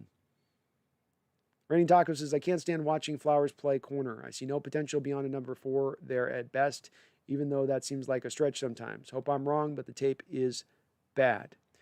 I think the tape is inconsistent. I think when the tape is really bad, Raining Tacos, it's really bad. But as I mentioned, there was 2 times. Go rewatch the Buffalo Bills game with Trey Flowers last year. Go rewatch the Cardinal game in Arizona with Trey Flowers last year. And that is understanding that he didn't get to start every game. He wasn't out there a lot of games, and these were 2 outlier games of last season. He had some rough film last year too, in addition to it, but he also had some good film. Guys develop at their own pace in the NFL. And when you talk about a guy that's changing positions coming out of college to the NFL level, I'm going to give that guy a little more room and a little more time to develop, especially when he shows flashes, especially when he has a season where he has 3 interceptions and is jumping routes to get those picks. That gives me hope as well. And I don't think Trey Flowers could play linebacker either. Charles King, pretty true network, but man, I hope we get something going. We're in a good direction. Oh, you're speaking of network, sorry. And the Niners did draft Demondre. Good little corner for them. Best name in the draft? No, man. Devin Diablo was the best. That was the best. I've probably been mispronouncing. Better first name than that. I thought that was the best one. It was like Heaven Diablo or something. That was the best name. That thing is out of control. Chuba Hubbard. We got some barn burner names in this draft. Thomas Cox, who is the Niners defensive coach since Saleh left? I don't know. That's a good question. Seahawks Gaming, if I were the Rams, I wouldn't say, oh, we wanted Eskridge. That would bring down Tutu Atwell's confidence. Yeah, kind of odd of them to say that. Kind of odd of them to admit that. And they seem to have gotten locked in on a small receiver there, if that is the case, which is not a good way to draft. It's not a good recipe for good drafting. Go Hawks. You hang in there, man. That's fine. We all do that. So there's no worries with that, with me at least. Well, I appreciate you being patient with me on that. Go Hawks. I get emotional about my team, man. I am absolutely emotionally compromised when it comes to my Seattle Seahawks and incapable of hiding my feelings. Go Hawks 05. A Big Ben poster is just a Big Mac ad. DeMarco Ryans is the defensive coordinator. D'Amico Ryans. Okay, former really good linebacker with Philadelphia. John Staff, front office is an endless loop of trading draft capital to fill positions and will continue with the O-line. This is backwards. Agreed, John. Agreed. Good to see you in the chat, man. Anthony Bain, what about Phil Haynes? Wasn't he supposed to be something? He was supposed to be a pretty good guy. You drafted him in the 4th round, so he wasn't a highly selected player. He's a guy with all the size you look for out of the guard position. He truly is a pure left guard. He's not a right guard. He is a pure left guard. Again, out the gate, he was more of a better pass protector out the gate than he was a run blocker. The issue with this, of course, has been that when Coach Carroll determines who's going to be all of his offensive line starters year in and year out here in Seattle, if he has 2 guys in competition, he's always going to favor the guy who's the run blocker first over the pass blocker first. I can't help but think that this has relegated a little bit of Haynes to not getting on the field, but then he had a major injury last year, I think, that just kept him out all the way around. So that's my basic feel on him. Thomas Cox, I feel one day the Hawks will give me a heart attack because they stress me out. I have those worries and concerns too, and I'm getting older. So it's becoming a real, it's not just lip service from my standpoint. It's a real worry. I might be streaming a Seahawks game here at some point in the next couple of years. You guys just see me just keel over 3rd quarter. It's like, I can't, this team. You guys will have to call 911 for me. It'll be brutal. Charles King, what is a weaker core, O-line or linebacker core? Good question.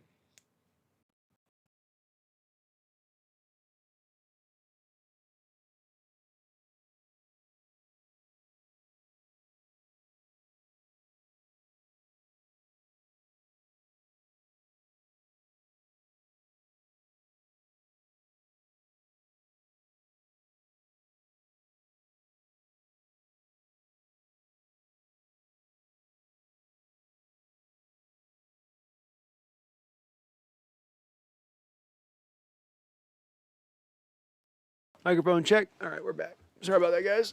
Might decide to die out on me about 3 hours and 45 in on this. So, Brendan Eichert says IMO Eskridge was going to be electric, but it stinks that we got bamboozled by a team pulling out of a trade in the last second. Yeah, it's not a good look. Your boy Michael says it's felt like it's been 2 hours since we picked. It has been about 2 hours since we picked. Flags episode says I think something like half of Eskridge's touchdowns were 40-plus yard receptions. Yep. And a lot of those were Flag Sabbath, him taking it on a slant route and going 40 yards with it. So it wasn't him like catching a deep ball, but just catching it short and then just using his speed to go. Maxwell says Jalen Timon would be a good pick at 217. He would be good value at that point.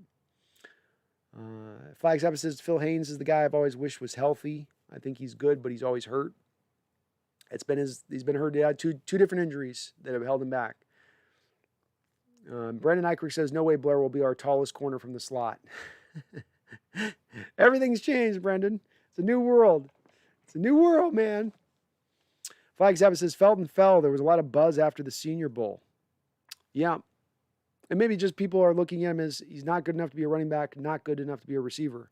Another one of those men without position. He can do them both, but can't really do either good enough for teams to see him as that third down specialist who can be effective. That seems to be what the NFL is telling us about him. Seahawks Gaming, I want to see Trey Brown versus Eskridge in the Battle of the Elves. We'll call it it'll be called Lord of the Slot. Trey Brown was a beast, especially when they played the Huskies. Okay. I can't wait to watch his film here after the stream today. It's going to be cool. Seahawks Network says, get Blair on the field any way possible at this point. If they draft a safety with the last 2 picks, I will riot. Understood, man. I hope they do find a way to get him on the field. 3 safety looks, will linebacker in coverage situations, whatever you got to do, get creative. Seahawks Gaming says Dwayne Askridge equals Dre Archer. Could be. Flag says, must be nice to be the Bucks and just pick whoever you want. Oh, it is. It's got to be great. Best player available on the board. Just take whatever's the best player. Just go best player every time. Best player, best player, best player. All right, we finally got into the 6th round here. That's good to see. Hamza goes to the New York Jets. New York Jets. Damn.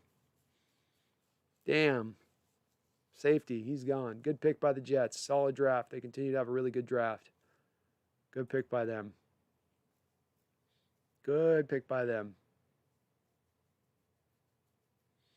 But yeah, the Bucks have had a good draft, and it's they've done this for the last few years. This isn't just this year with the Bucks. Part of the reason why that team has been as good as they've been is they've constantly stuck to their guns in picking for the best player available on the board, and this has led to their success.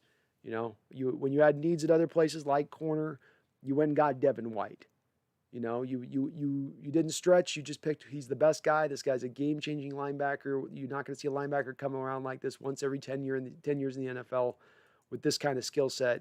And they just stuck to their guns and they drafted him. And you look at this draft, Joe Tryon, the Kyle Trask one I don't like, but hey, they do whatever they want. Robert Hainsey gives him some depth. Jalen Durden's going to be a weapon for them.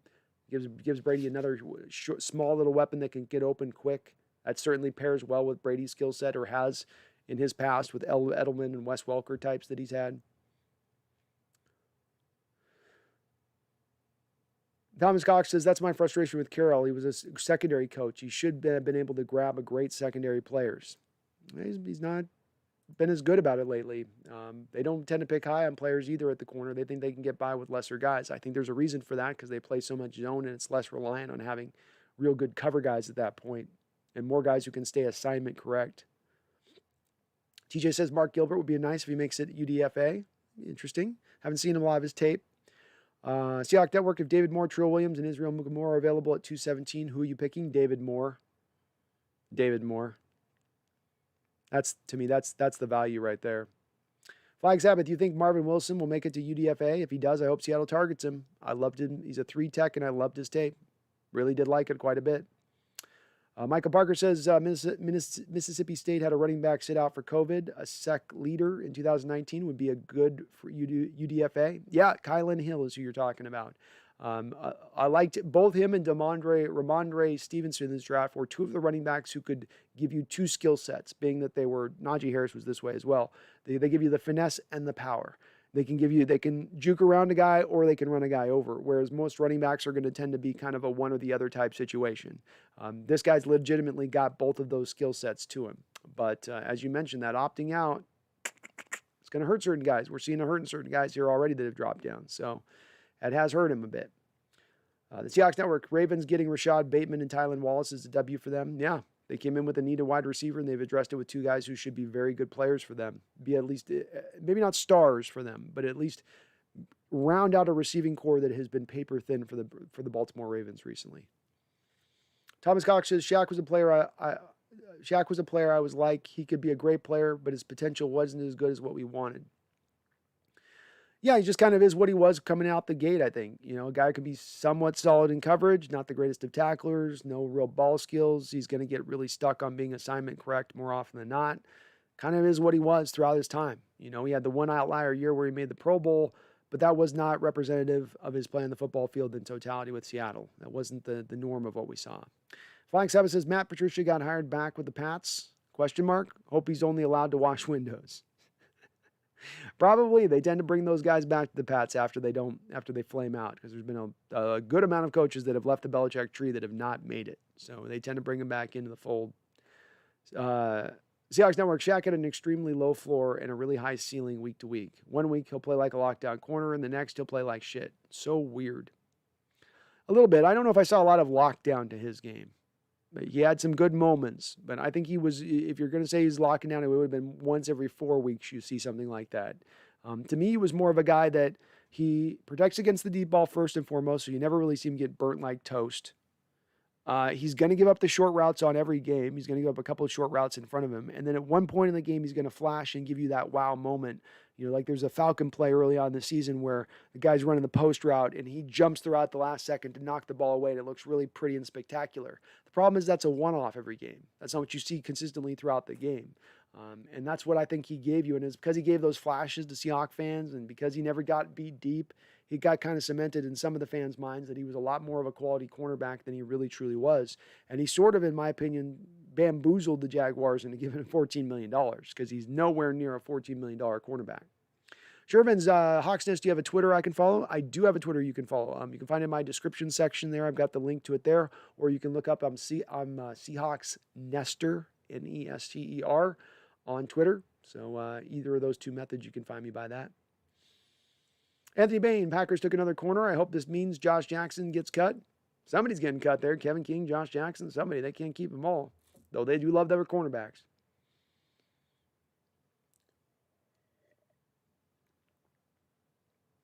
I better stay on this draft. I think this is going to go quick here. Frank Darby, Arizona State goes to them. All right. Quiddy Pay is the best name. Quiddy Pay is pretty good. He plays pretty good. I don't know, though. Divine Diablo. I mean, I almost want to have a kid so I can name him Divine Diablo Kane. Hard not to be successful in life with the name Divine Diablo. Like, you've been set on a good path by your parents with that name, in my opinion.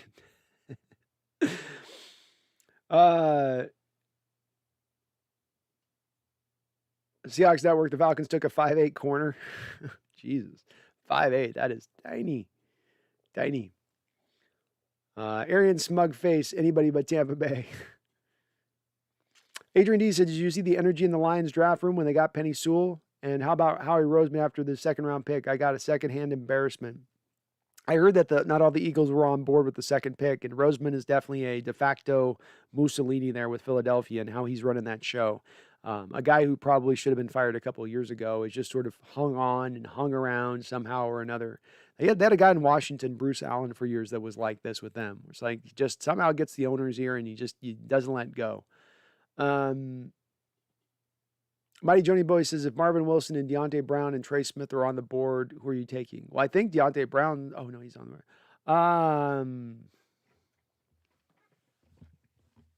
It's a very good question, Mighty Joni Boy. I probably would go with Trey Smith because Trey Smith athletically is going to fit better in the guard position than he does at tackle. He's got the tackle speed and movement ability out there. You move that into guard, that's going to fit with our scheme and the want within the new scheme to go towards more mobile offensive linemen. So of those three, that would be the best pick to me. Deontay Smith is probably going to be able to play in this league, but he is slow and lumbering. He looks like Frankenstein moving around out there a little bit. Big guy, strong guy. Hard to get around him in pass protection, not because of his good feet, but just because he's so wide and big. But that is what he is. He's not technically great. He's not going to get down to the second level. So that's my issue there. Marvin Wilson, I like quite a bit. Just 3-tech isn't a need at this point, as I had pointed to recently, being that the Seahawks they haven't carried 4 defensive tackles on the active roster throughout the year very often recently. It's not the thing, man. It's not the thing. U2K says all my guys are flying off the board. It's tough to watch, isn't it, Uwe? It's tough to watch. Charles K says, I see. Thanks, brother, for the insight. Anytime, Charles, and thanks for hopping on in here. I love David Moore's tape, man. His highlight film, Charles, is going to sell every Seahawks fan if they were to pick him. That would not be a tough sell by the front office with that guy. People would be he would be instantly, I think, everybody's favorite pick in the draft if he was selected. He's that good as far as his tape goes. Gohawk says all these little corners and all the little receivers, it's going to be the Munchkin League. We got the Smurfs, man. It's our Smurf unit. Falcons just took a fullback. Did they? All right, it just says wide receiver on my board with them. It says wide receiver on my board. Boy, USC had a lot of Tongans go in this draft. Jonathan Bledsoe to the New England Patriots. I never told you guys, I got a weird theory. I got a weird conspiracy theory about teams drafting players with the same name. I haven't fully fleshed this theory out for you, okay, guys? This is a wild, wacky one. You guys ever notice there's like certain teams that'll draft guys that have the same last name to a one given team, and you'll see it go over and over and over again? Am I off on this? Am I just getting too deep in this stuff? But look at like New England here, where they get a guy in Bledsoe. How many teams have had a player with Bledsoe in their last name on their football teams? There's been like one, and they got it. Just like with and then you look at the Bengals here in the 6th round, they get a Hill. How many Hills have been on the Cincinnati Bengal Club over the years? How many Hills have there been? I know this is a wild, wacky one, but is there something to this? Do teams gravitate towards the players with last names? Am I crazy? Like how we've had Lockets? We've had multiple Lockets. Isn't that weird? Not like every team's had a Lockett. We had 2 of them. AI, what is the current contract with our field goal kicker? He has another great year. He's going to want big money. The Lou Groza Award winner is still available. 7th round. I think you've got him for another year. You could save a little bit of money getting out of his contract right now. I think he signed a 4-year deal. He was on year 2, so you have him for 2 more years. You signed him to a 4-year deal, I think, when you initially signed him. Random McDaniel says Leatherwood's a cool name, too. That is a cool name. That is a cool name, too, for a football player.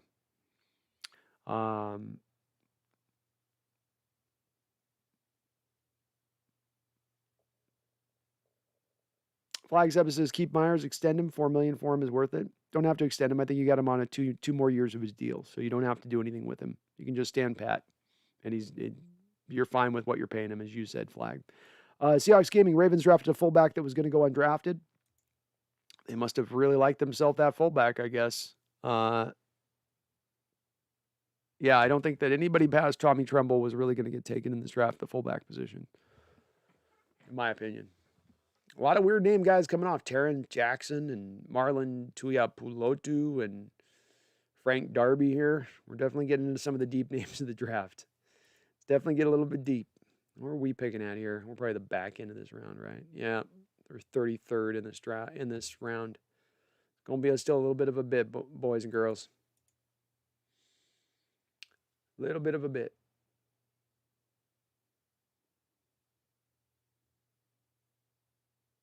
UG cases after some introspection, I have thoughts on the Eskridge pick. It's not that he won't be good. He might very well be a great fit for the new scheme. It's just what the pick said about our mindset. There it is. Yeah. This is part of why I was really mad with the UE2K. As I've said, you've got to on this. You don't do this on all picks. This is not normally the way I would go on any given pick. I'd say it's one pick. What does it matter? It's one selection. One selection does not make a draft. One selection does not cap off an offseason normally. The problem is You trade away your first rounder. You trade away your third rounder. You don't have a lot of picks through the rest of this draft to make much hay. And what we're looking at, in my opinion, is a little bit of the 800-pound gorilla in this room. The 800-pound gorilla is that your quarterback has mentioned this offseason that he's been beaten up too much. Your quarterbacks have been in a list of 4 teams he was willing to be traded to. Your quarterback came very close this offseason. Your quarterback was a good Bears offer away from moving on. And so when I look at this pick and when I look at what Seattle's done with the offensive line specifically this offseason, I don't think you've done a lot to make Wilson happy with the hits he's taken, to be on pace to be the most sacked quarterback in NFL history, to watch the first 10 years of his career, him to get the ever-loving shit beat out of him time and time again. Is some of that on him for holding on to the ball too long, for scrambling around too much, for not being as willing to get rid of the ball when he needs to? Just call a play. It's not going to work on this play. Let's live to play another day. Yes. Does he need to get better at pre-snap stuff? Yes. Does he need to throw with anticipation better to get around this stuff? Yes. Rather than having to see guys open? Yes, absolutely. Absolutely, he's got to get better at those things. But it would also be nice if we got better at pass protection so that Russell can't lean back and point to that at all, in that he does have a leg to stand on and being able to point to that. So when you pass on that center with the Eskridge pick, it meant, as we've seen in this draft, you're basically going to pass on offensive line talent through the whole draft, which means you're going to rely on the frontline starter guys to remain healthy, which they have not done recently, which means there's a good chance they get injured, which would be a good chance that the offense then takes a step backward when they get injured because you don't have good backups, which means Russell continues to get beat up, which means there's a good chance Russell gets pissed off, which means there's a good chance Russell then moves on next off season. So this is a lot of connection here to just this one pick. And it's why I had so much of an issue with it beyond what I saw is his limitations as a player. He can be an effective player even with his limitations, but what you passed on, what you could have done for the football team to improve the football team versus how you improved it in this methodology, I'm not in favor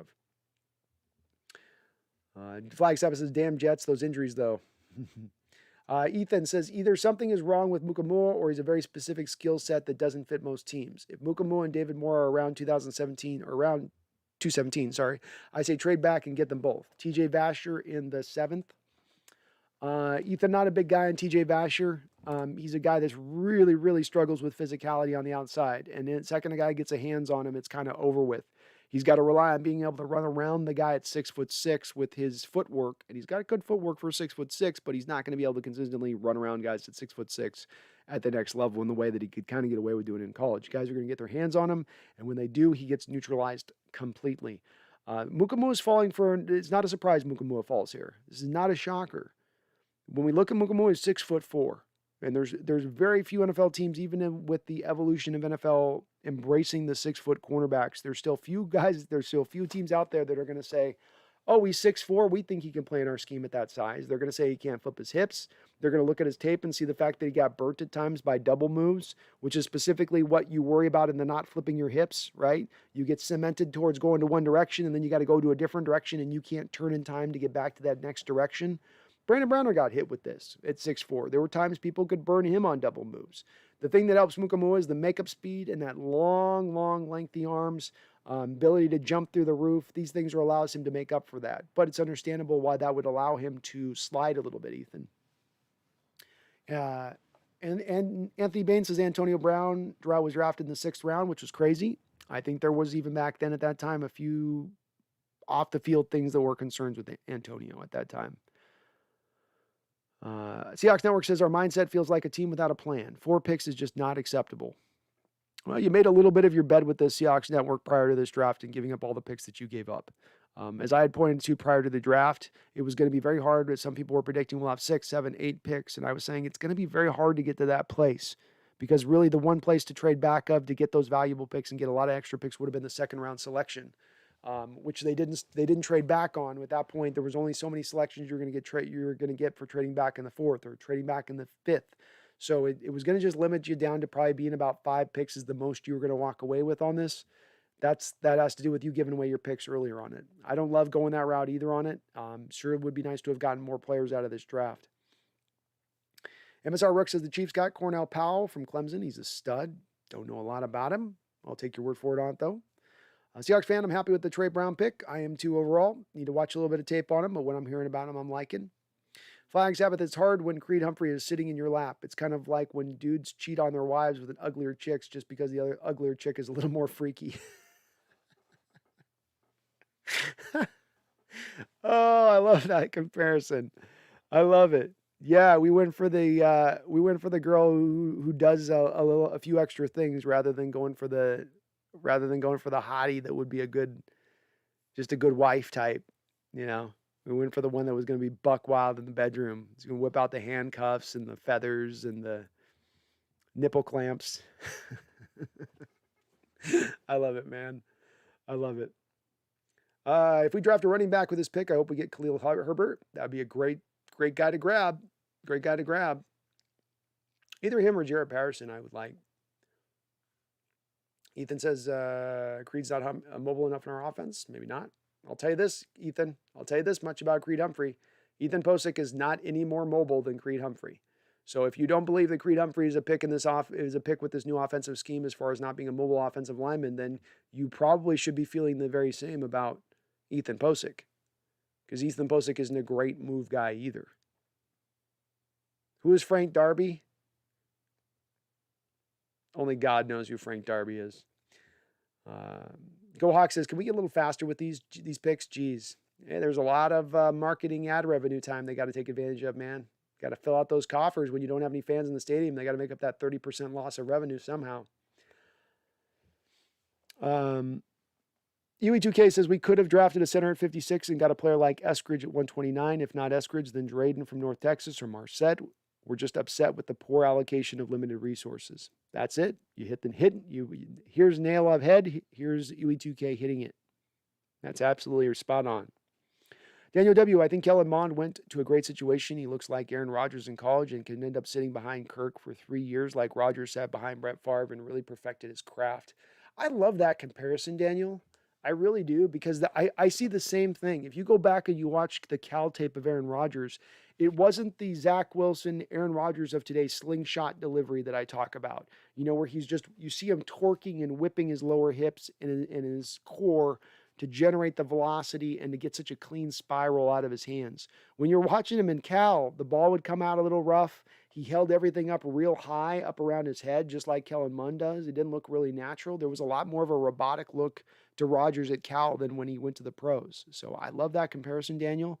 I think it is apt. I don't know if he can develop like Aaron did, because no one saw Aaron rechanging his delivery, resculpting it in that way to one of the best deliveries of all time at the end of the day. With its quickness, its accuracy, and its power, we've never kind of quite seen that in a quarterback before in the way that Rodgers put that together.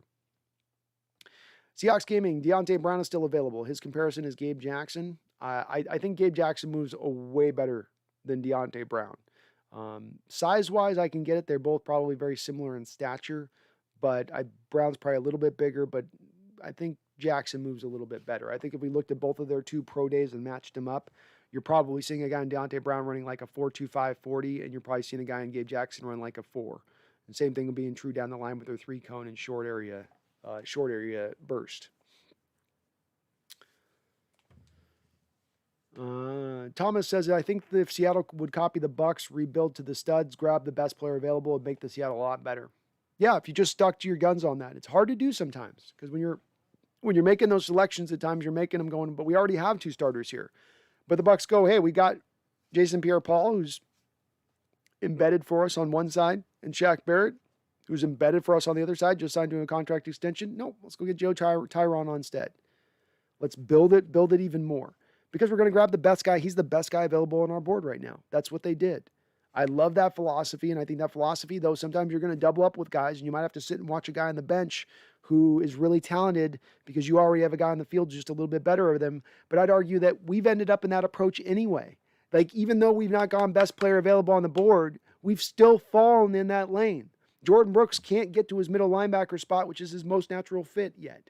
Marquise Blair can't get to his natural strong safety or free safety fit because we've got a better player in place quite yet.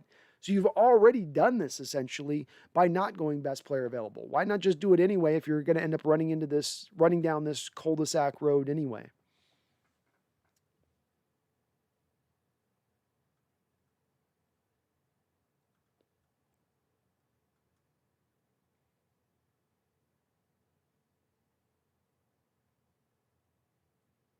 UE2 cases if Hufanga can stay healthy, he'll be a monster. Very well may be. That's the big if. The Seahawks Network, that's what the Seahawks are doing. They're going best player available according to their board. Pete said they don't have any immediate needs. I don't know about that. I don't know about that. And because Coach Carroll says it doesn't necessarily mean that I believe him. You know, Seahawks Network, I mean, he's said a lot of things in the past that aren't exactly the truth. I don't know that I believe that they're doing best player available aboard. You're going to have, it's be hard to convince me that Dwayne Eskridge was the best player available where they're picking that second round. That's a tough sell to me. That's a tough sell. MSR Rook says Trey Brown said one word to describe him is relentless. I love it. He's a quarterback. He sounds like a Seahawks cornerback through and through. Through and through. Fish says if we get Mukamua and Sherman, I think our cornerbacks will be perfect. Well, you have one of the deeper squads in the league at that point. No doubt about that.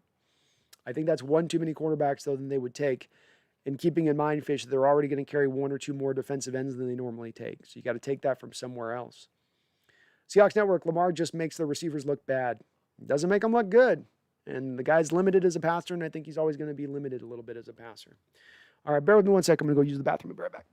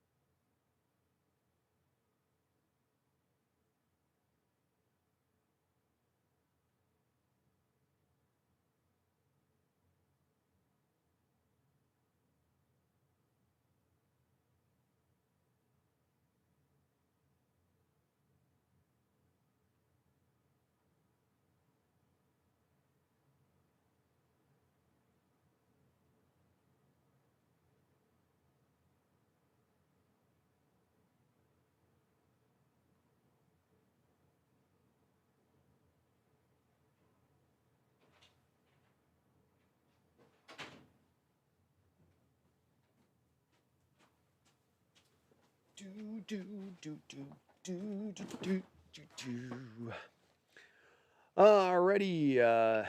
Fish says, and then we can get an undrafted free agent linebacker and Kylan Hill in the 7th. I like Kylan Hill in the 7th. I like that.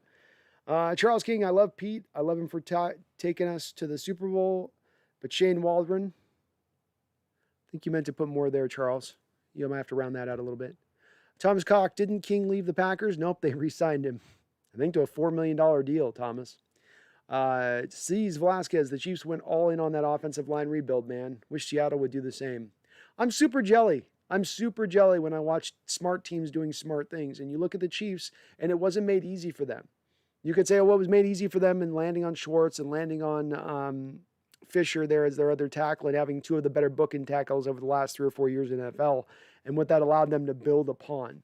But you look beyond that and you just see what they've done with their offensive line and how they didn't have a lot of drafts. They didn't have a lot of money to spend necessarily. They've got a lot of guys they're paying big money to. They're picking at the end of these rounds. They're not picking high. So they're up against it the way that Seattle's been up against it in recent years in the same way.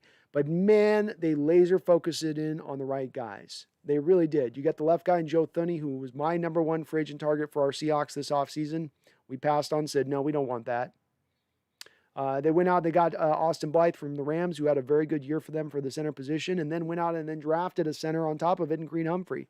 So between those two guys, somebody's going to compete out, and they're going to get at least probably league average play out of that center position from the rip.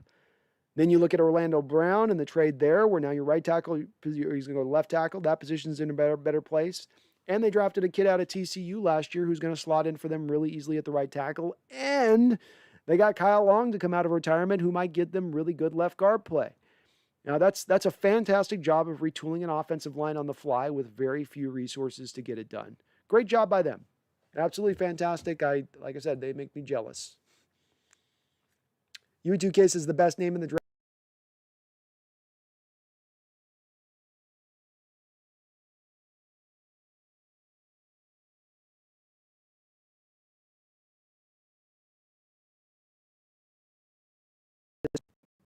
Oh, we're back. Sorry, froze up there for a second. He says the best name in the draft is Stone Foresythe. I know that's a good one too. There's a lot of good names. I'm going Divine Diablo though. The Divine Devil. The Divine Devil. How do you pass on that as a name? That's not even a nickname. That's just his name. That's just Christian name. Has David Moore been picked? Nope. Not as of yet. Not as of yet. Deontay Brown's gone off the board, so that one is gone. But now we got guys like Roy Lopez and Gary Brightwell and William Sherman. Larry Roundtree's gone off the board out of Missouri. Flag Sabbath says Eagles pick 2 defensive tackles. Come on down, Fletcher Cox. Come to daddy. Come to daddy. Eagles, he's going to cost you a lot. You don't need him anymore. You got Brandon Graham as your veteran presence. Give us Fletcher. Come on, Fletcher. Come on. Come on over here. Come on. Come to daddy. Come on. I love it, Flag. I hope so. They got to do something with their cap still. I don't think that they're done fixing their cap situation. Seahawks don't work. Oh, wait, it was Landon Dickerson. Landon Dickerson in round 2 to the Eagles, Seahawks Network. Which there's another guy, by the way, we got to talk about this, where in taking Landon Dickerson, there's a chance there that they let Kelsey go now, the Jason Kelsey there for the Eagles. Older guy, 32 years old, but maybe would be a potential target for our Seahawks to compete with Posick at that point. Interesting name to consider and keep an eye on. Boom Shakalaka, do plenty of vets get cut after the draft or training camp? Yes, plenty of vets will be cut after the draft. What teams will do is they'll go into the draft holding on to the player, and they'll go, okay, if we can't get this guy in the draft, at least we got this guy to fall on. If we get the guy in the draft that we want to get, then we'll release this guy because we feel good about it. Seattle did this last year with Damian Lewis. You had DJ Fluker with one more deal left on his year. Still a guy who could play in this league. But the second that you drafted Damian Lewis after the draft, then you release DJ Fluker immediately because you feel good about the fact that Damian Lewis was going to walk in from day one and provide you an upgrade in both pass protection and run blocking over what Fluker gave you. So teams are going to do that across the board. There's going to be a handful of guys. I think even more so this year, you'll see that in play than really ever before because of the salary cap limitations that everyone is kind of dealing with. But I would expect it. Trey Hill goes to Cincinnati. Well, they continue to do a good job. Cincinnati does an overall good job of building back up the offensive line and getting what I've called for them to do, which is get Burrow some protection. They didn't get a lot of good upper line guys as I would have liked to have seen them do here, but that's still solid for them. It's all solid. Hill didn't do a lot for me. Oh, and now Hill. So you guys, am I onto something here? Cincinnati loves guys with the last name of Hill. There's a couple of teams I was trying to think of. I'm gonna do a video on this someday, but I swear to God, there's some conspiracy here with teams where they pick guys with the same last name. I don't know what it is, but I see it come up time and time again. Like there's one team that gravitates towards Williams, where they always end up with a lot of Williams on their roster. And that's a common name anyway, but there's always like 3 or 4 of them on there. I got to think about this a little more. Seahawks Network says, you don't want to hear my draft theory. It's a thing to think about, says Charles. Thing to think about. Haha, what is it? Haha, Clinton Dix did have a great NFL name. He did for sure. Flag Sabbath, Eagles are going to drop Fletcher Cox, ? 3 defensive linemen in this draft. Very well could, and he's the guy that, look, you need to declare. They came in this offseason $65 million over the salary cap. They had to get some clearing done. They didn't do a lot of moves. They did some restructuring. They did some cutting, but they also took nearly $30 million in dead money hit to move on from Carson Wentz. Would be interesting to see where they stand if they really do see themselves as a contender going into next year right now. But I'd have to think that that's a possibility. Shervin says Trey Brown can fly. His speed stands out on tape. Good game speed. That's great to see, man. I'm stoked to watch his tape, man. I really am stoked to see what he's going to have to offer. Thomas Cox says, how much would Adams be extended for? I've maintained for a while here, Thomas, that I'm not buying into the 18 to 20 million a year that everybody's saying he has to be paid. I think he's going to be paid marginally more than the last guy got paid because that's what the safety market has been over the last few years. You know, Earl Thomas to Budda Baker to Justin Simmons, it's a marginal little increase at every turn. So probably 16 to 16.5 million average, per year is what's going to cost. But I also believe once that contract gets done, Thomas, that's actually going to lower down his first-year cap hit this year. His cap hit this year is about $10 million. I think even on a $16.5 million per year deal, you could lower down the first-year cap hit to somewhere in the neighborhood of like $8 million. So not significant savings, but a little bit of savings on top of that at that point. 25 more picks till we pick. We're getting close. We're getting there. We're getting there. Go Hawks 05. It's like we're watching 60s and over marathon. It's so slow. Flag Sabbath, has Dallas taken defense with every pick? I think they have. Carolina, Deontay Brown's good pick for them. Good solid selection. That's good value at this place. Thomas Cox says, I love Wilson. There were times he held on to the ball too long. He passed up on short passes to go deep. It's accountability. He's getting heat for the first time. And what did Brady do with the Super Bowl? Yeah, I think he's got a little bit of heat on him. And he's getting into an offensive scheme here that's going to force him to play a little more on time and not to be able to hold on to the ball as long. And I think that's going to be interesting to see how that transitions with Russell, if that allows him to evolve a new element of his game and to take his game up to another level, or if the ward of his inability to do that in his game shows up that much more bigger and brighter. I think that's going to be one of the great questions of this season as we move towards it.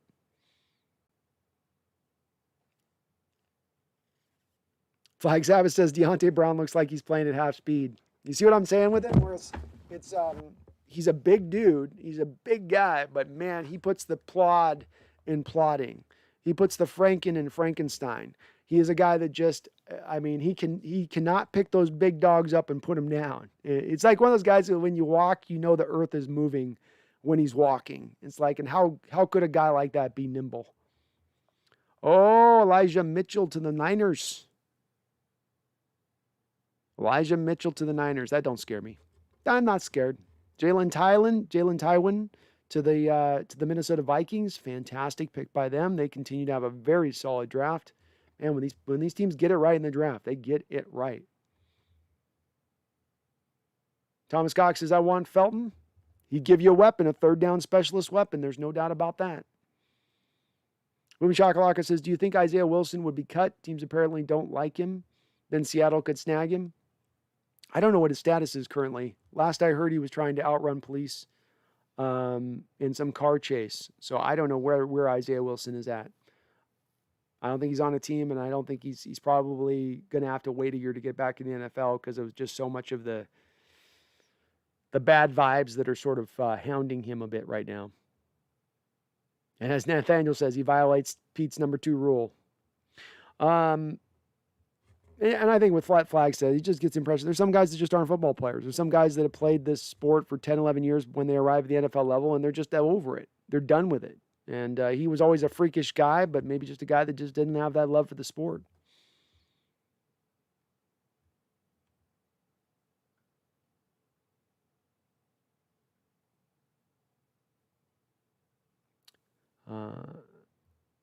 Obi-Wan says, if we draft David Moore, your theory is confirmed. For sure. For sure, man, right? A Moore coming to our team. It's like, oh my God. I got to think, I have a couple other names that I've thought about in the past. I've got to bring them back up to you guys because you guys will be on this. You'll be on board with this when I'm like, can bring up a few more names. Look at the Denver Broncos have had 2 guys named Brandon Marshall. I feel like they've had a couple of Marshalls through there.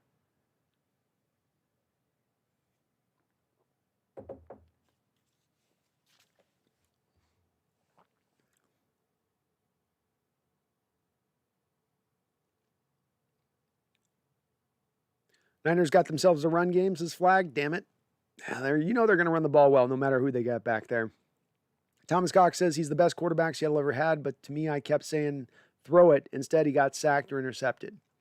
Thomas, you know me. I was as hard as anybody on Russell Wilson. I think of anybody out there in the media on Russell Wilson from the jump. As soon as I started to see him go into the tank and twist and turn in his gameplay and really fall off, I was pointed out, this is the worst I've seen Russell Wilson play in his career. This is as bad a football as he's ever played. And I think so those things that were a little bit of detriments to his game that he already wasn't great about, They just became bigger and bigger problems for whatever reason as we got to the back half of the schedule last year. I don't think if we started this next year, they're going to be as big or as bad as they were through the end of the year. I think even at a marginal level, he'll get better on those things just because I think some of it was him going into the tank versus the hot start he had and then Coach Carroll pulling back the reins on the offense and just the way the whole drama kind of played out. I think that having an offseason removed of that, getting a new offensive coordinator in there with new eyes is going to maybe change some of this. And I think that the new coordinator is going to force him to play more on script and on time, which I think will make him a better Russell Wilson. Might not make him comfortable at first, might make him a little uncomfortable, but will make him a better player at the end of the day. Jay says, at the moment, I'm trying to clean my room on my knees and crawl because I have 2 torn ligaments in my ankles. This is a workout. Oh, man. I hope you heal fast, man. That's brutal injury. Sorry you went down with that. Got stuff, scary stuff. I've twisted my ankles before, man. That's when they hurt, man. That's a deep pain down there in those legs. Seahawks Network, if Eskridge was higher than Marshall and Diami Brown, we should be worried about what the hell is going on in that war room.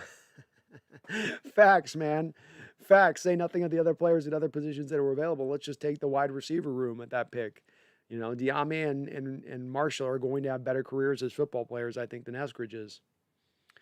Thomas Cox says, I think Eskridge pick is a Waldron pick. We guess what Seattle offense will look like, but we won't know until we see them in September. Very true. Seahawks Network, the way the Seahawks roster build is the definition of doing just enough. Yep. Just get by. That'll get us through. That'll get us through. How about we dominate rather than just get through? And isn't this sort of the philosophy of what we see play out on game day, where we can't ever really dominate an opponent? We got to keep even the lesser opponents in the game through the course of the fourth quarter, and we'll try to pull it out at the very end. It's just get enough. Just do just. We need 50%. Give me 51. You know. Your boy Michael says, if we got Fletcher Cox, that would be insane. You're damn right, it'd be insane. Insanely awesome. Mark says, I had to lay down for a nap. Damn meds. Did I miss anything since our second pick? No, we've been waiting a while here for this next pick, my guy. It's been a slow one here through the back end of this draft. Chris Evans goes to Cincinnati, running back. Good pick for them. Good slot. James Stoltz. The Hawks will probably draft the Hawks will draft Sherman. Love it. Seahawks Network, can you believe Nashawn Wright went round 3? I was absolutely shocked. Very shocked. I didn't see that in his game. What did I have him at? Let's bring out let's see what I had him. Because I do think I looked at him.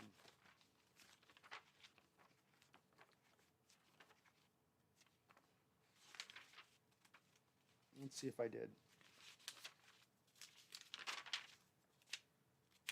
Guess I didn't. I thought I looked at that guy, but I don't have him here on my list. No, I do. Nashawn Wright. Here we go. So probably drafted because of his metrics. He 6'4", ran 4.46. Hard to find those type of guys. He loves to press at the line of scrimmage, but not great at delivering a blow. He sort of just taps the guy at contact. So he's a guy you'd like to see press a lot more at 6'4" and get up near the line of scrimmage. He's got a real strange back pedal. Kind of a pitter-patter back pedal, which I think is going to give him problems at the NFL level. Nashawn Wright, absolutely do. He gets very handsy and he tends to panic, much as like what we talked about Trey Brown with that guy. It's like, he's going to have to clean up the grabbiness of his game because that stuff's going to be forced to ask him to clean it up. He understands zone concepts. He can protect against the deep ball. He never gets stacked by a wide receiver. But I thought as well that 4.446 40 time that he had on his pro day was a little bit of a misnomer. He looks like a lot slower guy. He looks like more of a 4.6 guy on tape. At 6'4", with the struggle to flip his hips, that's problematic to me, and I certainly wouldn't have taken him as highly as he went at that point. Do you think Isaiah Wilson could become... Yeah, sorry. So Isaiah Wilson is a free agent right now, whatever that's worth. Seahawks Network, I think Pete actually believes they don't have any immediate needs. I don't know, just be me. I don't know, maybe just be me.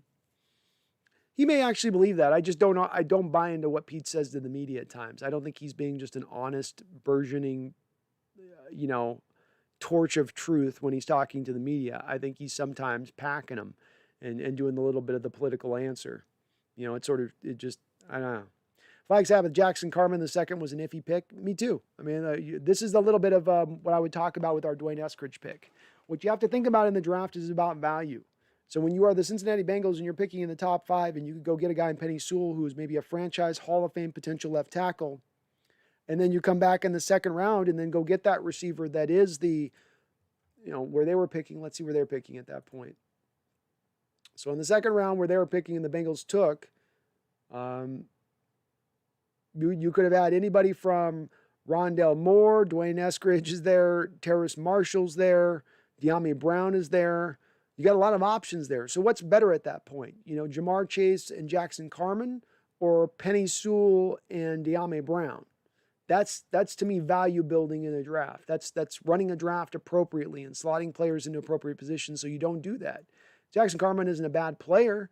It's just about what you take of the player. And Jamar Chase is my favorite receiver in this draft, but Penny Sewell is at a little bit more of an important position in my opinion, especially when you consider his upside. Green Bay gets Puka Williams.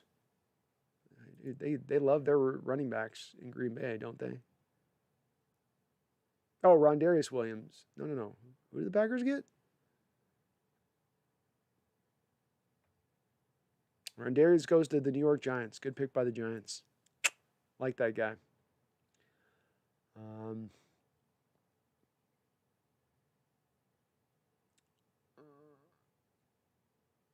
Jay says, I will not say the name, but you know who I want the name. It's the one that he can't pronounce. I know that one. Mukamu. MSR Rook, you said you have a second channel for the film breakdowns or something like that. Can I have a name or a link to it? Yeah, MSR Rook, and I'll put it down in the comment section after this video post. But it's Seahawks Scouting. It's the one you'll see. Just look up by channel name, Seahawks Scouting. You got Russell Wilson's face on it. That's me. So I'll be doing some breakdowns over here of these Seahawks for sure over on that side of things. Yami says we've had a lot of reads on our team. See? Yeah. A lot of reads. A lot of reads. I've noticed that too. What's another one? I'm trying to think of another one that we've seen a lot of.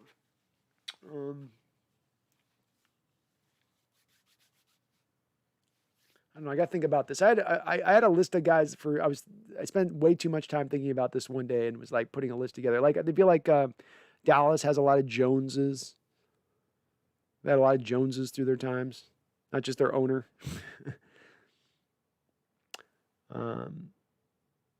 Flag Zappa says the Giants secondary is nasty. Rondarius Williams. Yeah, they already signed Adoree Jackson. They got Logan Ryan. I do wonder a little bit with Adoree and Logan. You got two slot guys kind of there. But they've done a good job of addressing that secondary well. I like that defense the way that they're coming along. 15 more. Let's go. We're getting close. Getting close. Jay says, there were two pretty girls that were helping me out once I got to the medical center of the school trying to fight back tears. Couldn't do it. It's always nice having a couple of good, pretty nurses to help you out through things. That doesn't hurt. That doesn't hurt. That helps the mending process, if just mentally. Where did Aziz Ojulari go? He went at the top of the second round, and he went to... where did Aziz go? He did go at the top of the second round. Where did he go? There he goes. He went to the New York Giants. Solid picks. The Giants are having a good draft, man. Giants are coming up in this draft a bit. I like what I'm seeing out of them. Shi Smith to the Carolina Panthers. Good receiver. Man, the Bills got Marquise Stevenson. I love that pick. That's great value. I had him as a much highly rated player than where he's being selected in this draft. I think he's a guy who wasn't able to shine as much in college because of the fact that he was playing with a real limited quarterback, but he's a good player. Mason Dale, thoughts on Drake Jackson out of Kentucky? I have not seen a lot of film on Drake Jackson. Sorry, Mason. One of the guys I must have missed on. So I tried to catch as many as I could get this year, Mason, but I did not get through all the prospects. I'm going to get through more next year, just like I got through more this year than last year, but it's a process. I got to start evaluating these guys a little earlier. It's hard to get through all of them in the last minute. Emmanuel Mendehane, one of my patrons. How you doing, Emmanuel? Good to see you. Says, napped after working all night and missed the draft. How's everyone feel about the corner we draft? I think we're at about a 98% rate of happiness with this corner pick. Everybody's pretty happy with this guy. I haven't had a chance to watch a lot of film on him, Emmanuel, but what people are telling me on the film they're watching him in the chat is that they like what they're seeing quite a bit. A feisty, competitive guy, your Seahawks type cornerback in that respect. Missing some of the size and length that we normally look for, But it looks like they maybe are starting to make some exceptions to that rule with having some of the success they did last season in DJ Reed, who also doesn't fit those basic metrics. UE2K, if Pete really said we have no needs, then he's either lying or insane. Relying again on an offensive line that gets injured every year to stay healthy this year is the literal definition of insanity. Yes, absolutely. Absolutely. UE2K says Josh Amator Hebe is on the board. He's good. He'd be an interesting guy too. It could be interesting. There is going to be some, with some of these guys being picked in this draft, I'll tell you this, there are going to be some interesting undrafted free agents available. You know, when you're getting Roy Lopez taken and Taron Jackson of Coastal Carolina and, you know, Marlon Tuapuloto out of USC, that means we're going to get some guys falling into the UDFA section of things here. Could be very interesting. A running back could be interesting in UDFA this year. I like what I'm seeing from that standpoint. Thomas says, I think the Bengals wanted to keep Burrow happy. They saw what happened to Wilson and Watson, so they wanted to keep him happy. Yeah, how happy are you going to be keeping him if you don't got him with an offensive line that can pass protect him? I think he would be a lot more happier getting hit a lot less. I think if a quarterback's going to pick between getting hit a bunch or having a little less fewer pass catchers out there versus hitting less, you know, versus the other side of that, I think they take the few less pass catchers and take a few less hits. Maybe I'm wrong on that one, but I would think that it's been that way.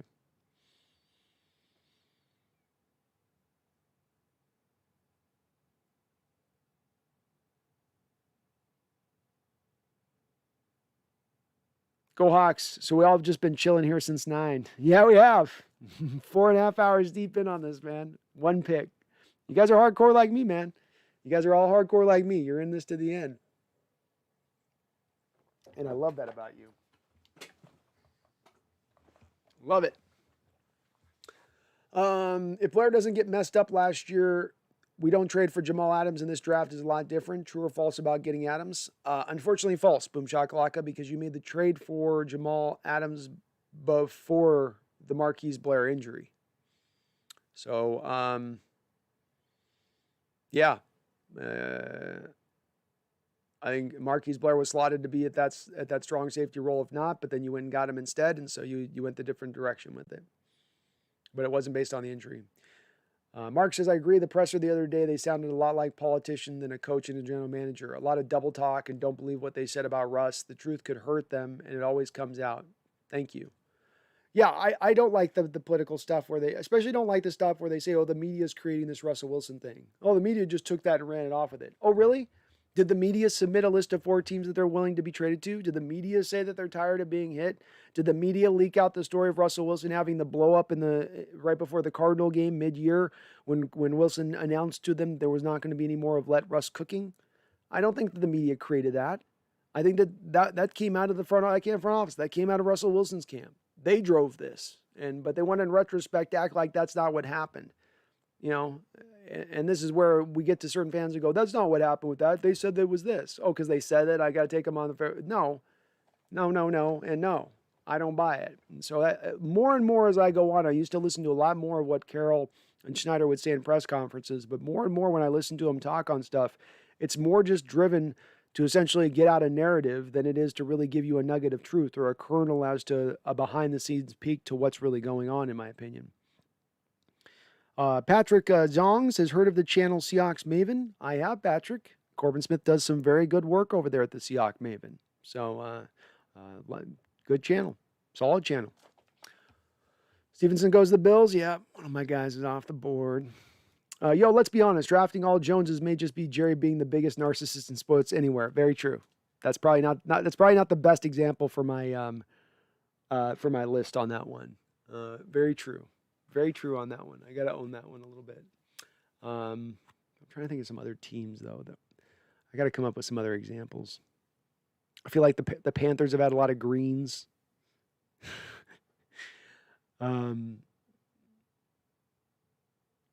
Larry Jackson, is he still there? I guess he is still there.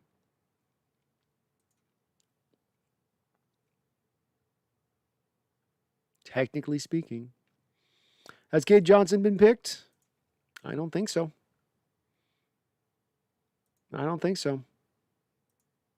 No, he's available. There's some He's the top wide receiver available on the board right now. So actually some good rates. Tammarion Terry is there from Florida State. I did not expect him to still be on the board here at this point. Interesting guy. Interesting guy sitting there. Daz Newsome from North Carolina is there. Trevon Grimes from Florida is available. TJ Vasher, Tyler Vaughns from USC, Sage Surratt, one of the best contested catchers in this draft, would fit really well with Russell Wilson's skill set. Flag Sabbath says, didn't understand the Shi Smith love. He doesn't do anything for me as far as his tape goes. I was underwhelmed by Shi Smith.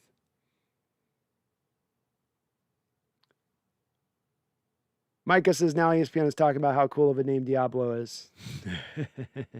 Well, it is a cool name, man. I mean, Divine Diablo, the Divine Devil.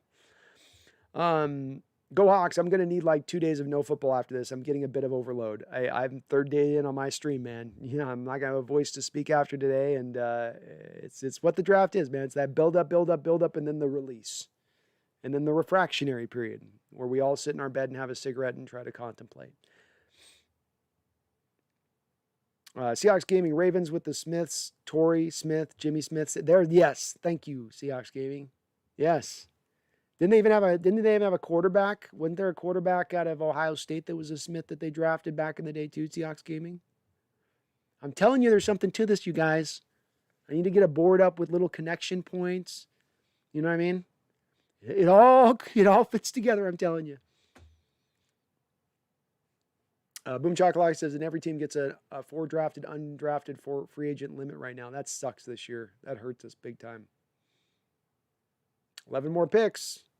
Flag Sabbath says, or should I say 11 more, as in David Moore?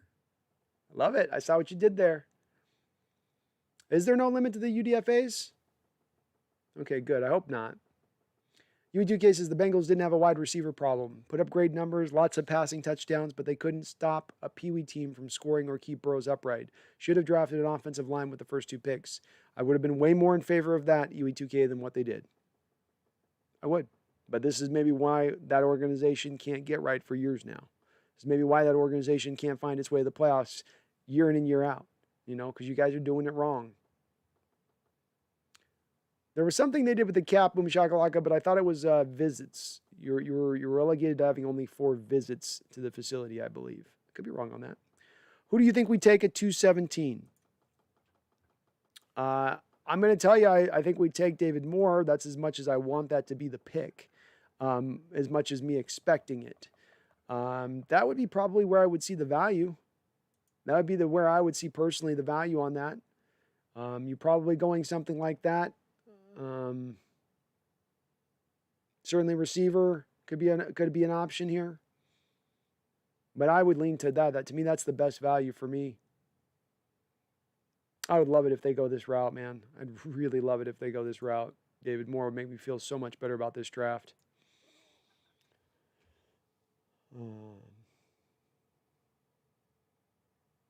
Yami says, Corbin freaks me out. He never blinks, and those eyes peer into your soul. Great film breakdowns, though.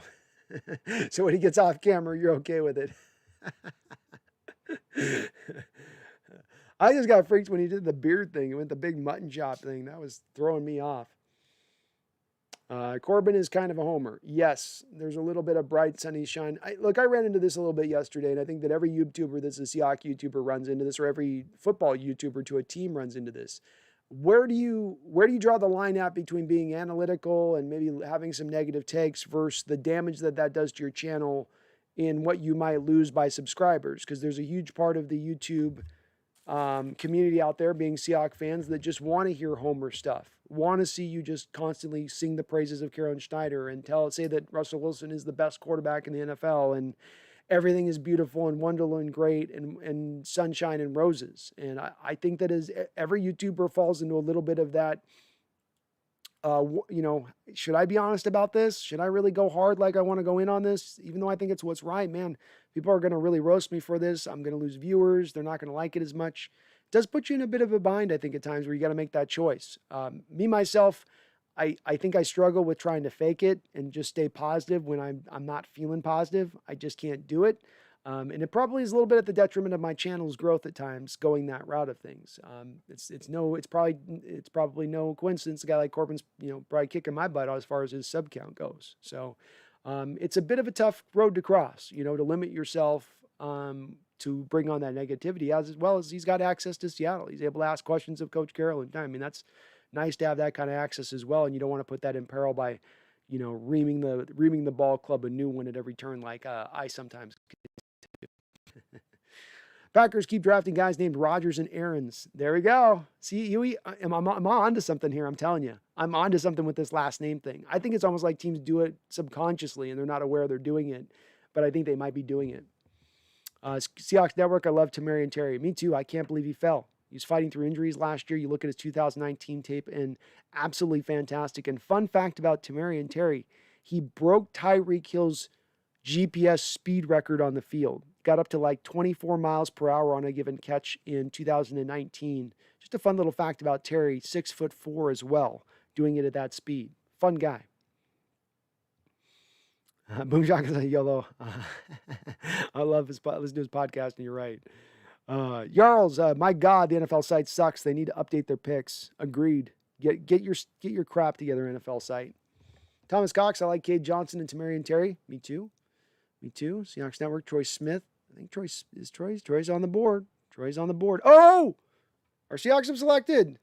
Did they jump up or something here? Okay, I love it. I'm doing the ESPN dingle twice on this one.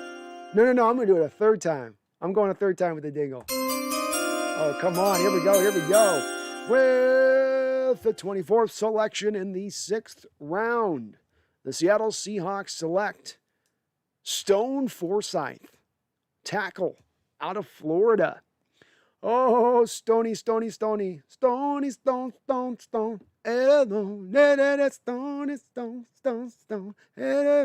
I say, yeah. You make me feel like a stony. All right. Did I do a breakdown on Stony? Have I looked at this guy?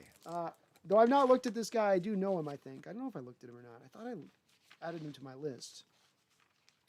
But maybe not. Ooh, I did. I scouted this guy, you guys. Woohoo! Let's see what the chat's saying here. Could have gone the 4th. Easily could have gone the 3rd. This is a guy that could have easily gone in the 3rd. Okay, so let's go into this one. You guys are going to like this guy. Okay? First off, he ran a pretty fast 40 for 6'8", 5'14". The guy is legitimately 6'8". It does not seem to hold him back on the football field at all. He does not seem like he does not struggle to move out there. 34 3/8 inch arms.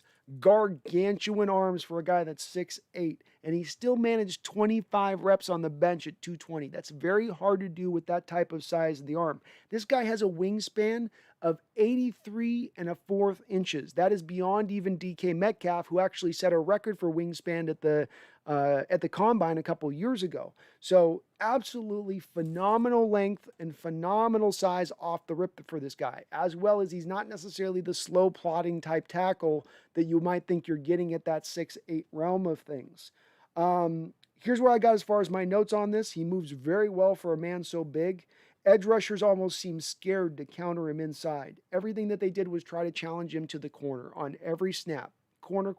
Nobody was going to the inside with that length. Because even if you got some space on the inside, those long arms are going to neutralize you.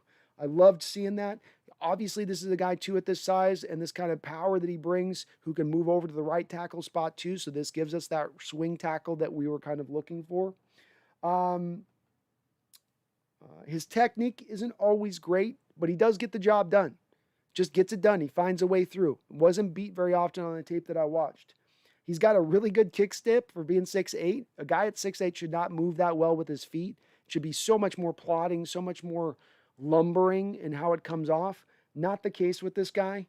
Really only gets off balance when he's locked up. So where sometimes a defender can kind of do the push-pull move where, okay, I've got you locked up now. I'm going to pull you forward to get you kind of off balance, and then I can kind of grift up around the edge of things. So he does have a little bit of that to him in that respect. My bottom line is He's another guy who looks like he can play left tackle in this league, in a draft stack with left tackles who look like they can play in this league. There wasn't the star power in this draft at left tackle. It was depth. It was about, there's a lot of starters in this tackle at left tackle that you can get. And it goes all the way through the draft in that respect. Whereas normally they're off the board and gone by the third, fourth round. There's not many left at that point. You're taking flyers on guys. This guy is not that way. He can play in the NFL. He has that in him. His size plus his length plus his wingspan give him a lot of room for error. The size that he brings and having that 83-inch wingspan allows for him to potentially get beat at times and moments, but then gets his hands back on those guys just because, I mean, can you imagine try to get around a guy 6'4" with 33 long-inch arms? Now imagine trying to get around a guy who's 4 inches taller than that with another 1.5 inches of length of arm space on top of that. That's a lot of man to try to get around. And then add in the fact that he actually can move as well. A guy at 6'8", you go, oh, he's probably a 4'5" and, you know, a 5'4", 40 guy. You know, a guy with those long arms probably is only going to put up about 15 reps on the bench, if just that. Arms are too long, but no, size, some athleticism to go with who he is as far as what he is as a player. I like this pick a lot. Fantastic value here as far as this guy could have easily gone in the third and the fourth round. You're getting him in the sixth. I love that from the standpoint. I think this is a guy that can play in this league. I think this is a guy that's an upgrade as a swing tackle over Cedric Abuja and over Jamarco Jones. I think he's better than both of those two players immediately.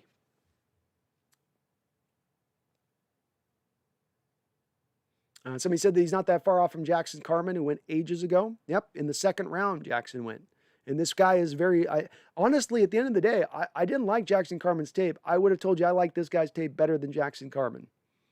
So, you know, it's not always pretty because he is big and you know, sometimes he's just about him getting the job done. But he has enough to get it done. He has enough to do the job out there. And can he give Shell a run for his money, says Brendan? Yes, he can. Yes, he can. Just hopefully Russell isn't having to ever try to see over the top of him.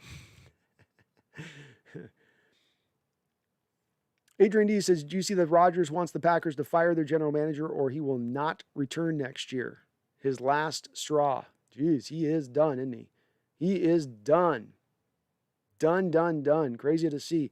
Jay says, Seahawks do good. The Hawks Nest channel gains lots of subscribers. The Seahawks do bad. Brandon speaks truth. Channel loses a couple subscribers. Laughing out loud. It's true, man. I'm not complaining either. I'm not complaining. I'd rather be honest and not maximize out a little bit at the top end and give you guys the honest take rather than blow smoke up butts. Zorn76 is his grandfather's John Foresythe is anonymously proud. That's nice. It sounds familiar. I know John's Foresythe, and I'm not placing him right now.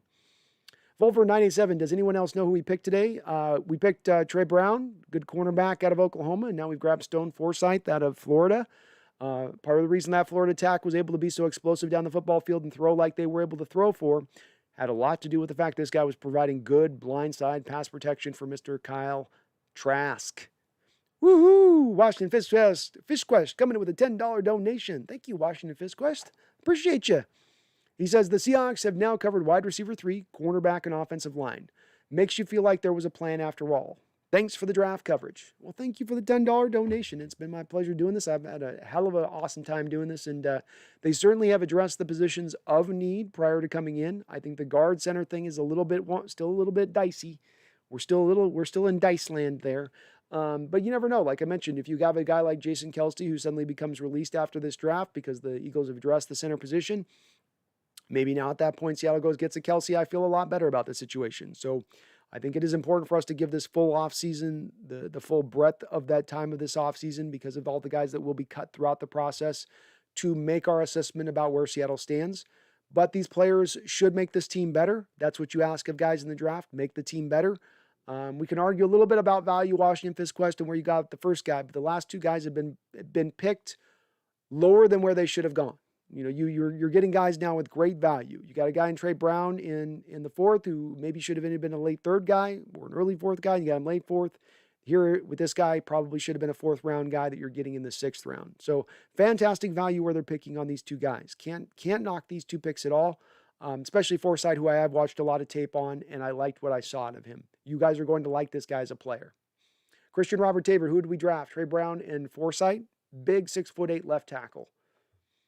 Big 6'8" left tackle. Washi says, remember 2 months ago I said JS is going to draft 2013 God mode. I think he did that in the draft. I really like the corner and tackle pick. The fact that the Rams were going to choose Dwayne means he's going to be good. I agree with everything you said except for the second part. You're not the only guy to say that, Washi. I've had other people in chat tell me that because the Rams were hot to trot on Dwayne Eskridge, then that makes it a good pick. I don't take that same kind of logical jump or leap. I don't necessarily buy as much into the fact that the Rams are some draft aficionados as it concerns the wide receiver position. They've drafted Cooper Kupp in the second round. That's been their great drafting history of wide receivers recently. They signed Robert Woods to a free agent deal. They already knew what he was. They just signed Deshaun Watson to a free agent deal. You knew what he essentially was. Van Jefferson, we still don't know. Josh Reynolds was a marginally good player as a wide receiver. That certainly doesn't make them, again, wide receiver aficionados in the way that they target do the right guys in the draft. They just know wide receivers backwards and forwards. This is as evidenced, I would offer Washi, by the fact that they went out and got Tutu Atwell after our pick. Tutu Atwell's not a good player. Shouldn't have been picked there, in my opinion. 150-pound, 5'9" receiver. Very hard for me to see him do that well at the next level, personally. But overall, I like this draft, and the draft is not just based upon one player. It's based on the totality of the moves you make. And in totality, I like these moves overall. I'll give the draft right now a solid B, maybe a B+. Maybe. Seahawks Gaming says, line up Eskridge at halfback and have him hide behind the Storm Foresythe. So nice. I love it. I love it. And thank you again for that donation, Washington Fistquest. Very kind. Quentin, see the Seahawks always draft well after the first pick. They do. They do a lot better after the first pick of the draft. That's for sure for the most part. Your boy Michael, so great pick. Yep, great pick. Pete will move him to center, laughing my ass off. A 6'8" center. I've never seen one of those before. Got close last year with Cushenberry out of LSU, but I don't think I've ever seen one of those. Washi says, out of a 10, how good is this tackle pick? Well, I guess let me assess that from two places, Washi. If we're saying how good's the tackle pick out of all of the tackles in this draft, is he a top 10 tackle in this particular draft? Probably right on the edge of being a top 10 tackle in this draft, yeah. For instance, I liked him better than Robert Hainsey, who went out of Notre Dame, I think in the 3rd, 4th, 5th round. A lot of people project to being a center at the next level. I like his tape better than that. To be honest with you, I like his tape better than Liam Eichenberg. I can understand why Liam Eichenberg is going to be a better player, but Stone Foresythe really had some nice tape. Really had some nice tape. I just didn't see him getting beat. Creates holes in the running game and then doesn't get beat. Technically good enough. I like what I see from him.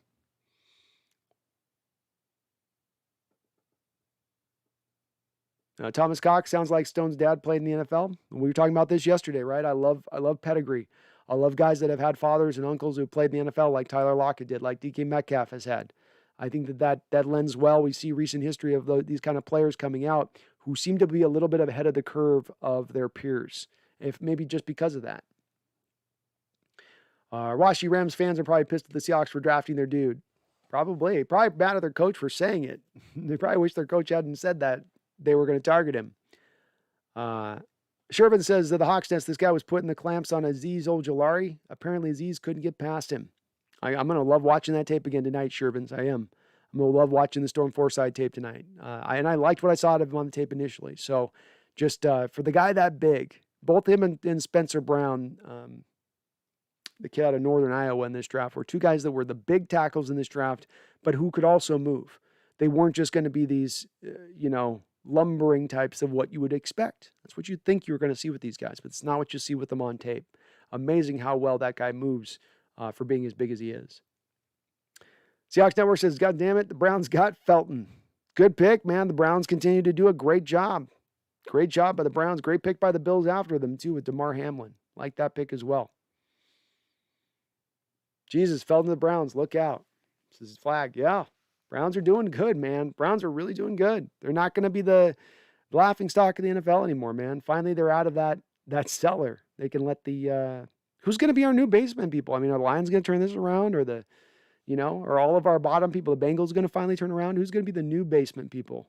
Who's going to be our new folks stuck under the stairs? Who's our candidate? Eagles. I think Eagles could be that team. Eagles could become that team. Definitely the Eagles could be that team. Jason says, we all thank you for your honest opinion, knowledge, excellent recruiting on players. Definitely my favorite Seahawks channel I choose to watch is right here. Thank you. Oh, you're very kind, Jason. Thank you. Thank you. Thank you so much. You guys are super kind to me. I tell you, I say it again and again about the channel. When I started this channel up, I thought I was going to be dealing with way more trolls and way more negativity and people telling me to shut the hell up. Instead, it's completely the opposite. It's just a bunch of people with a lot of positive energy, very encouraging. You guys keep me going on this, you know. Sarah says, Kyle Trash. Yeah, I was not a Kyle Trask guy. That's the one place Tampa Bay, I think, screwed up that pick by going after Kyle Trask. That is definitely a luxury pick where they made that selection of him, I think, in the third round. But I think Trask was getting overrated through the late process of this evaluation process. Freaking thrown over the last 2 years to like 7 pass catchers in the NFL. Blindside protector is pretty good. But he helped make Kyle look good along with those receivers. Washi, I think we're just going to get an undrafted free agent center. Maybe. Most of the guys are off the board, and it wasn't a deep class of them. Darren says, we already made, 5 picks? We don't need a tackle.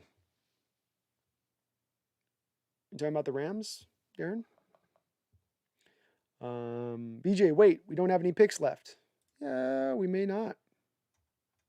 We very, very well may not. We made it. I think we trade up there in the 6th round because we were picking further back, and then suddenly we just jumped up and selected.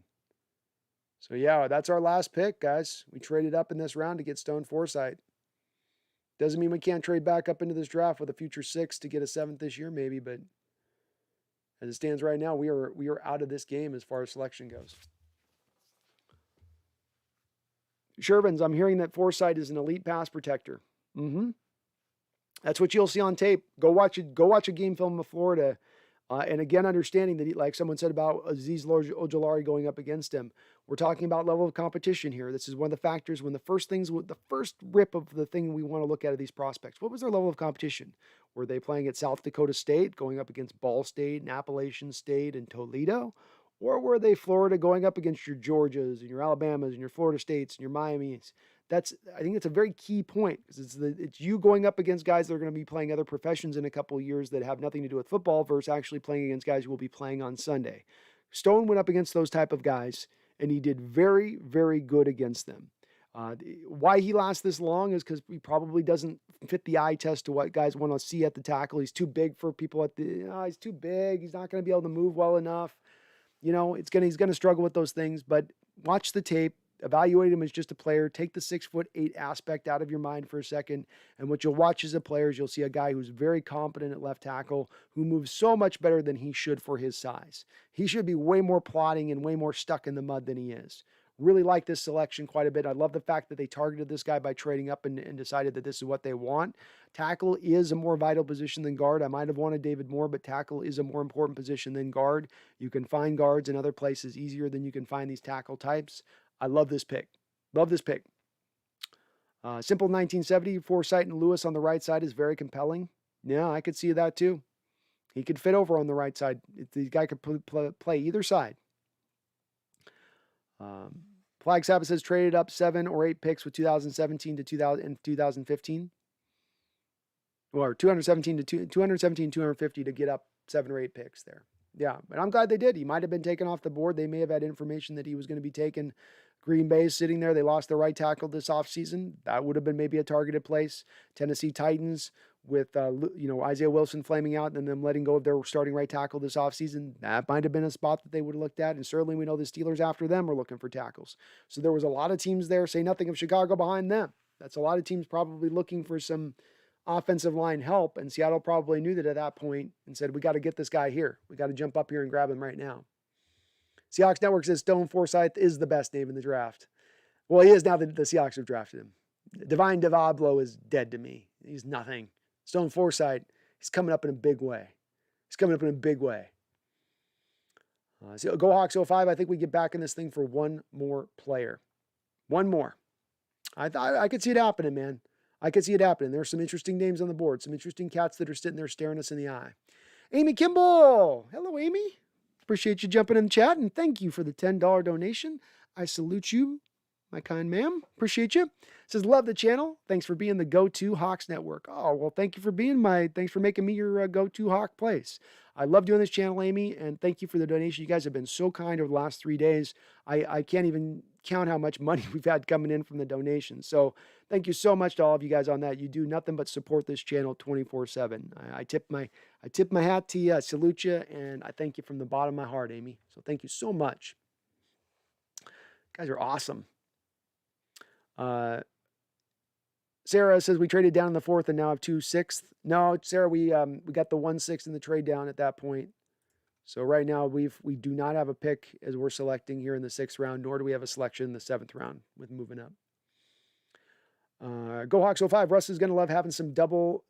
Is going to have some double his side protecting home from the Watts of the world. It's going to help him. I think it's going to help him.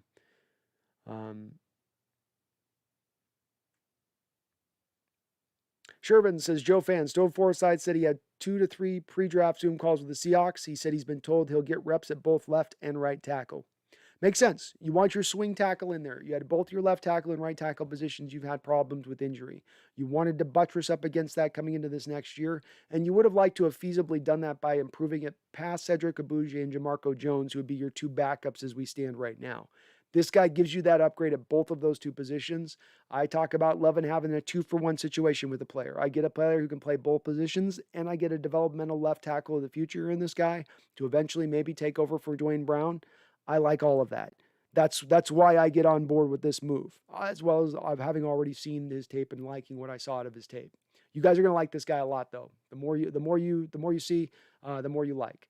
Washi bro, I'm sorry about the call and spamming. I asked a lot because I would ask and then leave the stream, so I wouldn't listen to your answer, forcing me to ask you until I heard your answer. No worries, Washi. And remember, I got caught in a bad place yesterday. I'm emotionally wrapped up into this team.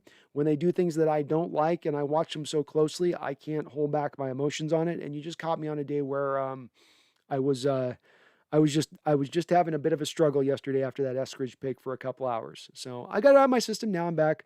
We won't do the call-in probably today because I'm at 5 hours in. We're going to still go longer here today. And my back is hurting and my throat's going to be sore here by the end of this. But I will promise we'll do a call-in and we'll plan on getting call-in reaction on the next show we do with this, which will be next Thursday. I'll throw the opening on Twitter. I'll throw the opening on our Discord channel to open up to those who want to call in on Thursday, and we'll try to do it off the rep. We'll get your guys' thoughts at that time as to what you think about this draft and where you're standing at as far as this offseason is concerned. If you're confident about where we are, if you think we're ready to drive forward, as I think we potentially maybe could here. And yeah, it makes ton of sense that Foresythe gets those sets. He can do the right tackle stuff. He's got the power and the strength. I mentioned the reps, the stuff he shows on tape, his size. That's usually those right tackles. You want him to be a little bit bigger. He's got that. He's got that Breno Giacomini build to him. You know, he's got that big, thick boy. He's a big boy. Darren Bale says Rams got a 6'5" receiver with 4.4 speed. Don't know if he's good, but he is big. Let me see who they got. Let's see who they got. Am I going to be scared by this guy? Jacob Harris out of UCF. Didn't scout that guy. Definitely a project on that one. Definitely a project.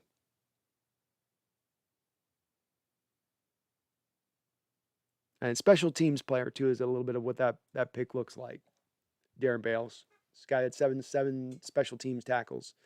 But you can't train 6'5", right? You're not going to train a guy to be 6'5", and you ain't going to train a guy to get to 4.4 speed. Those are 2 things you can't teach. So good things to have as base measurables to work off of with a guy like that. Rainy Taco says, can't believe Las Vegas didn't take Stone and Boogie for all their name for all the name team to get the all name team in the league. That with Leatherwood would be awesome. True. That would have been an awesome team of names, man. Sarah, the only thing that worries me about Foresythe is it says best scheme fit is a pass-heavy attack with launch point from the pocket. Can he hold up when Russ scrambles? That will be a question. As I was pointing at Sarah in my evaluation of him, where a little bit of where he can struggle at, and this is where the evaluation comes in from other people and saying his best scheme fit's going to be on and is essentially going to be within on an on-time passing attack.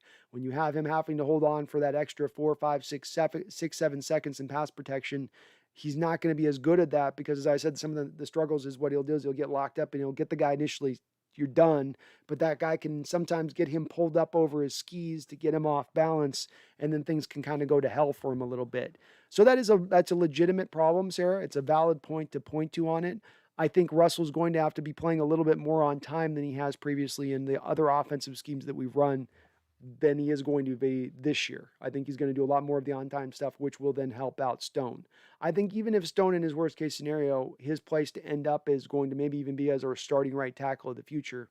That's kind of his floor, Sarah, is at the very least that. And right tackles do tend to struggle a little bit in pass protection anyway at the end of the day. And if you're saying, well, our guy only struggles in pass protection on the right side when our quarterback's asking him to block after 5, 6, 7 seconds, you can probably make your peace with that overall as the one detriment for that player, as their main detriment when they're bringing all those other plus sides to the field. Gohawk says, him and Lewis on the right side. That's a lot of man mass. It's a massive man that you're throwing at him there, isn't it? Raining Taco says, get Russ some stilts to see over the middle. Imagine he comes out in the field, he's got the stilts over his shoulder. You know, are those stilts? I think he's got stilts. Drops him on the ground as he goes down to a knee on the huddle. Gets out of the huddle, puts one on his leg as he's doing his pre-snap check. Get the other one up on his leg. Technically speaking, I don't think the NFL has anything in the rule book about stilts. Because it doesn't mention it, you know. I don't think it mentioned anything about stilts. If J.J. Watt gets to wear his big arm brace thing, and that's been helping him out for years, then why can't Russell Wilson have some stilts? Your boy Michael says that we probably get another center. They're going to probably do something at center. Hard to go into this next year thinking that you're just going to go with Posick and then Fuller behind him and then call it a day. Quincy Roche going to the Steelers. Love that pick as their sort of fill-in for Bud Dupree going to Tennessee. Great pick by them there. Khalil Herbert going to Chicago. Like that pick for them. Solid selection.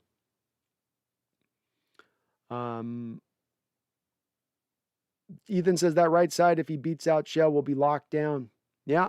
And Shell was pretty good in pass protection last year until he got injured, and then it went bad. But he was actually fairly good. He showed much better in pass protection than what he showed with the Jets prior. Sherman says, first time ever that Pete and John didn't take a defensive lineman in the draft. Crazy. Washi, bro, I love your draft coverage, and I also love your passion for the game. I also love how you give an objective opinion. Thanks a lot. I've gained a lot of football knowledge from you, and I appreciate it. Thank you so much. Well, thank you, Washi. I do appreciate you making me your place to go do look, and you guys teach me as much as I potentially teach you. So I love that about you guys in the chat. You always open my mind to things that I haven't thought about or considered. We're all working together on this, man. Just upping our knowledge bit by bit. But I appreciate your kind words. You guys are so nice. Sherman said, Foresythe said that he and Freddie Swain are homies. Nice. A little bit of the odd couple, the 6-foot guy and the 6'8" guy. I can see it though. Sarah's all in on Kylan Hill. Kylan Hill. He's a unique talent, Sarah. And he's a guy that falls maybe because you don't have enough tape to go off of him, not because he isn't talented, not because he could maybe be a really good running back at the next level. And if there's a guy you're going to reach for to grab for, you hope that they have that kind of they've got that kind of background to them when you're talking about being in the 6th or 7th round. What is our need right now? I think our need right now is probably center above all else, Sam linebacker, and a coverage will. Those are the 3 things that are right now probably the looming needs as we sit. Seahawks Network says, please trade back up and get David Moore. It'd boost our draft grade to a B+.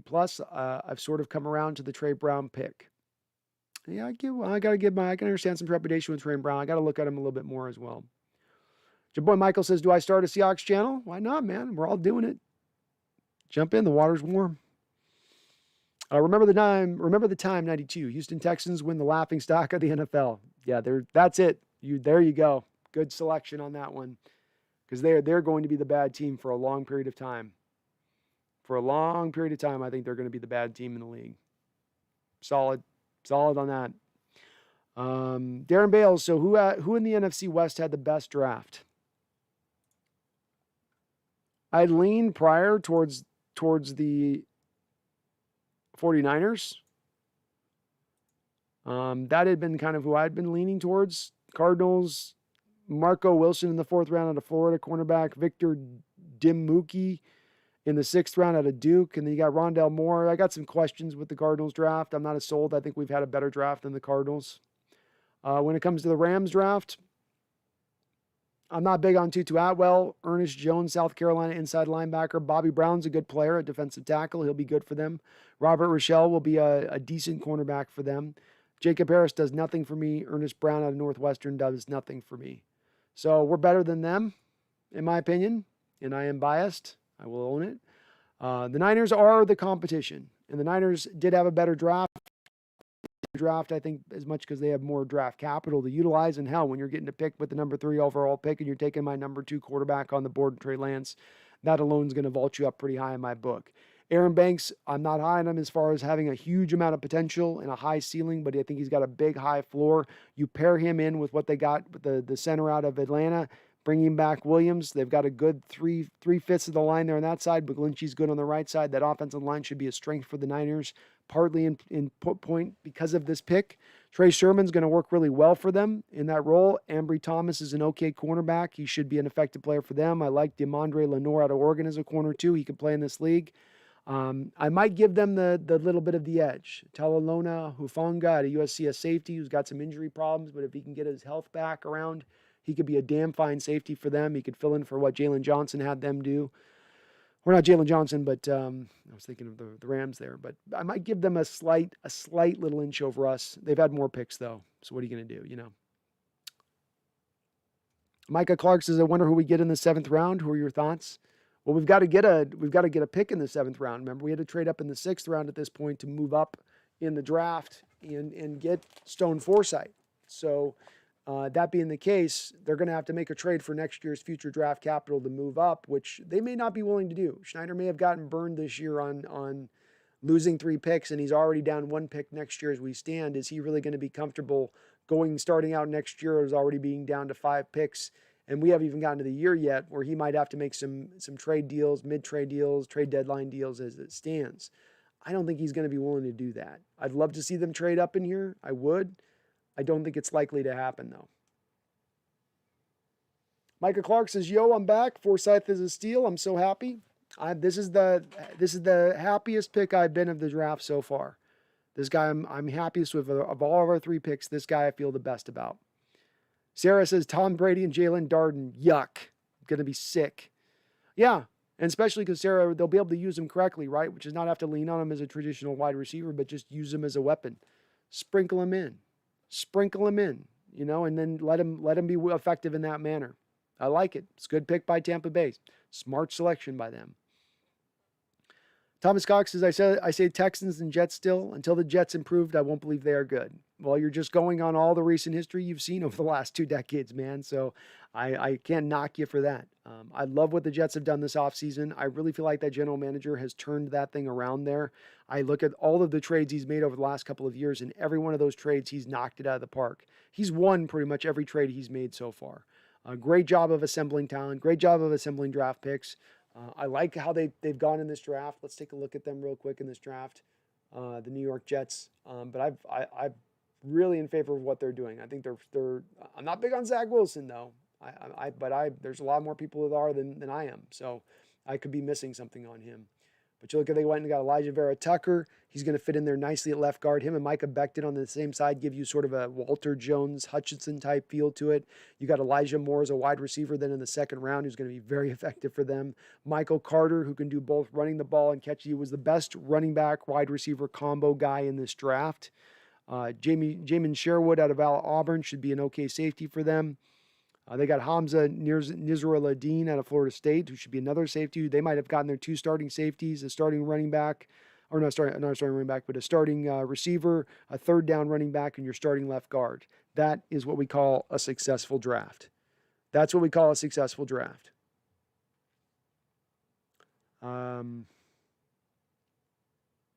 Roxanne Roll, I've enjoyed your talk. I'm excited about the possibilities of Foresythe Presents. Looks like the teams are starting to grab all the tackles that are left. Partly probably Roy Roxanne, they traded up there and gave up that seventh round pick to move up in the 6th round. Schneider was looking at the draft board, looking at the available tackles, looking at the teams that then had those needs behind them. And to your point, you start to now see a little bit of a run on tackles as teams pull for that need. Good on Seattle to jump up there and target that.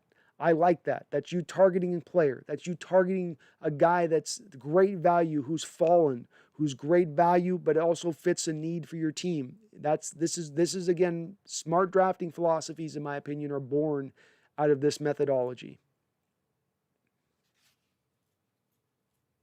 Seth Williams goes to Denver. Nice little wide receiver. I'm not super high on him. Sam Ellinger out of Texas goes to the Indianapolis Colts. It'll be a nice backup for them, I think.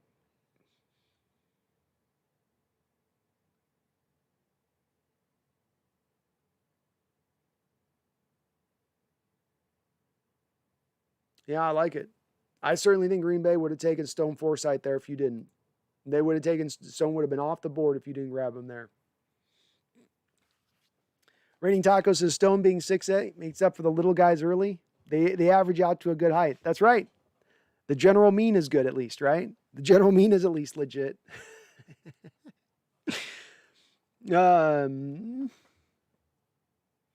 Washi, Posic's game will be elevated because he has great guard play around him, and I think Posic will be good when he's healthy. His game declined when the other guards got injured and he got injured.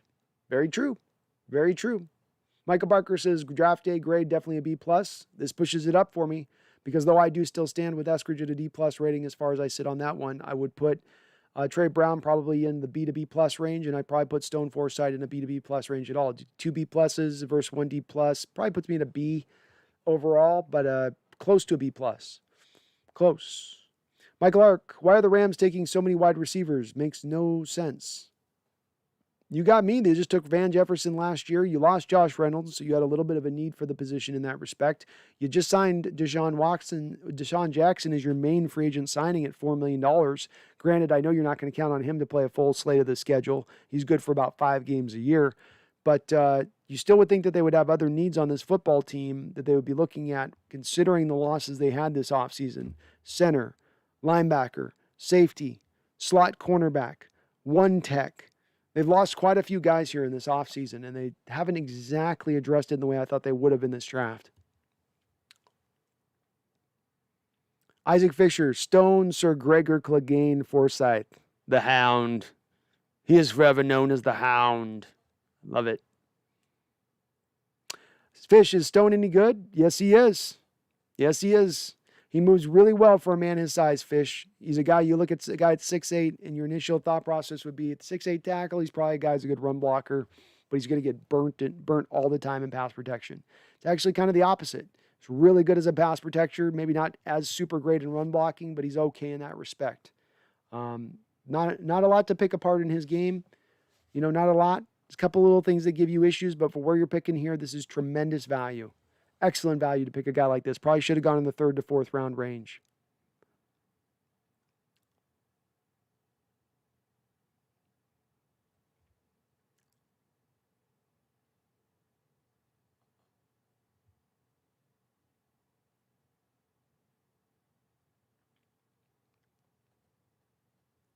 Mark, I admit this draft is getting better. I hope they bring a free agent center in, though. Only time will tell.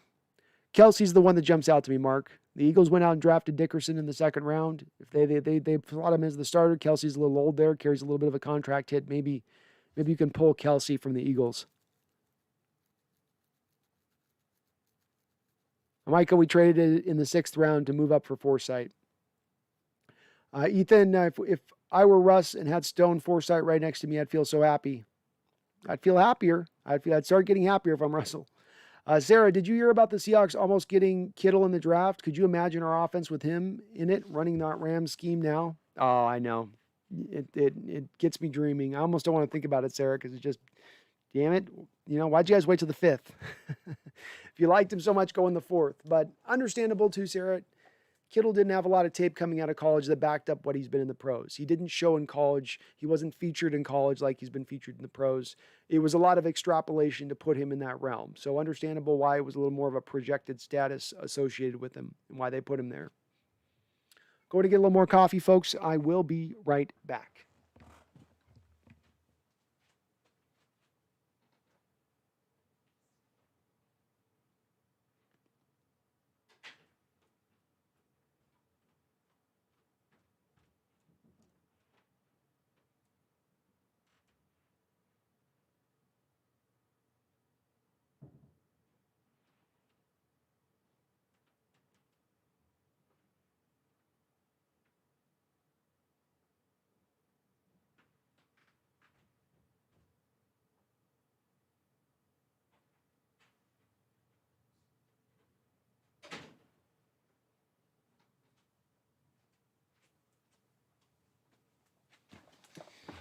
All right, we are back. Chat Sports guys are loving this pick. They should.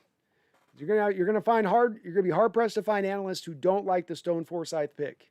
Even if you don't like the pick, you can't argue with where you're grabbing him in the 6th round at this point. That's just too much of tremendous value for a guy who should be a functional left tackle, at the very least a good league starting right tackle as his low end. So I'm not shocked to hear a lot of people pretty much unanimous in thinking this is a good pick. Sharpest Droz says 13-4. I'm willing to go 13-4, but it's got to be with the caveat, Sharpest, that we say that's with the caveat that our offensive line doesn't completely fall to injury as it has the last 2 years. Because I still would maintain I've got wonder, especially interior, if we've got the depth, if stuff starts to go sideways there. I mean, if you lose both Shell and Dwayne Brown, I think you're in trouble. If you lose a couple guards, you're in trouble. So the depth has me concerned. But if they could stay healthy, then absolutely 13 wins is in the reticule, is in the sights.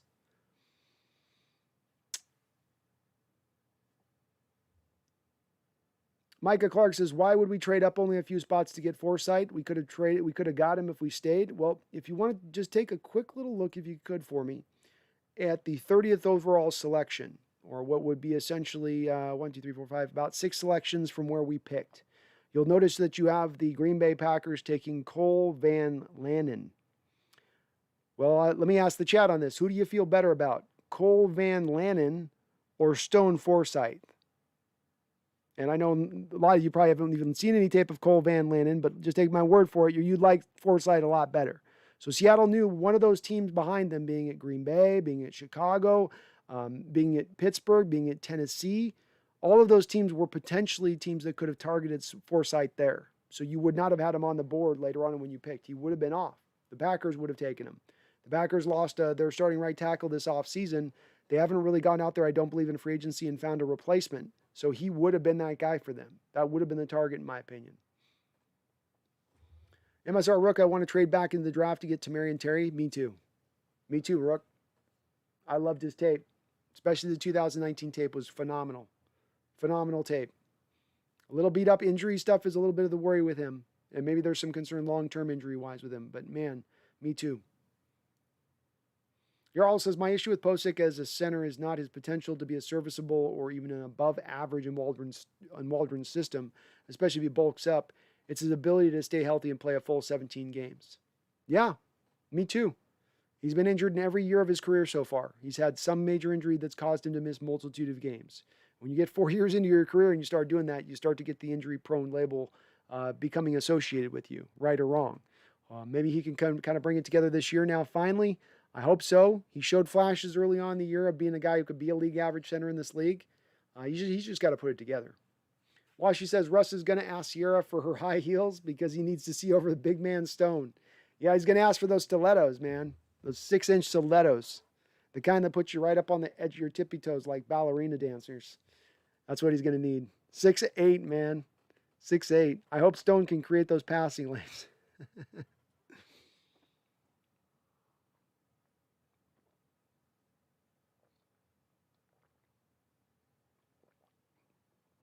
Seahawks Gaming says we had Foresythe in our sight.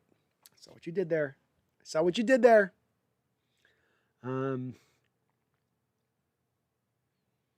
Flag says, how do you know we would have gotten them if we stayed? People think that they know what's going to happen. There was like 8 or 9 picks that they traded up for if the guy was projected early. Glory, bro. How you doing, Glory? Yeah, I'd say, and I look at that Packer pick and them taking a tackle there and taking a guy in Cole Van Allen. That's a far steep drop off from what you're getting in a guy in Stone Foresythe, and that tells me that Seattle probably had a good indicator that the Packers would have taken Foresythe if they were to remain, and that they were targeting Foresythe. So I like this pick. They target a guy that's dropped in the draft, provides great value. You're giving up a 7th rounder to move up and target that specific guy. And if you're talking about getting a tackle, starting tackle at either left tackle or right tackle in the future here, which is what this guy offers as far as potential goes, then that's fantastic value. That is unreal value to be able to pull out of a draft. Tackle position is so vital and held to such high esteem in the NFL. You're not usually able to pick up these type of guys in the draft at this range. Fish says, I want Mukamu, and we can get Patterson out of as UDFAs. I love it. There's going to be some interesting UDFAs here, so we'll see how it goes. Man, my back is just biting the hell out of me back right now. Darius Brown, Hawks Nest. Watch Trey Brown's Senior Bowl one-on-ones. He was like the lone bright spot for DBs. It's impressive if you can do anything on those one-on-ones as DBs at the Senior Bowl, Darius, and I will watch it. I'll check that out. I'll include it on my my film breakdown of him as well. But you're right to point out to that, because those guys are the defensive backs are basically put in a losing situation. The receiver is allowed to run any route he wants to run. There is no other cornerbacks on the football field, and they've got all of the field to work with. It makes it damn near impossible for those cornerbacks to cover in those situations. But the fact that he was able to remain sticky, as you're speaking to, when he's sort of being set up to fail, when most of the other cornerbacks are being set up to fail, it's part of the reason when people tell me, oh, this wide receiver burned up the Senior Bowl one-on-ones, I tend to roll my eyes a little bit, because all of them should burn. If I'm a wide receiver talent and I have a cornerback across from me and I have a whole football field to work with and all the time in the world to get open, I probably should be able to get open against a guy, even if he's going to be a fellow NFL football player. So that's great to see that he's actually able to turn that around, Darius, and be a guy to do well on those drills. Trey Smith, are we done drafting? We're done drafting in the respect of we don't have a pick right now, Trey. We could very well trade back up into this draft, though. So you could flip maybe a future 6th next year for a 7th this year. That wouldn't be the craziest proposition to come down the trek here. Micah Clark, I think Darrell Taylor or Mayowa can play Sam. Pete said they will try out Mayowa at linebacker as in Sam, but I like Darrell there more. I like Darrell a little bit more there because he's a little more sudden than Mayowa is. And I think the suddenness is going to help the Sam linebacker out a little bit more, especially with staying on a little bit of those, I'm trying to think, outlet routes that will be ran by the tight end, where it's sort of they'll run to the sticks, run to the sidelines, essentially. I think that fits a little bit more with Darrell Taylor at this point. And you would have thought if they thought that Mayowa could have done it, why didn't you try that out last year after Irvin went down, if you think Mayowa could do that? They might be taking a flyer on it, but I don't think, Remember the time, says Herbert went to Chicago. Good pick by Chicago. Yep, Khalil Herbert's a home run hitter there. A little small, but good player. Michael, but we should get back in for an SEC running back. Needs fresh legs. It's a long season. Well, there's certainly guys that are in this draft right now, Micah, that I'm higher on than DJ Dallas and Micah Clark. Kylan Hill, I'm higher on as a player than I am of DJ Dallas or Travis Homer. Let's take a look at the running backs we got here. So Jared Patterson, Kylan Hill are two guys to me that I'm higher with both of those two guys than what we have in Homer or DJ Dallas. So I'd be happy with that because those guys would provide us upgrades. Micah, I think we can go 13-4. I think Lance takes till year 2 to be really good. I do think he can be solid in this upcoming season. Me too. It's going to be really where I think the upside of 49ers lies in next year, the development of Lance. If he's going to take a year, that team I don't think is ready to get back to the playoffs. If he's ready to hit the ground running and be a semi-effective player who can give you flashes throughout a game, maybe that pushes them up a little higher in my mind. Seahawks Network, Tutu Atwell in the second is a massive reach. He would have been on my board. He wouldn't even have been on my board at 148 pounds. Me neither. I pointed to at the start of this draft coverage, I tried to really crystallize my problem with Dwayne Askridge as it concerns his height. And when I look at historically over the last 9 years, receivers that have been 5'9", how many have been selected, how many have been successful at being selected, versus how guys who have been 6 foot plus or taller have done selected inside those 2 first rounds. To me, it's pretty stark. To me, it's pretty clear in what that data tells you. That teams do not draft 5'9" receivers and under in the first 2 rounds. That when they do that, those guys do tend to be misses. And receivers that are 6 foot plus in height picked in the first 2 rounds tend to do better over a recent 9-year stretch. That's what the data tells us. So I think Atwell fits into that same mold. 5'9", 148 pounds. Give me the last receiver in the NFL. Say nothing the last 10 years. Give me the receiver the last 40 years who's operated 150 pounds and found a way to be successful in this league. You do not have an example you can provide me because there has not been one. If Tutu Atwell is effective at that size and speed, he will be the first to be effective at that size and speed. Michael Ryan, first round. Jamal Adams, that's true. We do get out a first-round Jamal Adams pick to this draft. Obi-Wan, I don't like the idea of moving Daryl. Keep him at the position he's good at. Mayo will be gone in a year or two. Move him. Obi-Wan, I don't think that he can do the Sam role. Like I said, for the reasons of if they were going to do it, they would have done it last year when Bruce Irvin went down with his torn ACL and you needed help there. They didn't go that route. They instead flipped KJ over into that spot. I don't think that you stunt the growth by Daryl moving him out there. It's a way to just get him more snaps on the football field because early downs right now, if Alden Smith's out there, you're going to probably have Alden and Carlos Dunlap on early downs. And you're going to want Daryl Taylor moved to the outside to the Leo role when you're in pass situations only. You'll then flip him out to Leo. So he'll still get out there and he'll still rush the passer and he'll get some rotational snaps. This is just to get your best 11 guys on the football field at one time. Sarah says she likes Mukamua and Kylan Hill as undrafted free agents. If we grab just simply those two undrafted free agents, Sarah, I'd feel we wouldn't have to grab another undrafted free agent at that point. I'd feel awesome about those two guys. YDY, Austin Ryder still a free agent center. Could happen. Don't think he provides an upgrade over Posick. But similar-ish. I think he's a little lesser of a player, but similar. Seahawks Gaming is an opposite day. We go for tall corners. We get a short one. We go for run blockers. We get a pass blocker. I think so. I think we're in the twilight zone of drafting time here for our Seahawks today. I think so. Seahawks host says bring David Moore to compete at center. All about competition, right? Hey, I'm okay with it. Bash him. My guy Seth Williams is fitting to go undrafted free agent. He got selected here. Just got selected here. Who did he go? Seth Williams went to...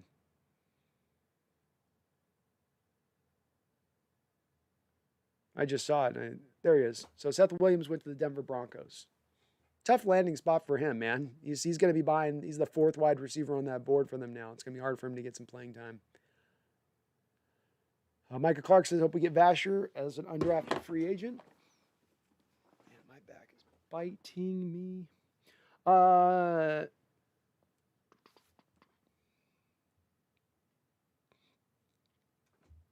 Go Hawks 05, man, wouldn't trade in and Mukamura or more put the icing on the cake. I would put icing on the cake. Ethan's Tech World, okay, Foresythe has got to be a top 5 name. Is that like medieval time period name? Bow down to stone Foresythe. It is a pretty epic name. It's a movie name, right? This is one of those movie names you have. Nobody would ever name their kid that. This is totally a movie name. It's like a comic book name a little bit. Michael Ryan, if it was more phonetic, I guess it'd be if it was a stone something, some stone S, it'd be more comic booky. Michael Ryan, first round Jamal Adams, second round Eskridge, third round also Jamal Adams, Michael. Fourth round Trey Brown, fifth round Gabe Jackson, sixth round Stone. Pretty happy with this draft. If you do add in the guys you traded for, I think you do have to feel pretty happy about it in that respect. I think everybody would if we're factoring in the guys you brought aboard as far as veteran players. Micah Clark, Bears and Vikings have goated drafts. They did very good. Great job by both of those two teams.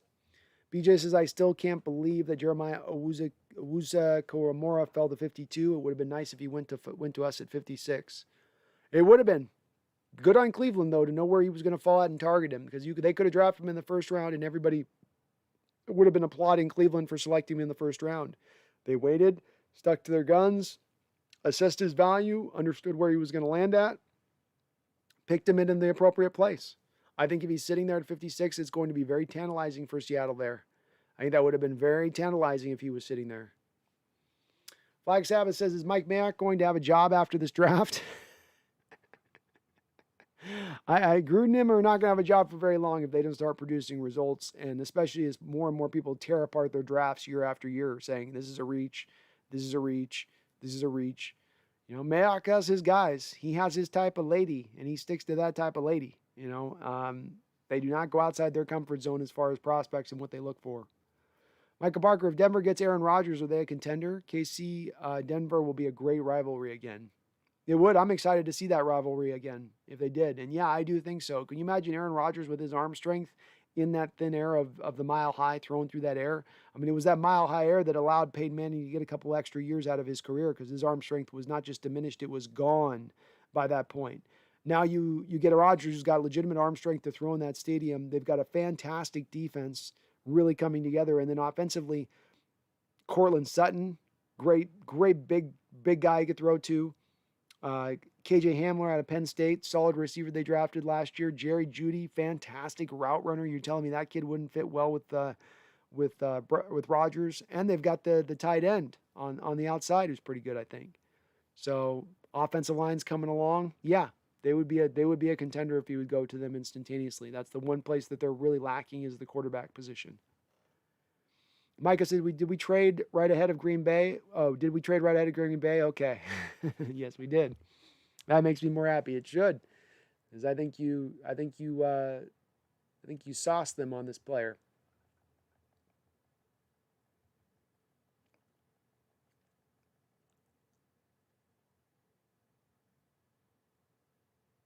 Seahawks Network is, oh my effing God, the Panthers just took a long snapper. Oh, he's a long snapper that can block, man. They just feel like they killed the draft so hard through this front end that they said, the hell with it. We do whatever we want with the last pick. We'll do whatever the hell we want with the last pick is what they said. Crazy Loner says, Stone seems kind of soft, but I hope we can get the dog out of him. Well, he's not your pure run grading run blocker. He's not your nasty guy necessarily. He gets the job done is what I would attribute to him. Just gets the job done. Michael Clark says Foresythe's probably a 3rd to 4th round talent. We got him in the 6th. Yes, we did. Yes, we did. Washi says, I like what the Panthers general manager is doing. Scott Fritter seems like the real deal. He is doing a good job. I like this draft overall for them, even with the long snapper in the 7th round. Thomas says, I could see Foresythe beat Shell and it's Foresythe and Lewis on the right side. Be a beautiful right side. I could see it as well. Rain Tacos, I'm not seeing Stone starting next year. Shell is solid and Foresythe has some technical issues with run blocking he needs to work on. For sure. But he does give you that swing tackle to build up against depth, which is the main thing I like about him right out the jump with the development angle attributable to him as well. Maxwell says, rate our draft. Well, it's 2 ways that you can rate this draft, Maxwell. One way you rate the draft is you say, let's rate it with just the players we drafted. Just assessing the guys, not how many picks you had, but assessing it by the guys you drafted. If we do that, I'd probably put us at about a B. If I factor in the Gabe Jackson trade, if I factor in the Jamal Adams trade into it and bringing them in as players as well, then it's probably more into an A- type state, right? If we're factoring it in. So it kind of depends on how you want me to assess it in that respect. Somewhere between a B and an A-, depending on how we're gonna count the players. But I really like what they've done on the back half of this draft. As much as I hated the Dwayne Eskridge pick, as much as I loving what they're doing on the back end of this draft. Spencer Smith says, I believe that Carroll's perspective on quarterback values have evolved. The emergence of DJ Reed was a big reason for this, but why else would they draft a 5'9" corner who played a majority of his snaps on the outside? Oh, 100% Spencer. This is a complete pick that has everything to do with DJ Reed's success last year. And the DJ Reed thing came from John Schneider. I'm going to try to peek behind the curtain here and give you a little bit of a conversation that happens between Schneider and Carroll here as it concerned DJ Reed at the time. Because Coach Carroll pointed back to this DJ Reed pick as being a Schneider hit. And the way I would see that conversation going is Schneider coming to Carroll and saying, Carroll, right now cornerback depth is a problem. It's a problem. I've been looking at this DJ Reed guy for a very long time, and he can play the position. He can flat out play. He has everything that you want in a Seahawks corner minus the length and the size. Everything else he has. Trust me on this, Pete. Get this guy on the roster, give him some weeks to get healthy and get right, and he's going to be maybe your best cornerback on this team by the end of the year. And that's just how it probably played out. So Carroll's looking at Schneider going, man, you're a psychic. And maybe he's like, okay, I trusted you on that one. I'm going to trust you on this one. You tell me this guy's just a beautiful, pure corner who can do everything I want in my scheme. He's just missing a little of the size and the length that I traditionally look for and want. Okay. Okay, let's go. Let's go. And let's not undersell the fact, too, that this is the second highest cornerback that they've ever drafted. Second highest quarterback they've drafted. Shaquille was the highest at the back end of the 3rd round. This guy's now number 2. You drafted Byron Maxwell later. You drafted Richard Sherman later. You drafted Deshaun Shedd later. So they've gone higher on this guy, meaning they feel that good about him. Michael Parker says, Jake Browning should be available after Minnesota took Mond. We need a Husky holding a clipboard. Spencer Smith, especially considering we have 2 legit nickel options already. Sorry if you already addressed this. I think that they're drafting him, Spencer, to play on the outside, and I think that there's the trust in DJ Reed having played on the outside last year. to be able to have him play on that outside. So I think this is everything about their confidence in that. I don't think that they would have drafted a slot corner for the reasons that you said. Essentially, this guy's going to be your third slot cornerback on the team and potentially could be the third guy in line behind the other two guys who might be better than him. So at least in playing the slot. I think this guy is going to play better on the outside than an Ugo could play if you asked him to play on the outside. I think this guy could play better on the outside than a guy like Marquise Blair could play on the outside. But I think that they truly think he's an outside guy right now. I don't think that they put him in that realm. Roxanne says Stone Foresythe. Seahawks Network says Cole Van Lennon. Even his name is trash. Even his, I mean, just on name appeal alone. Do you want Stone Foresythe, or do you want Cole Van Lennon? My name is Cole Van Lennon. I'm from Senegal. I like computers and I play football and I'm really good at it. And I'm going to go to Green Bay. I'm going to go eat some cheese. And I'm going to have a lot of steak. And I'm going to block for Aaron Rodgers. Play in the winter. No. Give me Stone Foresythe. Give me Stone Foresythe. Who's making that block? Stone Foresythe.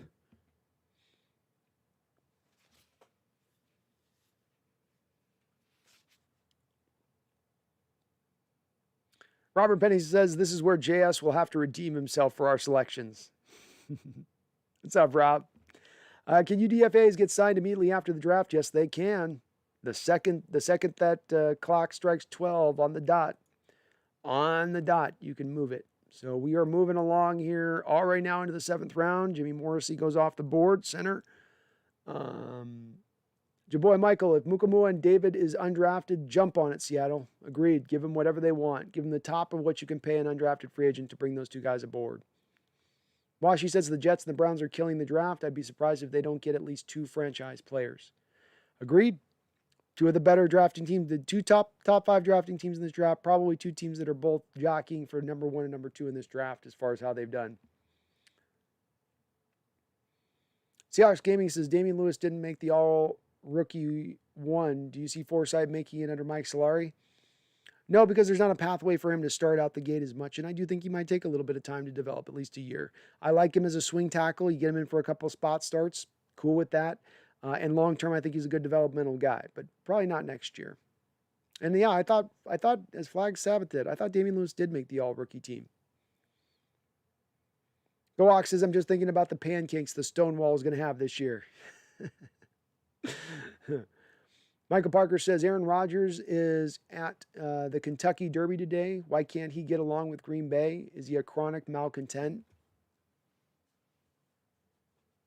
Well, he's a little bit of a chronic malcontent. You knew Green Bay came back to him when they moved McCarthy out and they came to Aaron Rodgers, and this was widely reported, and I think reported with a purpose, where the general manager and the front office came to Aaron and they said, Mike McCarthy's now moving on. You're getting what you want. Do not be the problem as we move forward. Do not be the problem. And I think that he has him in the problem. I think he's bought into this new scheme. He's bought into things where people were telling us that with Mike McCarthy's scheme, he was changing the play in the huddle and throwing balls away when he wasn't buying into the play. And we're getting some of this from sources around the league. I think he's changed it around with this coach. I think he has towed the line and been a good soldier for them. I think his reward for that was watching them last year in a year where they needed more help on the outside. They needed some more skill positions, could use a tight end, could use a receiver. Instead, you went for the quarterback of the future, which you gave up not only a first round, but a third round pick to go and get. You then follow that up by getting up a backup running back on top of that. I think that burned his hide. I think that chapped him pretty good. And I think he kind of has a right in that respect to be chapped there. I've been very hard on Aaron Rodgers and Russell Wilson for expecting to be paid constantly at the top of the market and how that has hurt and hindered roster building. But you as the Green Bay Packers then don't do any favors to your argument side of this, of when you do have those picks then to go help the guy out, that you don't take them. I think he's got a little bit of a leg to stand on with this, where it's like, look, I've been the good soldier. I fit into the context of the offense the way you have. I've stopped freelancing as much. A little bit what we're going to ask Russell Wilson to do, which is fit more. Aaron's almost been a little ahead of him in what he's been asked to do of this ahead of the time. When they're both freelancers, operate off schedule. New coach comes in, I sit on schedule, I toe the line, I do what you ask, I get an MVP award, and then you won't build up around me. You won't give me more receiving talent to make me look better, to allow me to shine, while I got to watch, like Russell Wilson's got to watch Tom Brady be given every little shiny new toy that there is out and available on the market. It can get hard to watch, I'm sure, if you're a quarterback like these guys are in that respect. And I can understand where they're coming from a little bit. I mean, we talked about it. He gets traded to Denver, and he instantaneously has more pass catchers than he has in his entirety at any point in one time with the Green Bay Packers. I think that that's kind of telling. And again, something I don't understand from front office's standpoint. Why wouldn't you want to support your Hall of Fame quarterback? Why wouldn't you want to support your Hall of Fame MVP quarterback? Why wouldn't you want to give him as much as you can to allow him to shine? Don't quite get it. Daniel W. says, I want Jamie Newman. Maybe. Seahawks Network is horse racing is boring as F. Don't get the entertainment. I don't either. And you're whacking the horses. You go, what is this? What is this? I love when they call horses athletes, though, by the way. I do love that. That part makes me laugh. Thomas Cox, do I see KJ returning? Not based on the press conference that we got from John Schneider and Coach Carroll, where they said that they thought that he would have been gone earlier in the offseason, that they're surprised that he's still out there and available in the market. They thought one of the former coaches would target him. One of those guys that's coaching throughout the league would target KJ and bring him aboard, but it hasn't happened. It's really probably a 50-50 scenario right now. It's really what I've contended is what KJ is going to have to make his peace with, and I've said this from the start with KJ. KJ thinks he should be paid more money than he was paid last year when he was really being overpaid at $8.6 million. He's really about worth $2-3 million per year right now in a one-year deal. That's going to be a tough pill for KJ to swallow, coming off the best year of his career, admittedly. But that best year of his career is a little bit of an outlier, And so I can see him coming back, but it's him having to make his peace with it, and I have a hard time making the prediction that he's going to make that kind of peace with. Okay, I'll take like a third of what I thought with no multi-years. I mean, the guy might just as well as retire at that point. Flag Sabbath says we have Tyler Ott on a lifetime contract. Yeah. He's a master long snapper. Raining Taco says Jamar Jefferson's the running back, or Oregon State's available. David Moore, Israel Mukamua, Kerry Vincent's a cornerback, and Michael Manette, a center on my list for a trade back or UDFA signings. Those guys would all be very good. Flag also offers in Marvin Wilson, who would be good too. Seahawks Network says at this point, I wouldn't be surprised if Sarah Fuller gets taken. That'd be hilarious.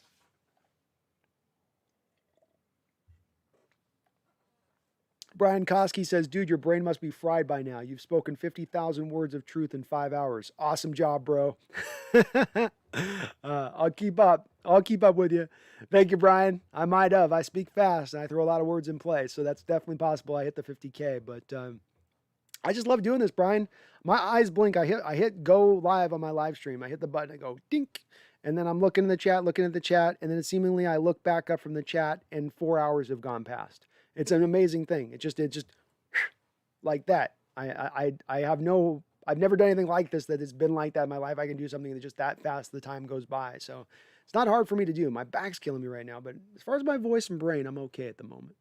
Thomas Cox, but thanks for the kind words, Brian. Thomas, I want Jamar Jefferson and Cade Johnson as a UDFA. I like Cade a lot. Unfortunately, Cade is a slot-only guy. This guy's not going to play on the outside. So if you go for Cade, then you better have a lot of confidence at that point. Not a lot of confidence because it'd be a UDFA. You can cut him at any time or put him on the practice squad, but you'd have to have a lot of confidence that Eskridge could play on the outside at that point. Flag. Oh,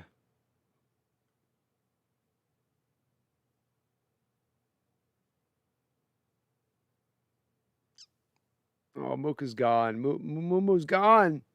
Moomo go bye-bye. Moomo go bye-bye long. Did the Cowboys take him?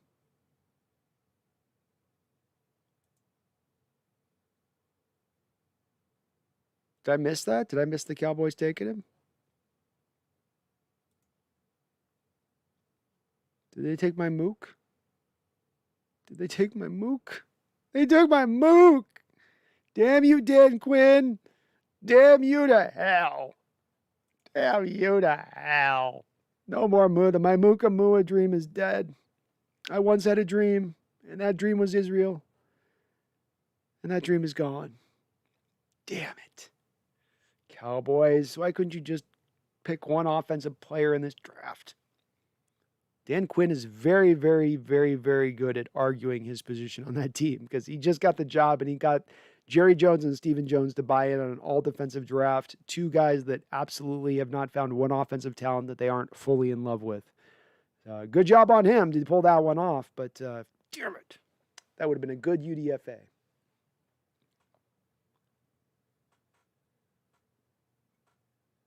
GoHawks05 says, bro, they're pushing awesome players to UDFA with these long snappers coming off the board. Who would have ever guessed long snappers are so... it's so hard to find long... Is it really that hard to find a guy who can launch a ball between his legs 15 yards back? Is that really a sought-after thing at this point? Has the game evolved in that way?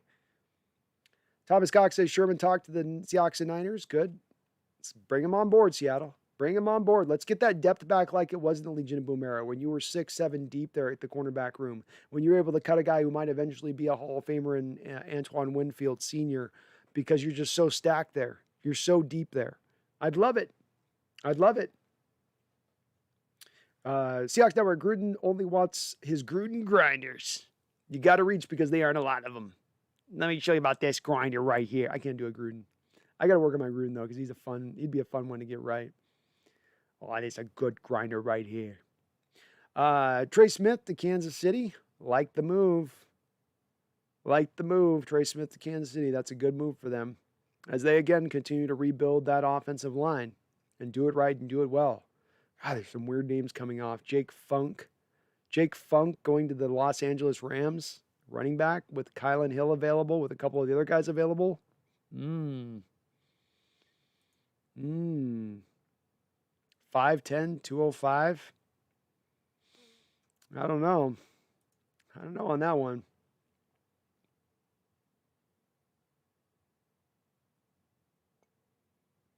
Randy Taco says Carolina just drafted a long snapper. 40-plus years of watching drafts, and I didn't know you did that. You could do that. I didn't know either. Like I said, I didn't know it was such a sought-after thing. I thought you could always find in a pinch a long snapper. Flag says, F the Cowboys. Mukamua gone. Yeah, F them. F the Cowboys. I hope you guys are at the bottom of the dweller. Sorry, D-boy. Sorry about your dad on that one. I know you're listening somewhere, but this one chaps me. I wanted Muka. Big man crush.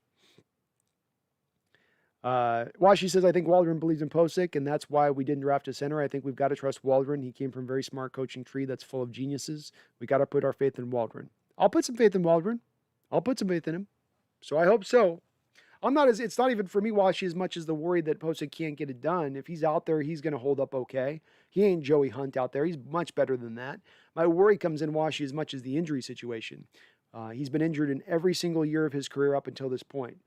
So that's where my worry. And then behind him, you just have this Kyle Fuller guy who I'm just kind of like, I don't know.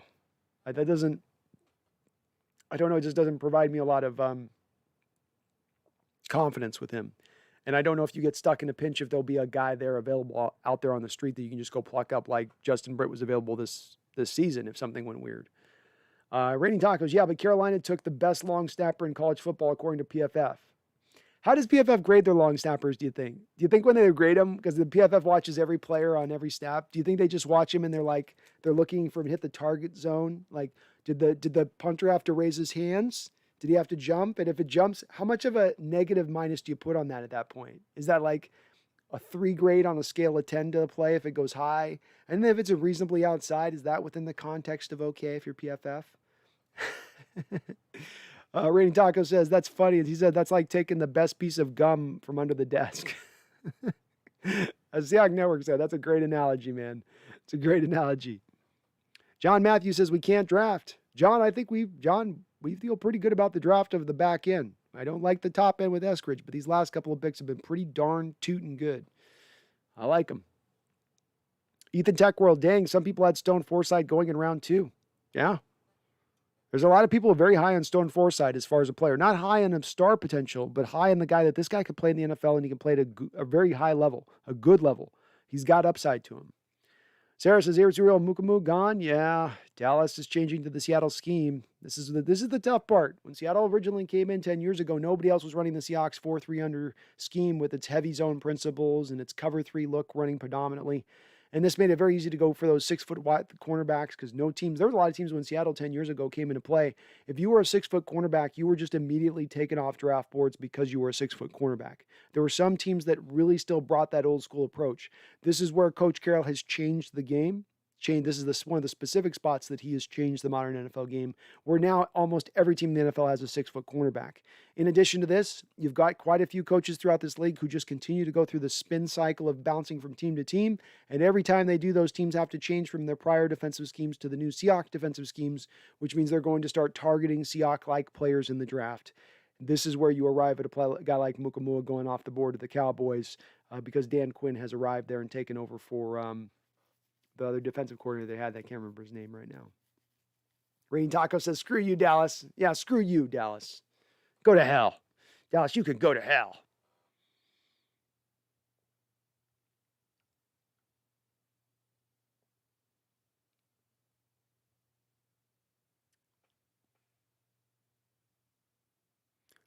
Did Trill Williams go, or is he slipping bad? I do believe he is still available. Last I checked.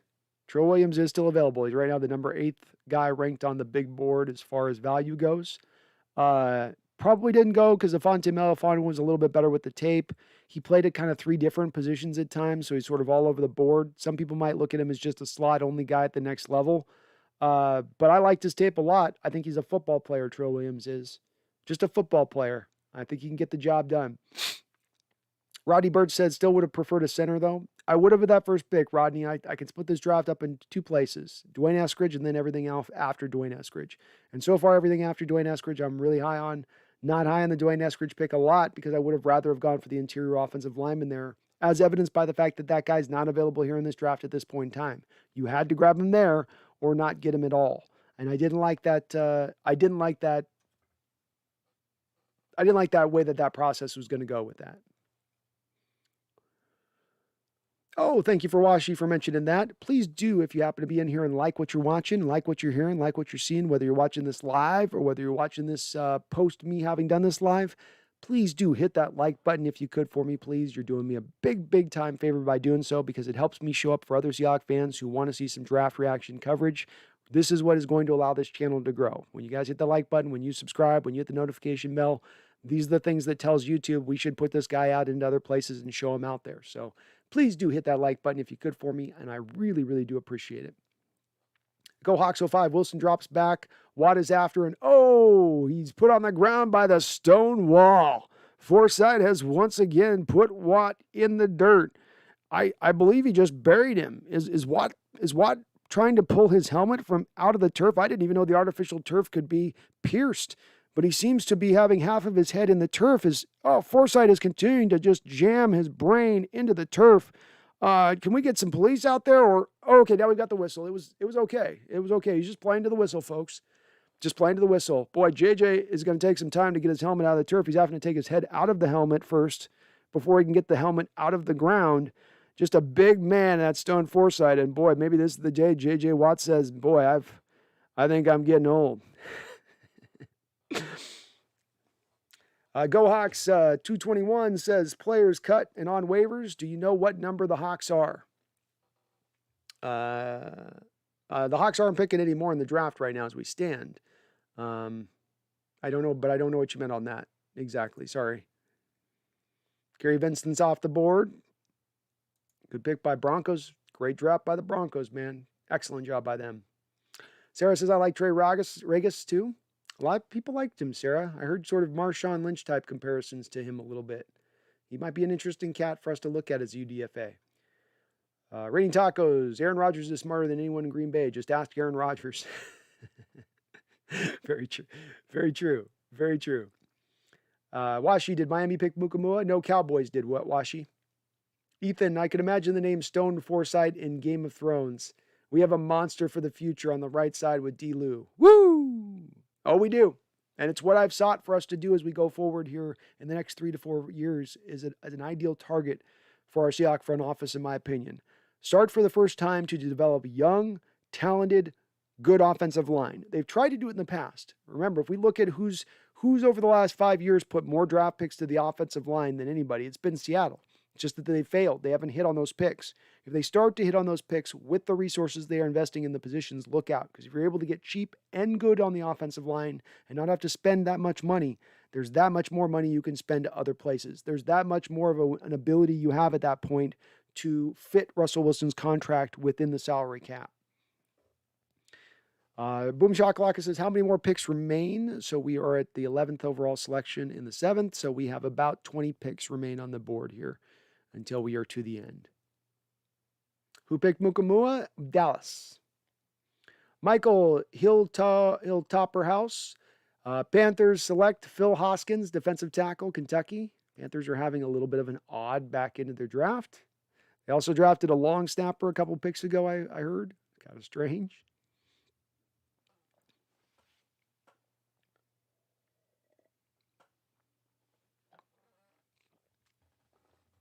Sarah says, talk about Charles Snowden for our Sam. I unfortunately didn't get to Charles Snowden on my draft coverage, Sarah. I ran out of time with the players this year. I've got to get out ahead of this process way earlier than I did this year because there's just so many players to look through. One of the reasons I didn't look at linebacker was a little bit of my own personal bias with this, where I just didn't want to see a linebacker selected this year with so few draft picks.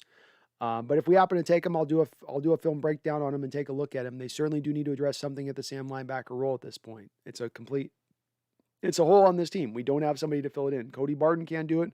Ben Burke-Kirven can't do it. Jordan Brooks can't do it. So they're going to have to find somebody who can play Sam at this point. Michael Hilltopper Sewell didn't play so hard to say how he could have done with no comparison this year. Considering how the O-line at Bama played, he will be our right tackle for years to come. He also would have been... I'm a little confused on that. When you say Sewell, do you mean Stowe Foresythe on that?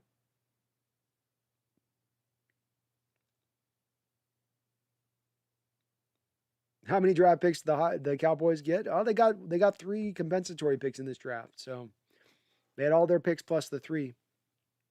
Boom Shakalaka says, I thought Tom Cable was gone. No, he's still with the Raiders.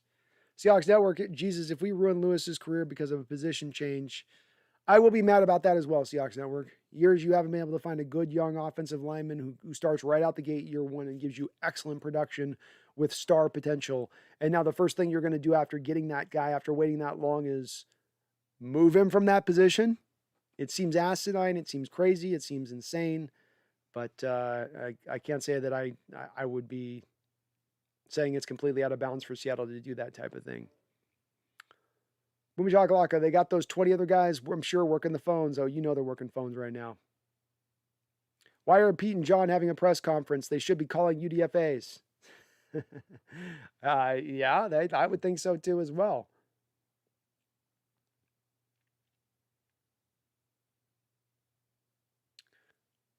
Seahawks Gaming says you should listen to the press. They are moving Lewis to the left side and moving Gabe Jackson to the right. Oh, Lord. Please tell me you're joking. Please tell me you're joking, Seahawks Gaming. Are they really saying that? Oh, dude. Oh, guys. Okay, so they're just doing exactly what I said for them to do. They got a player at a good position, and they're going to move him to a different position after he gave him you haven't in 10 years had a guy come out the gate and maybe since Okung show you anything at a position, and now you're going to move him. This is why our offensive line's not good, folks. This is why it's been bad for years if this is what they do with Damian Lewis. This is I don't like the pick at all. I don't like moving Damian Lewis to left guard. There is a big difference between left guard and right guard, much like there's usually a big difference between left tackle and right tackle. And usually it's becoming more and more to where right tackles and left tackles are becoming ubiquitous, where there's less of a difference between the two. But traditionally speaking, there has usually been a difference between the two. And I would offer right tackle to left guard. There's usually a little bit of a difference between the two. And the deficiencies in Damian Lewis's game, and there are not many deficiencies, but there are some deficiencies to his game. They are minimized at right guard. They become maximized over at left guard. I don't like it. I don't like it. I don't like it. If that's what they're intending to do. Jonathan Cooper was drafted with 239 of 7th round in 2021 draft class. He scored a 7.61 RAS out of a possible 10. This ranked 320 at 37 for 1970. That's cool.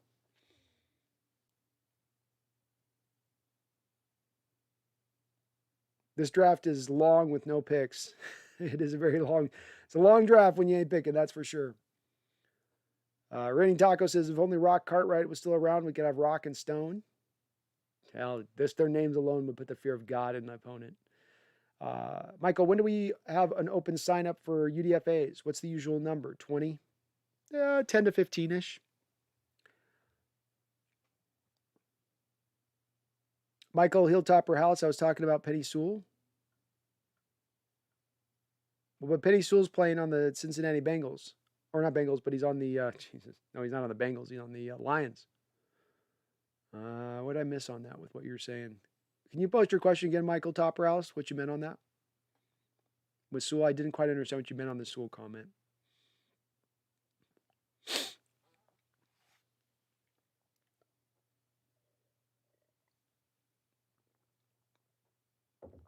Your boy Michael says, Pete says we are done, and then said Damian Lewis is moving to left guard, not Gabe.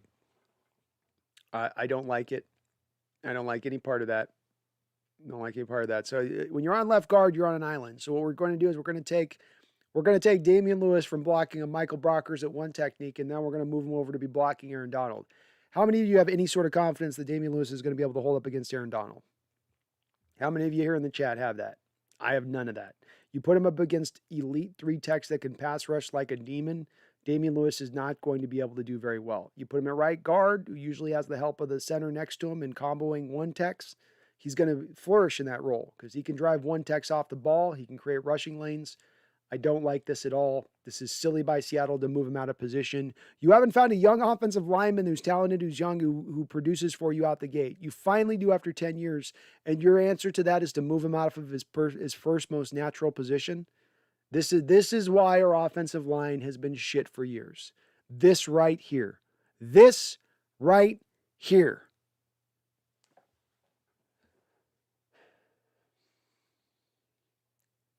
Thomas Cox, I'm thinking Gabe Jackson wants to stay on the right.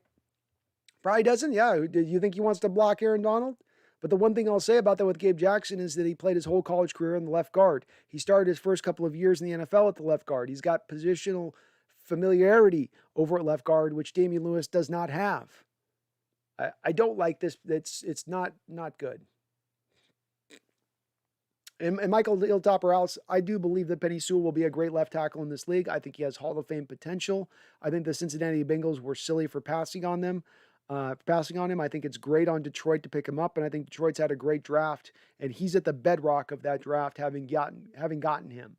So I think Penny Sewell's gotten hammered a little bit, Michael, because of the fact Rashawn Slater looks so more technically further along, and it got some people, fascinated by Sean Slater over Penny Sewell. I think people forgot the fact that Slater's 23 years old and Penny Sewell was dominating the competition at 19 years old out there. So context matters a little bit. He's a very young guy, very young kid coming up. Dark Rage says the Rams will win the 2022 NFC West champs. I'm calling it right now. How do you like your 150-pound wide receiver, 5'9" wide receiver? Dark Rage. How you liking that 150-pound wide receiver right now? How's that feeling for you? The Go Hawks 05, maybe having Dwayne Brown next to him can help him feel more comfortable in pass pro. I don't know how that would work. What's Dwayne Brown going to do against him with Aaron Donald lined up against him? When he's on an island and he has no help from the center because the center's helping the right guard next to him, how is that going to look? I don't know why Seattle thinks he's going to hold up Delaware. That's the place where Damian struggled against 1 techs last year, was in pass protection. So why is he going to really struggle against it when you put him up against 3 techs, who are the pass rushers of the 2 defensive tackles? I don't like this move. Not at all moving that. That's horrible to me. Rainy Taco says, if Russ would just learn to throw with his left hand, we could move our guards around and it wouldn't matter. There we go. Seahawks Gaming, they also said Trey Brown, if he was 6'2", would have been a top 10 pick. Well, I think it's a valid point, right? Because let's look at J.C. Horn, okay? J.C. Horn is kind of the equivalent of Trey Brown. J.C. Horn was super handsy, super grabby. He's not going to be able to get away with that stuff at the NFL level. But when you look at the two of them, similar in that realm. So that's what J.C. does have. He is 6'1", So I think that's a valid thing to say. I think it's probably valid. Dark Rage says, watch Jared Goff be an MVP in Detroit. That would be wild, wouldn't it? That would be so wild. with the defensive-minded coach Dark Rage. I think that would be the biggest surprise in the NFL season if that were to happen. The Go Hawks said I'd rather have him at center than left guard. Yeah, I would. I'd rather have him center than left guard too, Go Hawks. At least there he's not put on the island where the greatest deficiency of Damian Lewis's game is pass protection. What you put him one-on-one against a guy, that's going to be the place where he's going to struggle the most. Struggled back in college with Burrow in pass protection at times. It's not his game. That gets minimized at the right guard. That gets maximized over at the left guard. Michael Hilltopper House, Cardinals select Cincinnati James Wiggins. Fantastic selection by the Cardinals. Oh, not James Wiggins. Not James Wiggins. Yeah, that's good. Yeah, that's a good selection by them as a safety. Good selection. Thomas Cox says Stafford's a choke artist. Certainly, that's why they call him Stat Padford, right? That's why he earned the nickname Stat Pat. Not for being a guy that when the game's on the line. But I will say this. I got to give him some credit with Stafford on that. Not necessarily a choke artist, Thomas. If you go look at fourth quarter comebacks, because I was looking last year at Russell Wilson, who's climbing the chart of the all-time chart of fourth quarter comebacks in NFL history. He's going to probably retire as the number one overall. But when you look at it, I was kind of surprised to see as he's vaulting up the boards, Stafford's actually up ahead of him. Stafford actually has quite a few fourth quarter comebacks in his career, which would kind of go up against a little bit of that choke artist tag that hangs over his neck, hangs around his neck. Bobby Brown was the only good pick for the Cardinals. Probably.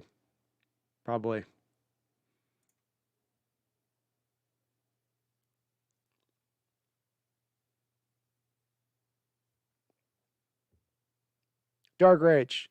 I know you're not trying to tell me that Tutu Atwell is going to be the next Antonio Brown. I know we're all homers here.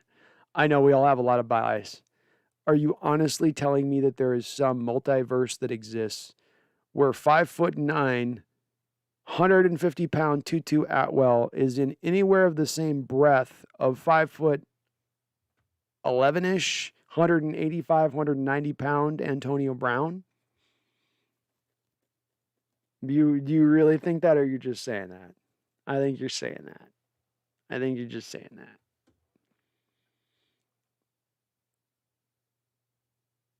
I mean, keep in mind, that 148-pound is him. That's him at soaking wet weight. That's him at, hey, my pro day is coming up in the next 2 to 3 weeks. I need to put on weight. That's him eating mac and cheese every night to get to 148, which means he probably plays it more about a 145er, a 140-ish.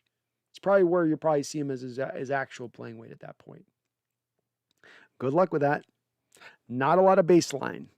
Not a lot of NFL history baseline of 140-pounders out there dominating the competition. Or what did you say Antonio Brown like in their production?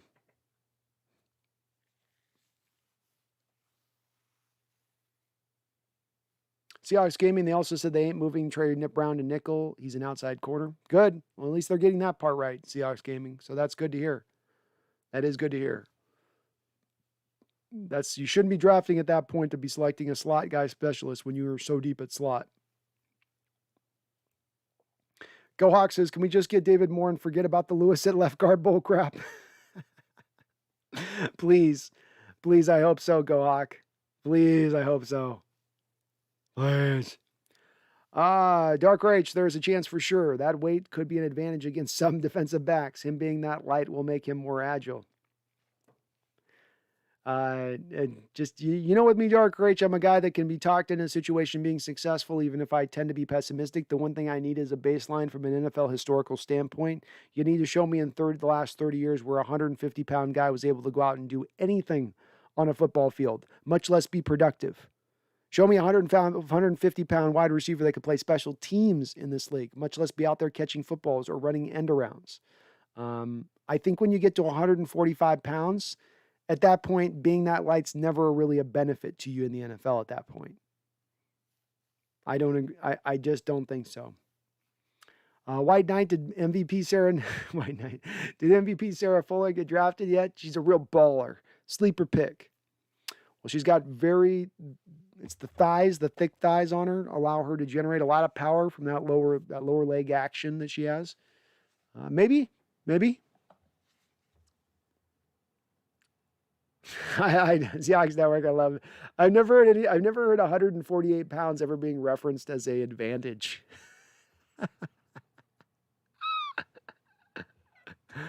Oh, God. Maybe his 145 pounds will help him.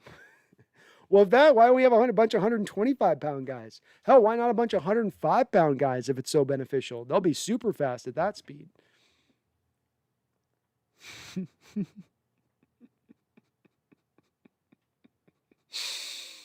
Oh, Lordy.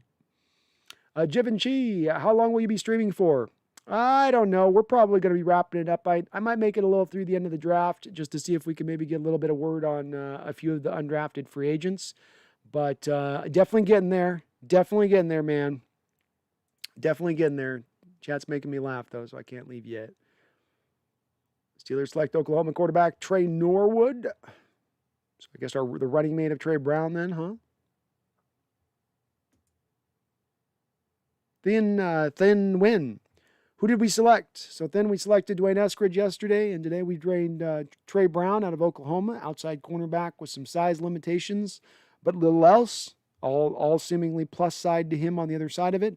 You went out and you trade up for Stone Foresythe in the 6th round, moved a 7th round pick to go up and get him. This guy is gargantuan, 6'8", long arms, incredible wingspan, still moves really well for a guy his size, still really strong for a guy his size with those kind of long arms. I think we're all very excited about these back end 2 picks. I think the Seahawks Nation's a little divided on the first pick. There's some that really love it, some that are kind of out on it, as I am myself. But we're feeling pretty good about this draft, considering the slight resources, and they have addressed some issues that needed to be addressed here. So feeling good about it, Mr. Wynn. YDY, conversely, for this year, 2022 should be a hugely deep draft. Yeah. The number I pointed to at the start of this draft is a reason why we can't necessarily get as excited by the undrafted free agents in this particular class, is that this year you only had 650 players announced for the draft. Last year you had about 1,100. What that means is that this year's draft, you guys can kind of tell by the sheer number of players. So if we've got 500 players, 600 players, 650 players announced for this draft, and there's 259 players selected in this draft, means about half the players out there available in undrafted free agents. But if you look at prior, if you have 1,100, right, and you're seeing 260 players drafted, that's like 800, 900 players usually available in undrafted free agent land. So what this also means is going into next year, that number is going to go far beyond 1,100. You're probably going to see the number upward somewhere in the neighborhood of 1,300 to 1,400 players eligible for next year's draft, because the NCAA, I believe, allowed those seniors who had no more eligibility to come back for another year if they happen to opt out for COVID last season. Raining Tacos, did someone just say it was a plus to weigh 150 pounds? He did. He didn't say a lot after that. So I'm waiting for some follow-up there. Oh, Ethan Techworld says 1 hit from Diggs and Tutu is done. Yeah, there's a reason why Deshaun Jackson, who's been Deshaun's been slight at about 165 pounds. This cat's about 20 pounds lighter than him. And Deshaun Jackson's had a hard time holding up in the NFL. How is this guy going to hold up at that size?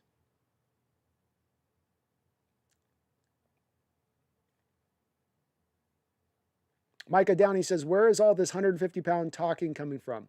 Dark RH and Darren Biles are resident Los Angeles Ram fans that like to hop on in here.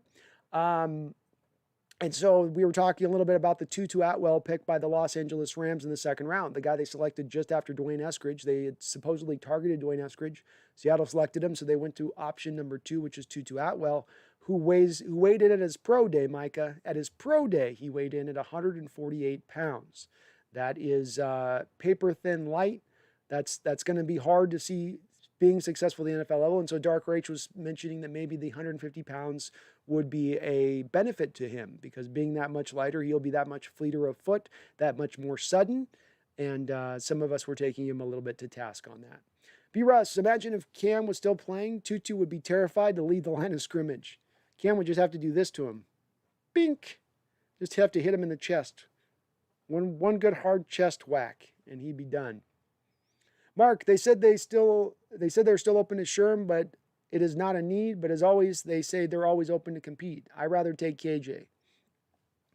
I'd rather take KJ too. You can still get KJ Sherm, both of them. It's not got to be an either or situation. Some of this could be less to do with the drafting of Trey Brown. Some of this could be less to do with the signing of Akeelia Witherspoon, and more to do with the fact that Seattle looks at, let's say, Richard Sherman on a 1-year, $4 million deal as a much better player option than Trey Flowers on a 1-year, $2.1 million deal. So it may come more down to a decision between those two guys than it has anything to do with the other recent cornerback talent that we've added to the team.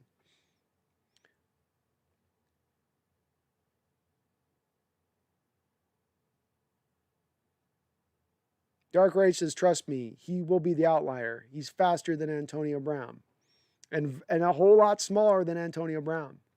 I mean, it's Dark Rage. This is the problem. And I'm just so you can see that I remain consistent. This is a little bit of my issue, Dark Rage, with our Eskridge pick. And I don't think you were on at the start, and some of you weren't on at the start when I broke this down. I did some research last night. I went through the last 9 drafts, last 9 years of drafting, and I took the top 2 rounds, and I delineated between 2 different categories. Players that were 6 foot plus tall that were receivers drafted inside those first 2 rounds, and players that were 5'9" or below, also drafted in those first 2 rounds in a 9-year period. The numbers came out like this.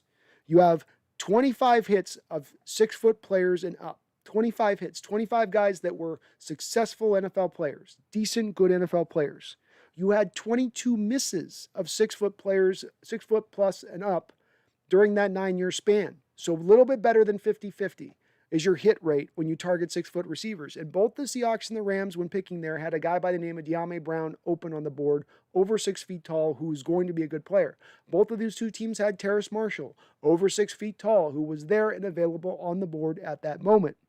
So let's look at the 5'9" guys. Not 5'10", not 5'11", don't make a comparison to Antonio Brown. Don't take Tutu Atwell and say he's Golden Tate. That's not an apt comparison.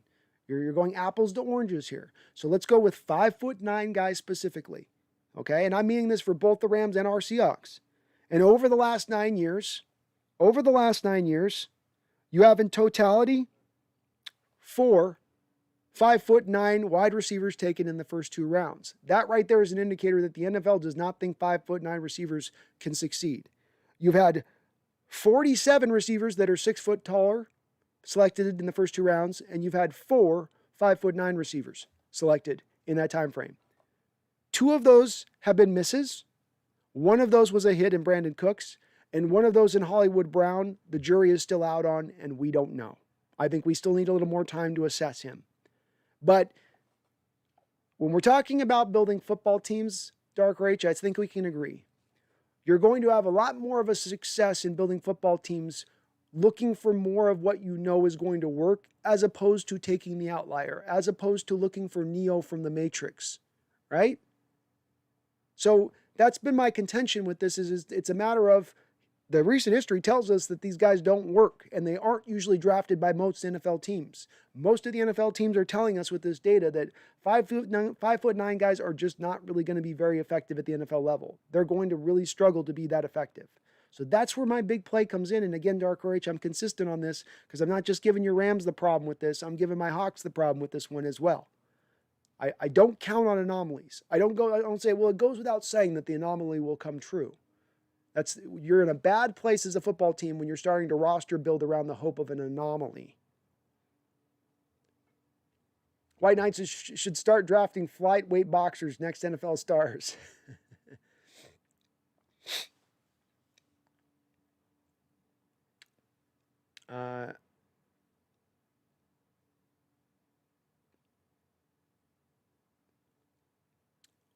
Dark rates of the positives with being that light nearly outweigh the negatives? Nope. No, as evidenced, Dark rates by the information that I just gave you. The rest of the NFL does not agree with you. The talent evaluators in the NFL do not agree with you. At least over the last 10 years, they haven't agreed with you. When you're that light, you're going to have a hard time fighting through contact. So you get a guy up pressing him on the line of scrimmage, he's got to play specifically only slot, first and foremost, where at least Eskridge can place him outside. And Eskridge showed an ability to fight off because he has a little more size to him, an ability to fight off press coverage. When you put this guy on the outside, he's going to get neutralized because the second a guy puts a hand who weighs 200 pounds on a guy that weighs 150 pounds, he's going to keep that guy in the spot of right where he wants to hold him up at all point in times. That guy ain't moving anywhere. So his route gets neutralized. Now, out of the slot, he has a little bit more of a free release, but you still have the 5-yard chuck rule. And if he gets hit in the first 5 yards, you can literally see him taken off his feet time and time again on just the chuck. Poo-poo Atwell. Michael YT, my guy Tutu is 20 pounds lighter than me. It's 48 pounds is light. That's light. I mean, that is a paper light. So light. Now, Seahawks Network, can we name him Atwell the Flea? I don't know. Poo-poo Atwell makes me laugh. Poo-poo Atwell tickles my toddler sensibilities. Flag Sabbath, after my morning coffee, I produce stuff that weighs more than him. Morning coffee and a bran muffin, and I'll produce a Tutu Atwell for you. I'll produce a pair of Tutu Atwells for you. Dark Rage, okay, maybe A.B. Care's comparison was too extreme, but a better version of Brandon Cooks is a good comparison. No, it's not. No, it's not. Again, context matters, and I just gave you data here, Dark Rage, where I gave you 9 years of data, and Brandon Cooks being the only guy at 5'9" that's your only success story. He is it. He is it. You have one success in 9 years, and you're going to tell me that that's the rule that you're going to operate off of for this player that was drafted, who, by the way, is nothing like Brandon Cooks as a football player. Brandon Cooks was an outside player at Oregon State. He was a Steve Smith type as far as how he compared coming out of college. Just way bigger, thicker guy. I mean, the guy was 195 coming out at that size that he was. So you can't make the comparison. Atwell's 25, 30 pounds lighter than that guy was. That's significantly lighter. As well as I think this guy had every bit of Tutu Atwell's speed. Brandon Cooks was a 4.33 guy coming out. And I think a 4.33 guy at the combine, not your fake ass Tutu Atwell pro day 4.25, 148 pounds, no laser timed timings. No, I don't buy that as a time. On the field, he's like a 4.38 guy.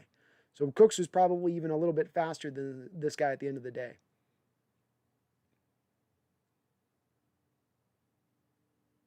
The Tutu comments are killing me. I love it. I love it. The poo-poo Atwell one is that's a winner right there.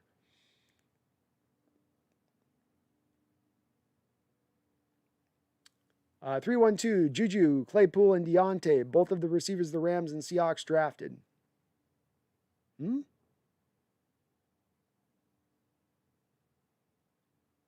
Thomas Cox says, has Edridge talked to Russ? I haven't heard. I bet Russ probably texted him after he was selected. That's kind of Russ's style, so I bet he was.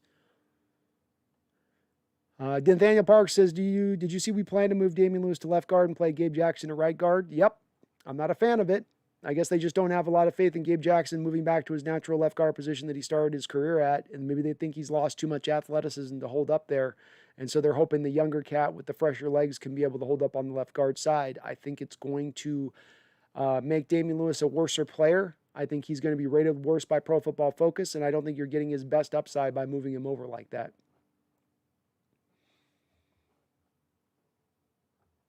Thomas Cox says there's no cushion with 140. It makes me think he's a high school player. Yeah. I mean, there's people that have big questions on Devontae Smith at 170 pounds. This guy's about 25 pounds lighter than that. Michael Hilltopper House says, with their final pick in the 2021 draft, the Bears select BYU's nose tackle, Kyrus Tonga, 250. It's a good pick. We got some guys dropping down our board here. I'll tell you, some undrafted free agents are still available here. We're looking at 1, 2, 3, 4, 5, 6, 7, 8, 9. We got about 9 picks available. We look at the best available on the board. Sage Surratt would be awesome if you could target him. Marvin Wilson, 3 tech out of Florida State would be cool. Love him. Trill Williams, a useful secondary player. You can kind of move all over the place. Darius Washington could be an interesting guy, really undersized out of TCU at safety. If we're talking an undrafted free agent, I'd like that guy a lot. A lot of people saw him up in the second round. You talk about a guy that's drafted there. Tammarion Terry, Florida State.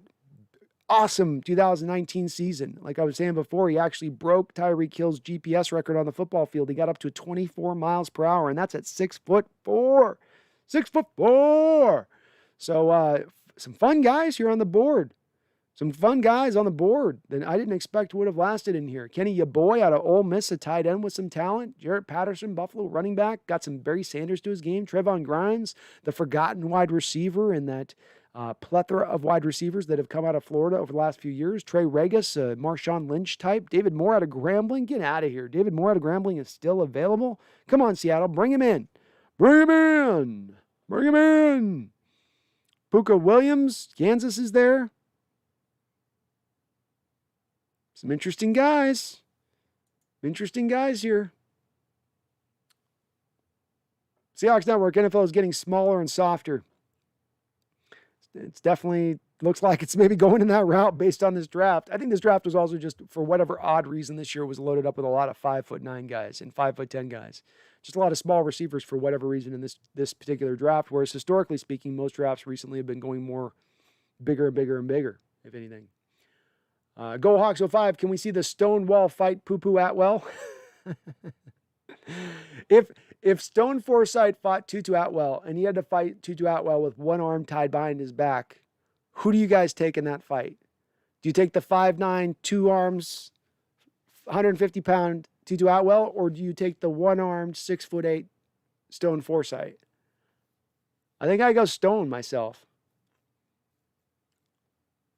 Seahawks Network, oh my God, can you imagine Tutu getting the Vernon Davis treatment from Bam Bam? Or imagine like Jamal Adams hitting him. It'll be the same size dimensions at play, kind of, on a smaller scale.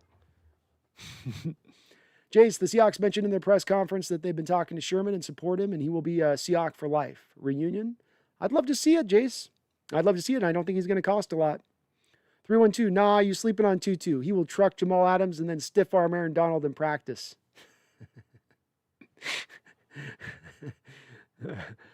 Mad respect he pulled that one off. Mad respect. Michael Parker, any favorite undrafted free agents? That quarterback from Arkansas is a monster, 4'9", 940. Somebody should take him. Felipe Franks, he'd be an interesting guy, and he'd fit to the mold of what I've looked for as a quarterback. He's in that kind of mold of like what a Sam Ehlinger would have been. You get the mobile guy who can run a lot of the read option stuff, keep the offense simple if Russell were to go down for a few games and still maybe hold the water, hold the line. So that would be an interesting guy. I just mentioned a couple there: Kenny Abo, Jared Patterson, Reggie, the Vargas kid. It's Terry Tammarion. I think if I was to put my top guys, Tammarion, David Moore would be my kind of top guys. Sage Surratt right in there as well. But yeah, there's some guys here I like as undrafted free agents if Seattle could target. Absolutely. The hell is this Poo-Poo? Poo-Poo Atwell. That's the new nickname the Seahawks fans are giving Tutu Atwell. It's now Poo-Poo Atwell because we all poop bigger than he is. Oh God. It must be 6.5 hours in the stream. It must be 6.5 hours in the stream. Thomas Cox says Aaron Donald's leg weighs more than Tutu Atwell. I think the inner part of his thigh weighs more than Tutu Atwell. Seahawks Network says Tyler Lockett would beat the hell out of Tutu Atwell. That's saying something. Oh, I think he would maul him. I think he'd maul him. If this is UFC, Tyler would Nami Nurmagomedov him to the ground, just bear him. You know, he couldn't do anything about it. Snap his little baby arms. Little frail arms, just break him in half, render him completely defenseless. And then Tyler would just get up and say, "You're like a baby. You're like a baby with your broken arms. You're like a little frail baby."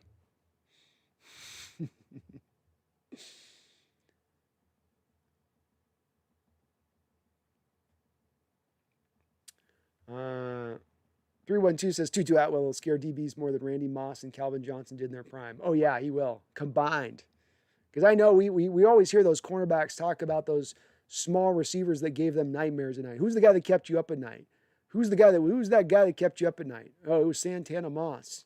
I tell you, I couldn't sleep at night because Santana Moss was lining up for me the next day, and I knew it was going to be over with. That's what we always hear from those cornerbacks. Wayne Wilson says, "Oh my, there are some undrafted studs. You better believe it.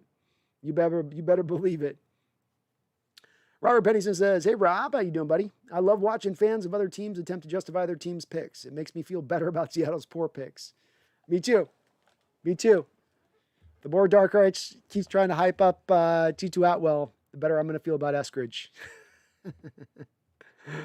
Oh goodness. Seahawks Network, Tyler got to be about 195 by now. Came out 180. Yeah. So, I mean, he's much bigger than this guy. At least he's much thicker as a player than this kid. I can't see 150 pounds. I can't see it. Go Hawk says, bro, I got 4 inches and 70 pounds on poo-poo. Dark Rage, I think the poo-poo thing is going to stick, my guy. I think Poo-Poo Atwell is, I think, it's an unfortunate nickname. Sometimes land on guys and they can't shake them, right? You don't get a Booger McFarland because he wants to be called Booger.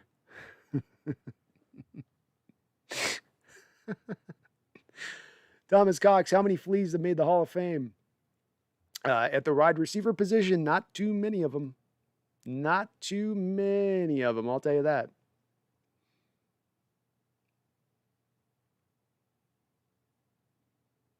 Seahawks Network, Wes Welker kept me up the night before Super Bowl 48. Not. Me neither, man. Me neither. I thought they were going to be more of a problem than they were. I didn't expect us to fully neutralize them from start to finish in that game, 100%, but we did it. Boom Shakalaka, yep, the Rams drafted Poo-Poo Atwell, and they drafted him in the second round, Boom Shakalaka, right after we drafted Dwayne Eskridge, and they wanted Dwayne Eskridge.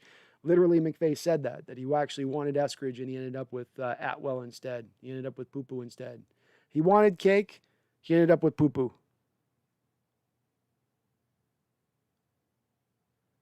Ethan's Tech World, would you take Eskridge 7 days a week over Poo-Poo? Yes, and twice on Sunday, Ethan. That's when you know you'd really take him. Is you got to add the twice on Sunday aspect. If you just take him once a week every day on 7 days a week, that's not enough. That's like saying I give 100% effort. No, I'm giving 110%. I know it's not possible. That's okay. I'm going to break time and space continuum to make it happen. And yeah, there's no universe that exists. I think by pretty much any unbiased fan in the entire NFL nation, there is no universe that exists that any of them would have taken Tutu Atwell over Dwayne Eskridge. Watch the tape. Watch who they are as players. Look at what they did last season where Tutu Atwell actually played his best ball in his previous year. Last year, he actually had a horrible down year. He was a horrible receiver last year compared to the previous year. So our guy's playing up at his best football right now. He's at his top end right now. He's doing his best. Tutu's on a downward train right now, on a downward plane. 312 says Tutu Atwell will be the Lawrence Taylor of wide receivers. He will strike fear into opposing defenses. Defensive backs, nobody will be able to bring him down. He'll be a force after contact. Oh, he'll just bounce off, right? Pinwheel off guys, right? Pinball off guys. Boom Shakalaka says, holy shit, the second round? Yes, the second round is when they picked him. That's their LJ Collier pick of what we did a few years ago, where the Rams were realizing at that spot that if we don't get the kind of one of our guys at the top guys of the board, this thing falls off quick. Much like Seattle saw all those defensive linemen taken up ahead of him and said, if we don't get this guy here, it's going to fall off quick. Obviously, the Rams weren't sold on Diami, weren't sold on Terrace Marshall, so they probably felt at that point that it was going to be a fall off if they didn't jump there. But that's what leads you to get into a desperate point. That's what leads you to overreach, as it did with us in LJ Collier, and as it has done with them with Poo-Poo Atwell. Jay says, there are undrafted free agents that I want. David Moore, Trill Williams, DJ Daniel, cornerback, Tammarion Terry, Kylan Hill. I would cry happy tears if this happened. I don't know. If we got 2 of those guys, I would be over the moon happy. Even in just one of those guys, I'd probably be, I don't know about BJ Daniel, but every guy you mentioned other than that, I'm on board with that. I like all those guys. Seahawks Network, if you think Eskridge was a bad pick, imagine if we drafted Poo-Poo at 56. I can't imagine what your reaction would have been. I would have gone apocalyptic. On you guys. And frankly, it was one of my big worries of guys that they would have picked was Atwell. I was like, please don't let this be Atwell. When I heard about his pro day in under 50 pounds, I remember watching his tape, and they're having him run fly sweeps, and everything's being generated for him out of the offense. Not a pure route runner, kind of just a gadgety guy. That put me in a position of just saying, Jesus, please don't let the Seattle draft this guy. This would be a nightmare scenario if they go and pick him. So I'm not only happy that we didn't go after him, I'm happy that it is also our division rival blew a second-round pick on him, blew a second-round pick in a year where they didn't have a first-round pick, where they needed to, like we needed to, kind of knock all their picks out of the park, and I don't think they've done it. I don't think they pulled that off. Boom Shakalaka, did you guys hear he's 5'6", 145? That's right. And that was his pro day. Pro day weight, you're always going to weigh heavier as a wide receiver than ever before. You're going to get your heaviest you can, especially guys who got questions about your weight coming in. Teams would be looking at him on tape and going, man, 5'9", looks really, really slight. He looks almost frail out there. He's got to put some weight on. It's pro day. We need to see him fast with the weight on. Didn't put the weight on, but still ran fast. So that's... Keith Goodsell, love your new studio setup. Thank you, Keith. Got to keep it fresh for you guys. Got to keep it always kind of trying to pop in back here. It's an ever expanding, always evolving sort of state. I appreciate it. Dolphins took Dokes. Surprise, my boy. Kylan Hill just went off the board. Now use the bathroom. I'll be right back.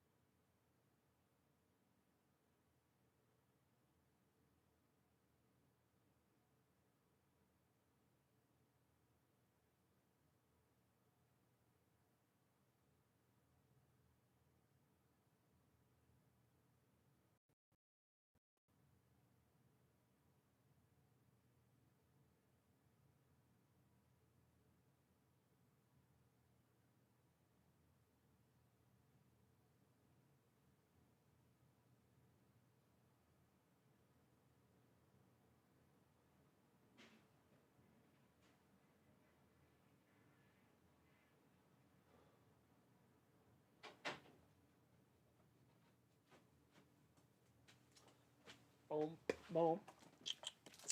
Ooh, we're going to run on running backs here.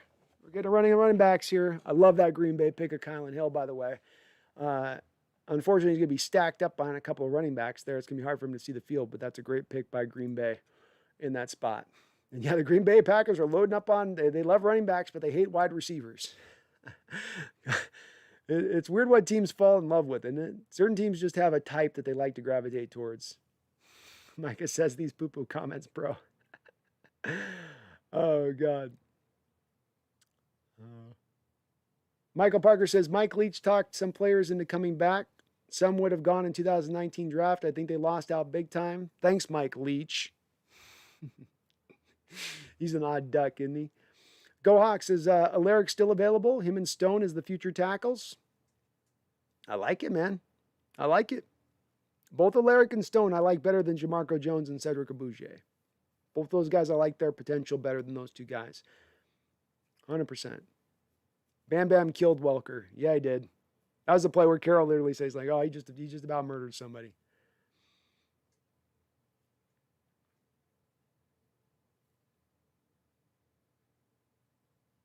Seahawks Network says, I mean, yeah, I don't like the Eskridge pick, but Poo-Poo would have been straight Poo-Poo. Poo-Poo would have been straight doo-doo. Poo-Poo Atwell would have been straight doo-doo.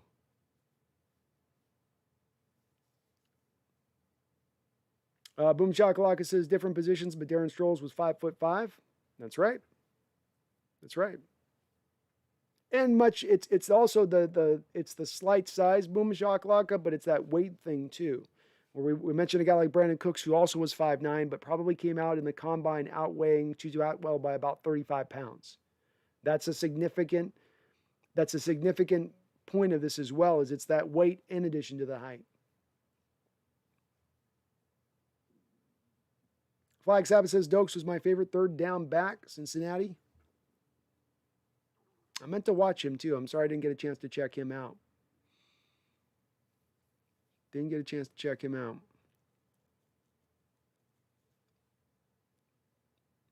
Interesting 7th round. Some real, like, with some kind of more name guys out there. There's a lot of sort of flyers being taken. Steelers take a punter in the 7th. Some of these guys just must have something with them that's really big medical problems or character concerns problems, because the talent is there. Scary Tammarion is got the talent to have been selected inside the first 7 rounds. Certainly a long snapper shouldn't be going up ahead of that guy. Must be just so bad with the injury stuff. Thomas Cox says he's a small Tavon Austin. He's about Tavon Austin's size, but again, much like with Brandon Cooks, Austin probably ran about 25 pounds heavier than this guy. And certainly Tavon Austin is not a success story as far as when we're talking about a guy taken in the top 10 of the first round who has about 2,000 yards receiving in his career. If Pupu Atwell ends up his career with only 2,000 yards receiving, I don't think that the Rams are going to look at that as a successful second round pick. Sarah says Green Bay got Kylan Hill. Damn. Yeah, Sarah, it's a good pick by them. They know how to target running backs. They don't know their ass from their elbow when it comes to wide receivers and where to slot and pick those guys. But they're good with running backs. They're solid there. Though I'll tell you this, I was a little bit out on the kid they took in the second round last year. I thought that was a real big overdraft. He's a big guy, and so you think he's going to be this big, tackle breaker and a guy that just, A.J. Dillon's going to be he's got these monster thighs, and he doesn't run as hard as he is big, though. He runs kind of soft for a guy his size. He's a little bit more finesse than he is as a kind of a hard runner. Jamar Jefferson to Detroit. Well, he's going to go in there and bite some kneecaps. I don't know if he'll bite them off fully, but he'll bite them.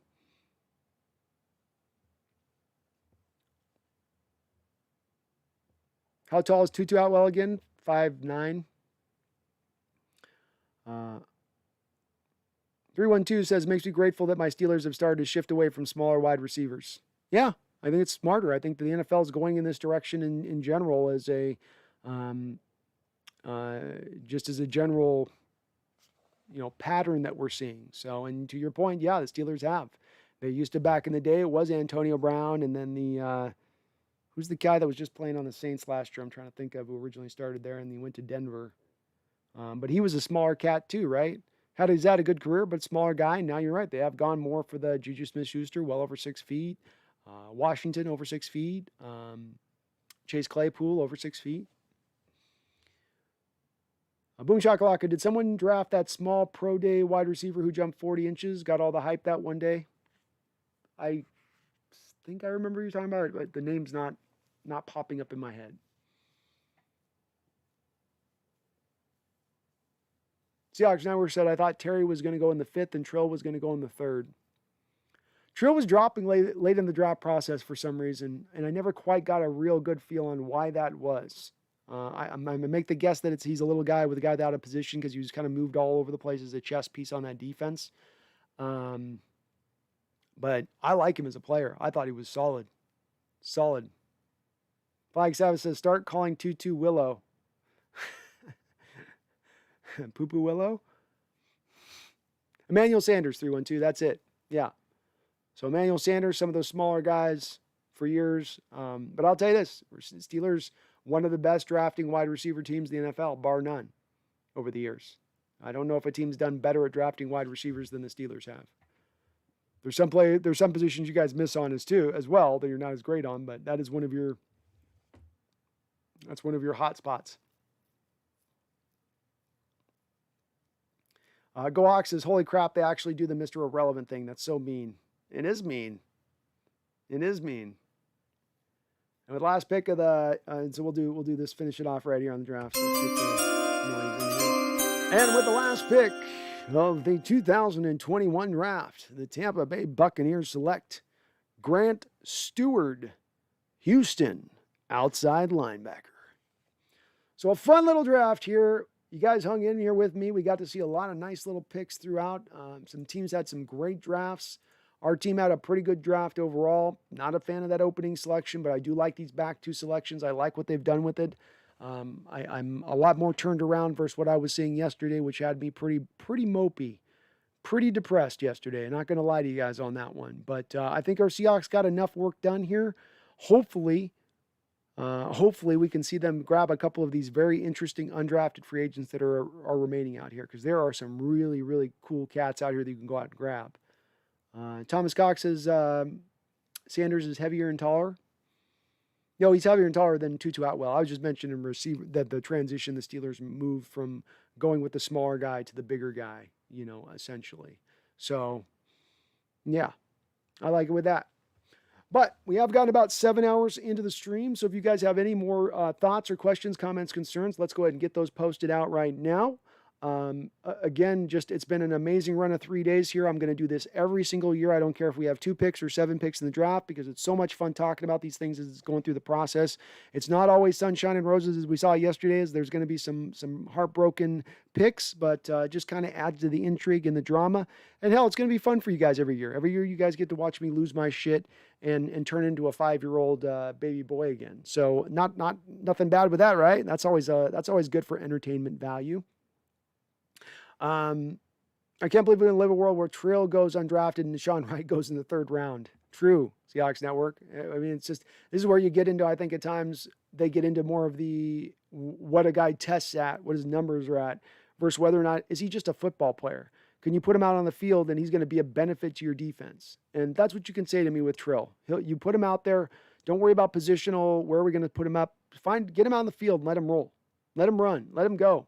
I think he can be good in that respect.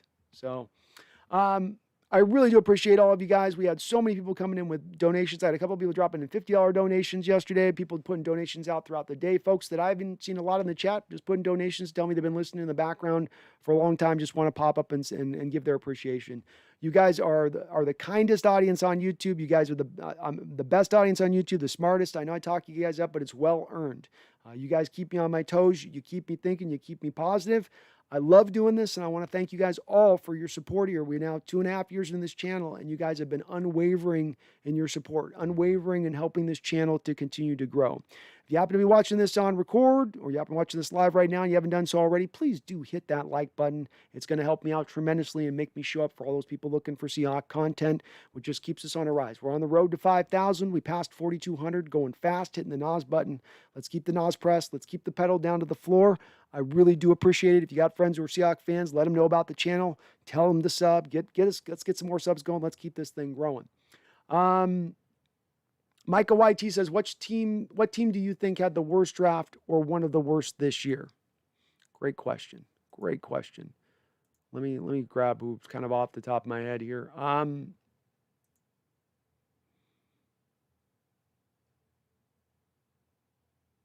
looking through a couple of quick teams here that I had off the top of my head that I like that I'm thinking through. Dallas's draft is okay. I can't kill him on that draft. Can't kill him on that draft. Frankly, the Rams have not been my favorite draft. Looking at what they're doing, I'm a little bit like, on their draft. The Houston Texans, David Mills in the 3rd, Nico Collins in the 3rd. The Brevin Jordan's pick's okay. That's kind of a weaker one to me. I think the Las Vegas Raiders one is, they're okay. They did better as they went along there.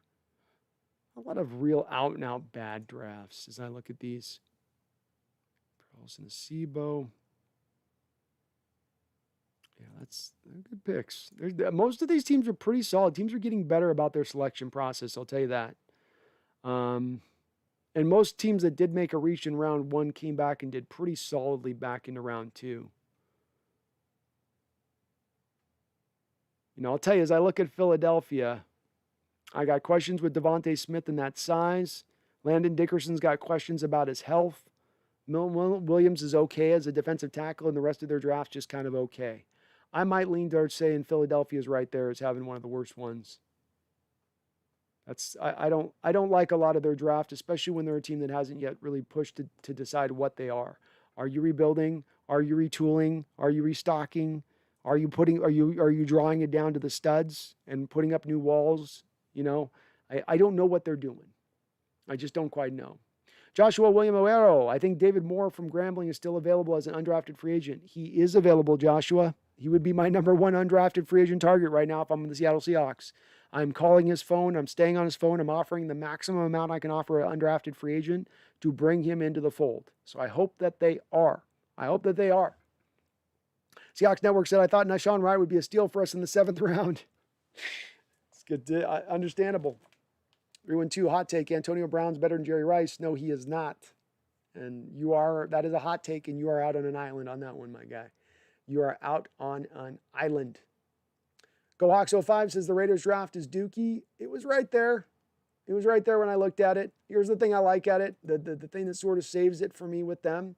You get Trayvon Moreg in the second round, a guy that had first round value associated with him. You get a guy, Malcolm Kuntz, in the third round, who could have been a guy going late second even, but that's great value there. Divine Diablo is a guy who should work in their defense really well. And I think even Tyree Gillespie is good. You're going to have 2 starting safeties coming out of this draft. That's good. You should get an effective edge rusher. They needed that.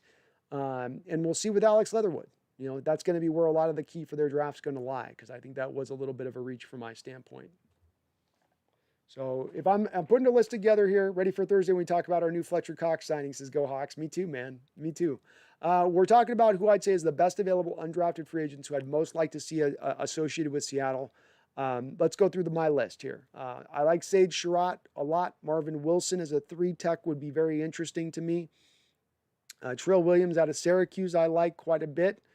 Erdarius Washington is really undersized, but is a guy that could back up Quandre Diggs over there. That might be a guy who would be very interesting to me. Hamilcar Rashad as a guy who could maybe play some will for you. Outside linebacker, scary Tammarion Terry out of Florida State. So we got a couple of Florida State cats that are available that I'm very interested in. A wide receiver who was fantastic in 2019. Not so good in 2020, but still a very interesting prospect nonetheless. Jared Patterson is sort of a Barry Sanders, poor man Barry Sanders type clone coming out of Buffalo. Kenny Yaboy looks everything like what you'd want a tight end to look like for the position. Real long arms, real big-bodied guy, not a ton of production. Alaric Jackson is another guy I would be interested in, who's very technically proficient, athletically just a little bit limited. But he's a guy that could come in and be a pretty good player for you. Trey Regis out of Louisiana has got some shades of Marshawn Lynch to his game. David Moore out of Grambling, my favorite guy available right now of all these guys that we're talking about. So you've got some interesting cats there. You've got some interesting cats. Puka Williams out of Kansas, running back, is there as well. Definitely some guys that are names. Definitely some interesting names. Matt Bushman out of BYU. He's got a very interesting way that he runs. Sort of runs with his neck like this and then twists his back up and pushes, and he's kind of creates a little bit of a C with his body as he runs. It's very odd to watch. But hey, he could be an interesting guy too.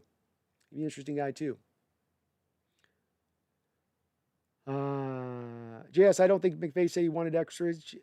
We were just going off Eskridge saying the Rams called him by accident. I thought somebody said McVay said that their guy got off the board ahead of them too, though. I thought McVay said something like that. No, Najee Harris is not going to be better than Marshawn Lynch, and you are completely trolling by this point, 312. You know, somewhere in your soul, you're sad at the fact they took a running back in the first round, and you know that's not appropriate value for a player.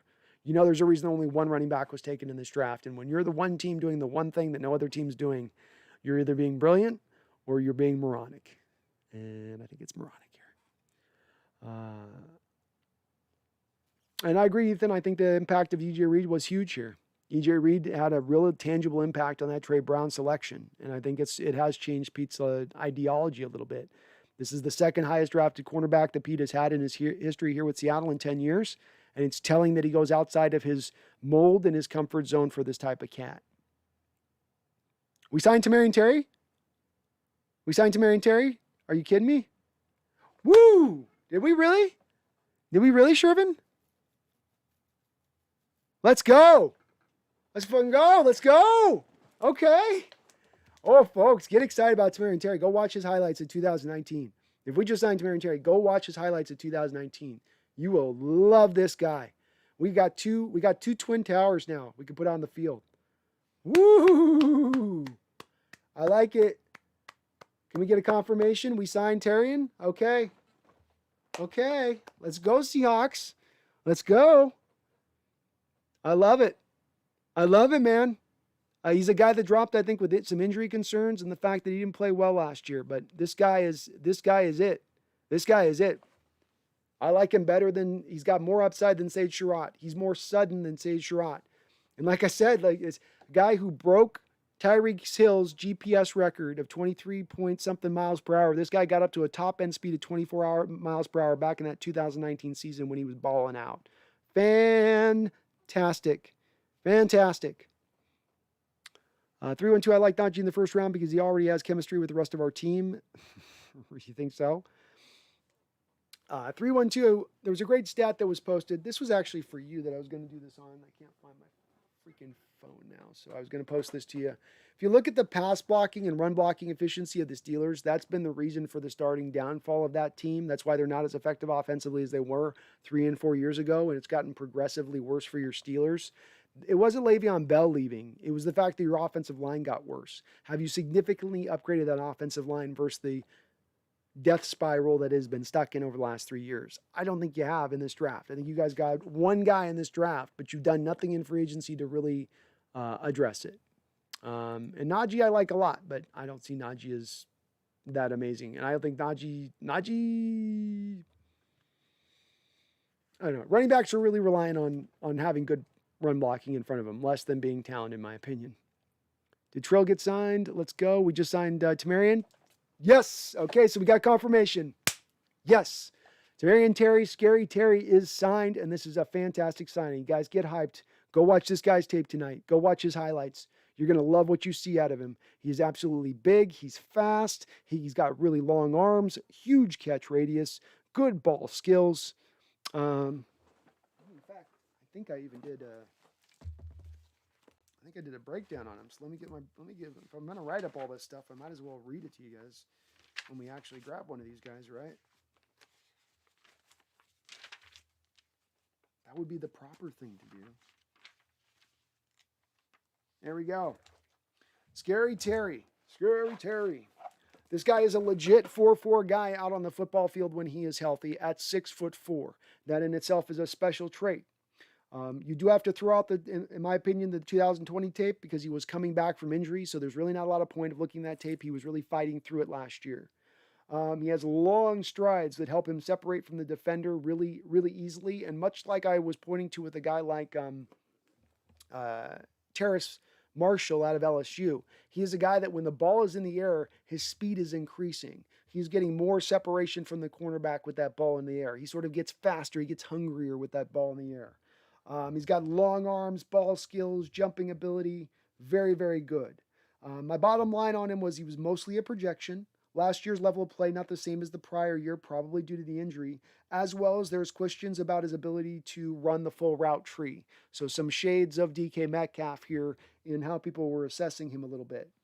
They did use him sort of as the one-trick pony at Florida State where they didn't ask him to run the route tree, the wide route tree, a lot like with DK where at Ole Miss, he was just asked to run a couple of routes. He just did what they told him to do, not that he was necessarily limited in it. That's just what they asked him to do and he did it. He is very thin. I think physicality will give him some issues. And he played through that meniscus injury in 2022, which is an injury that you can get over. It's not a torn ACL. Part of the reason why he dropped is you just didn't have that good tape to go off of. But this is a fantastic undrafted free agent signing. If I said that my number one guy was David Moore, I could easily have put Terry Tammarion in behind him. I think Tammarion is a better player than Freddie Swain is. I think you're going to see him on the field more than Freddie Swain next year. Do not be surprised if this guy comes into camp and really turns some heads and really surprises some people. Really surprises some people. Do not be surprised in the least. Go Hawks says, holy crap, we have an elite receiver core now. 2 giant guys, 2 sideline masters, and a super gadget guy. Yeah, a lot of mix. A lot of mix and mash in there. I love it. I love it. Love it. 312, bro, look at Le'Veon highlights in his prime. He was definitely the reason. This is a running backs league, bro. Not according to the smartest men in the room. Not according to the people that really look at this. Not according to the rest of the NFL, 312. If that's the case, you'd see more than one running back taken off the board year in and year out. You'd see more than 1 or 2 running backs taken in the first round. So the league doesn't agree with you, 312. You're the one on an island on this one. I'm with what the rest of the league has determined where running backs are aligned. This is also why running backs don't get paid, right? 312. This is why your team, despite what you're saying is him being the big reason you guys were great back then, why didn't your team pay him then? Why did they let him sit out a year rather than pay him? Scary Terry. Per stranger, per stanger. Terry's time with the Seahawks. Love it. Walmart DK Metcalf says Seahawks Network. Solid comment. I am over the moon about this as well. This is an awesome signing. This is an awesome way to kick off on UDFA, man. Awesome. This is not just a camp body. Like I said, I think he's better than the 7th round pick Freddie Swain last year. I think he's a better player.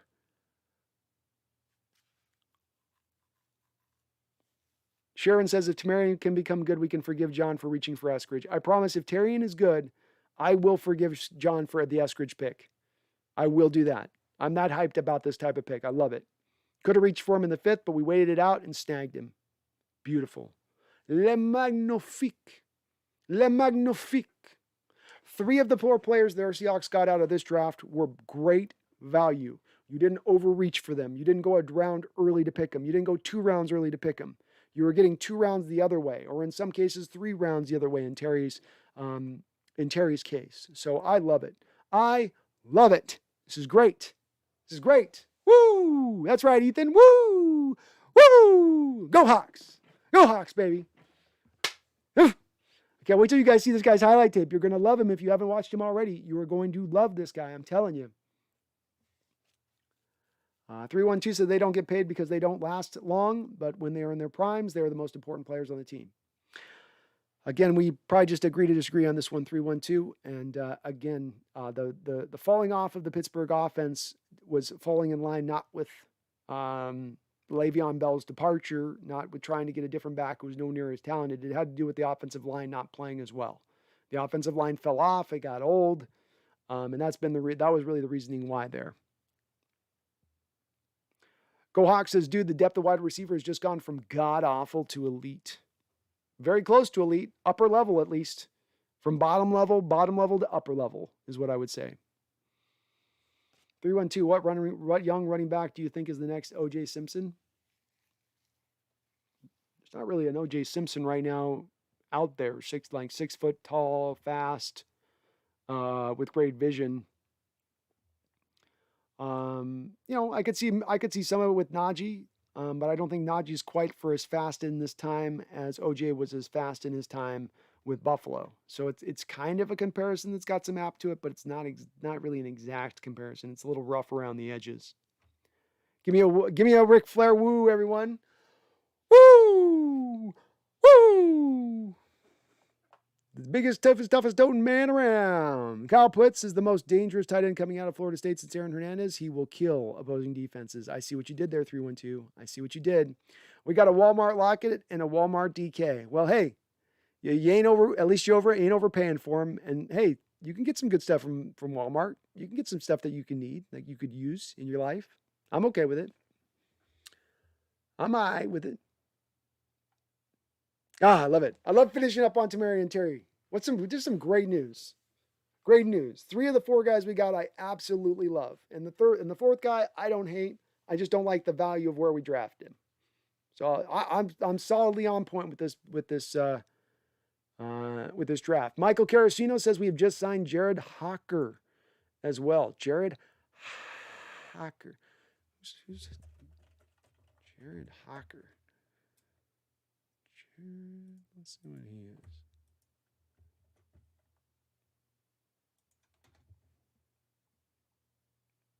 I get some food here. I'm getting hungry. Offensive lineman. Started all 10 games at right guard, logging 667 snaps. Okay. Big boy. Big boy, like it. Like it. Can't have too many linemen, man. Can't have too many linemen competing. Go Hawks 05. We are paying one of these receivers at market value.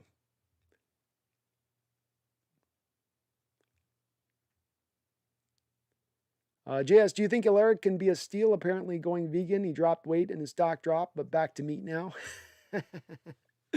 Well, it's good he is because he needs power. And you're going to lose power, I think, if you stop eating meat. It's going to be hard for you to hold on to power when that's already something you struggle with.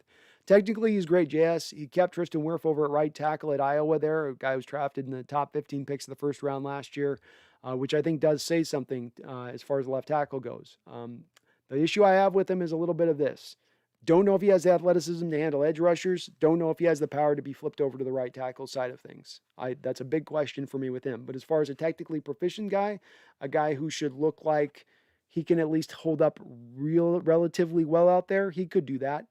And I'd be open to signing him. I'd love him as competition in on these tackles. I don't think Cedric Abougier or Jamarco Jones should be cemented there as backup tackles. These guys should have competition. They've proven nothing. Bash M says, Pete said Gabe is going to right guard and Lewis is playing left. Yeah, I'm not a fan of it, Bash. Not a fan of it. I'm very down on that move. Ethan's Tech World, there's the Texas guy. Wouldn't be a Seahawks draft without doing that. And that's true. Thomas Brown, Trey Brown was talking trash. Was talking the B-Niners. Trash talking the Niners. It's so awesome. What a dog. Love it, dude. Love it. Michael Carasino, Canadian offensive lineman Pierre-Olivier Lestange signs. All right. Love it.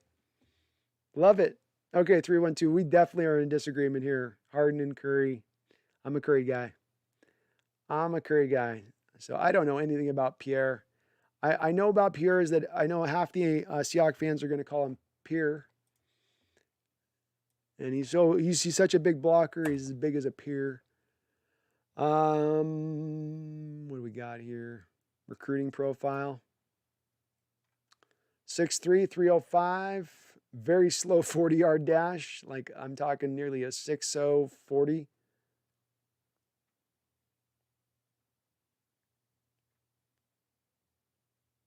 He's a big boy. That's for sure, but just probably a guy there. Lestange. I love his name. Pierre-Olivier Lestange. From Justin Dunk. Pierre-Olivier. Yep. Pronounced like Olivier Vernon. Or like Laurence Olivier. And the key is the rest of his name because it's all French. That's how you know you got to French it out. That's how you know you got to Frenchy it. Sherwins, I'm going to go B+ with this undrafted signing of Tammarion. Because if you drafted Tammarion as an extra round pick in the 5th, I would have put this into a B+ state. I, like you, will also land firmly on the B+ status of things. I think that's a solid grade. I think that's appropriate. I think that is correct. And I dig time there. I think you're right on point with that one. God, I love that Tammarion sign. That Tammarion signing is just huge to me. Just huge. Really rounds out that wide receiver core, and it gets another guy, which is what I've wanted for a while. Is let's get another man. Let's get another kind of giant at receiver out there. Get another big receiver, because I think Russell Wilson, low-key, really works well with big receivers. Remember Chris Matthews back in the second Super Bowl going off on that one game, and Russell just throwing him a bunch of trust throws out away from his body?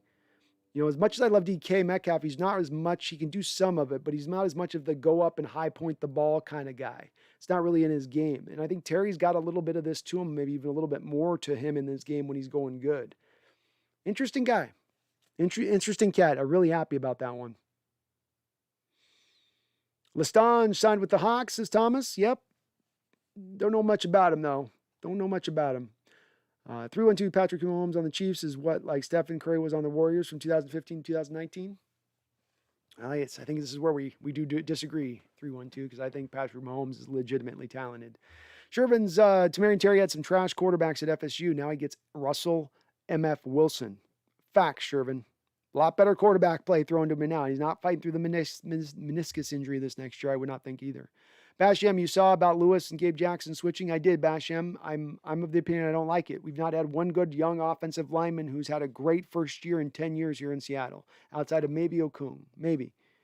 Now you're going to do what? You're going to do the thing that's been a failing for you along that offensive line from Justin Britt to Jermaine Fetties on down the line, who you try to take from one position and move to another position.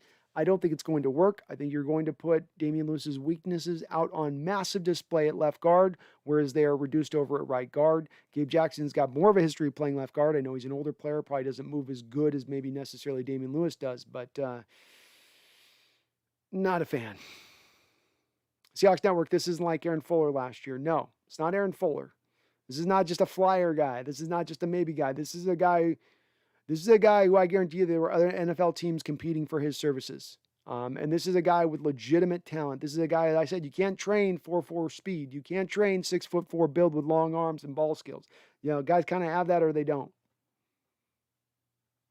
Tammarion's comps are to David Moore and MVS. Yeah, I mean, he's so much bigger than those guys a little bit. Thomas Cox says Russ can't complain about the 3 weapons he got. I think he'll feel a lot better about it. He'll feel a lot better about those weapons, that's for sure. Wait, are you trying to say Steph Curry wasn't talented? I think Harden is better than, but I can't lie. As talented, he's a top 3 to 5 all time. I like Curry better than Harden. And no, I think Curry's legitimately talented. I think Curry gets beaten on a little bit, 3-1-2. Wrongly, I don't think he's appreciated for some of his greatness as much as he should be. The Seahawks Network, the Terry signing almost makes me feel better about the Eskridge pick. Well, it makes me feel better about the Eskridge pick. I did not think in any way, shape, or form when I scouted Tammarion Terry that I thought he would get past the 5th round. I thought that was his bottom line level of where he should arrive at. So I'm over the moon on it. I'm over the moon enough to feel good about. I'm fine with Eskridge. The rest of the draft, we did fine. We still may grab another couple of guys here. Pancake in the Sock, do you know why Terry wasn't drafted if he's that good? I didn't know who he was before, so now I'm curious. Last year, he didn't have a great season. The tape isn't good. And people are going to look at your final year of tape and make assessments. Did people give him the benefit of the doubt for having the meniscus injury that he was fighting through? I don't think so. I don't think they did. As well as he ran a limited route tree, they didn't have him run a lot of different routes, so you don't have a lot to go on to know if he can do the wide assemblage of what most NFL teams are going to want the receivers to run. In Seattle, we're not going to be as worried about that. We weren't worried with DK Metcalf. We were able to bring that along with his skill set, so I think it's something that it can be, you can overcome it. But be excited by this Pancake Sock. He's one of the best undrafted free agents available right now out in the open market here, and to pick him, this is a coup. It's a big-time coup. Ethan Stackworld says, now for us can't work out with this. I think we can all call him out. I would have said that if you had really addressed the line in totality. If you really hammered the offensive line and made it to where he's not going to take those hits, or if he ends up taking a lot of hits, it's because he's holding on to the ball too long, or he's not processing quickly enough over the course of a play. When you sort of soft shoe a little bit of the offensive line to go at other places and strengthen other spots, that's where he may still have a leg to stand on if we end up getting decimated by injuries off the offensive line and the backups aren't able to hold up at the same level that the starters are. He will still have a place to stand on with that. Ethan Techworld says, dang, amazing value. Absolutely amazing value. Shervin SCO, is Tammarion good at any yak? He has a couple of points of yak on tape. 6'4" guys are usually not going to be amazing at yak, but he's not completely horrible about it.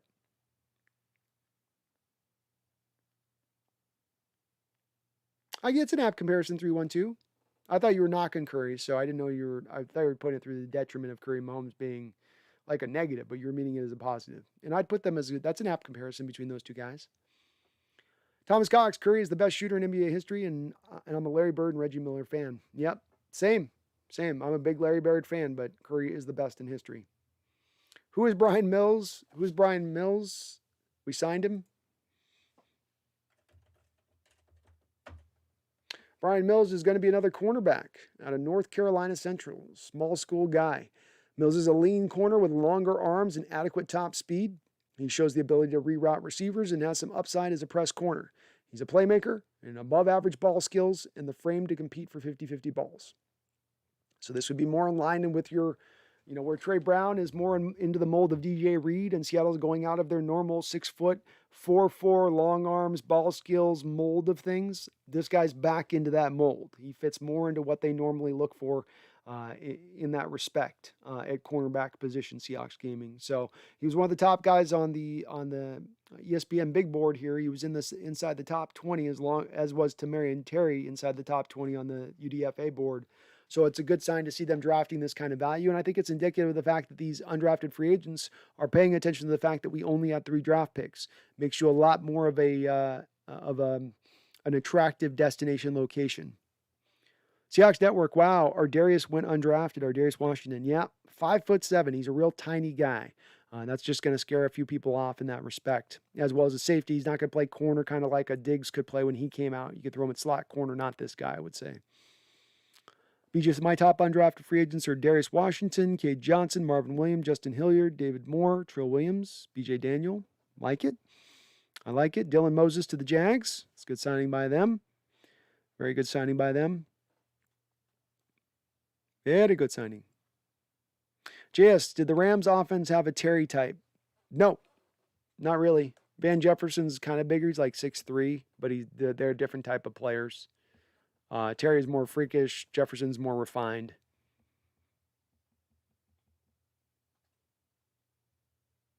But Brian Mills is a good player. Small school guy, but the write-up in the scouting report that you read them, and that reads up just like what Seattle wants to have as far as ticking check mark boxes for cornerbacks and what they do look for. So good on them on that. I like that. Good on them. See what we got here.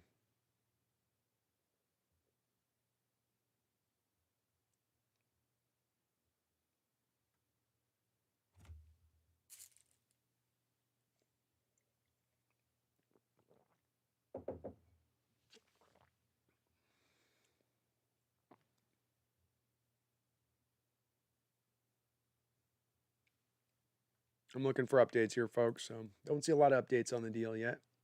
We got to get David Moore, says Charles King. I'm with you, David. Get Charles King, and this draft is an A to me. Get Charles King, I'll take it to an A, and that's hating the Eskridge pick. That's not being happy with the Eskridge pick. Seahawks Gaming says Terry or Van Jefferson. I take Terry because Terry's potential is through the roof. He may not ever attain it. The injury thing may come back up against. The medicals may not be clean. But Van Jefferson was a finished product coming out. He's a guy with that pedigree background of having family that played in the NFL. And I think that kind of made him what he was when he came out. And I don't think he's going to be a whole lot beyond that. I think that's part of the reason why the Rams go back to the well after drafting him in the second round last year, going back to the second round once again and taking Tutu Atwell in this draft. Fish says we missed on Dylan, but we got Scary Terry. I love this signing. Me too, Fish. Love it. Love it. Woo!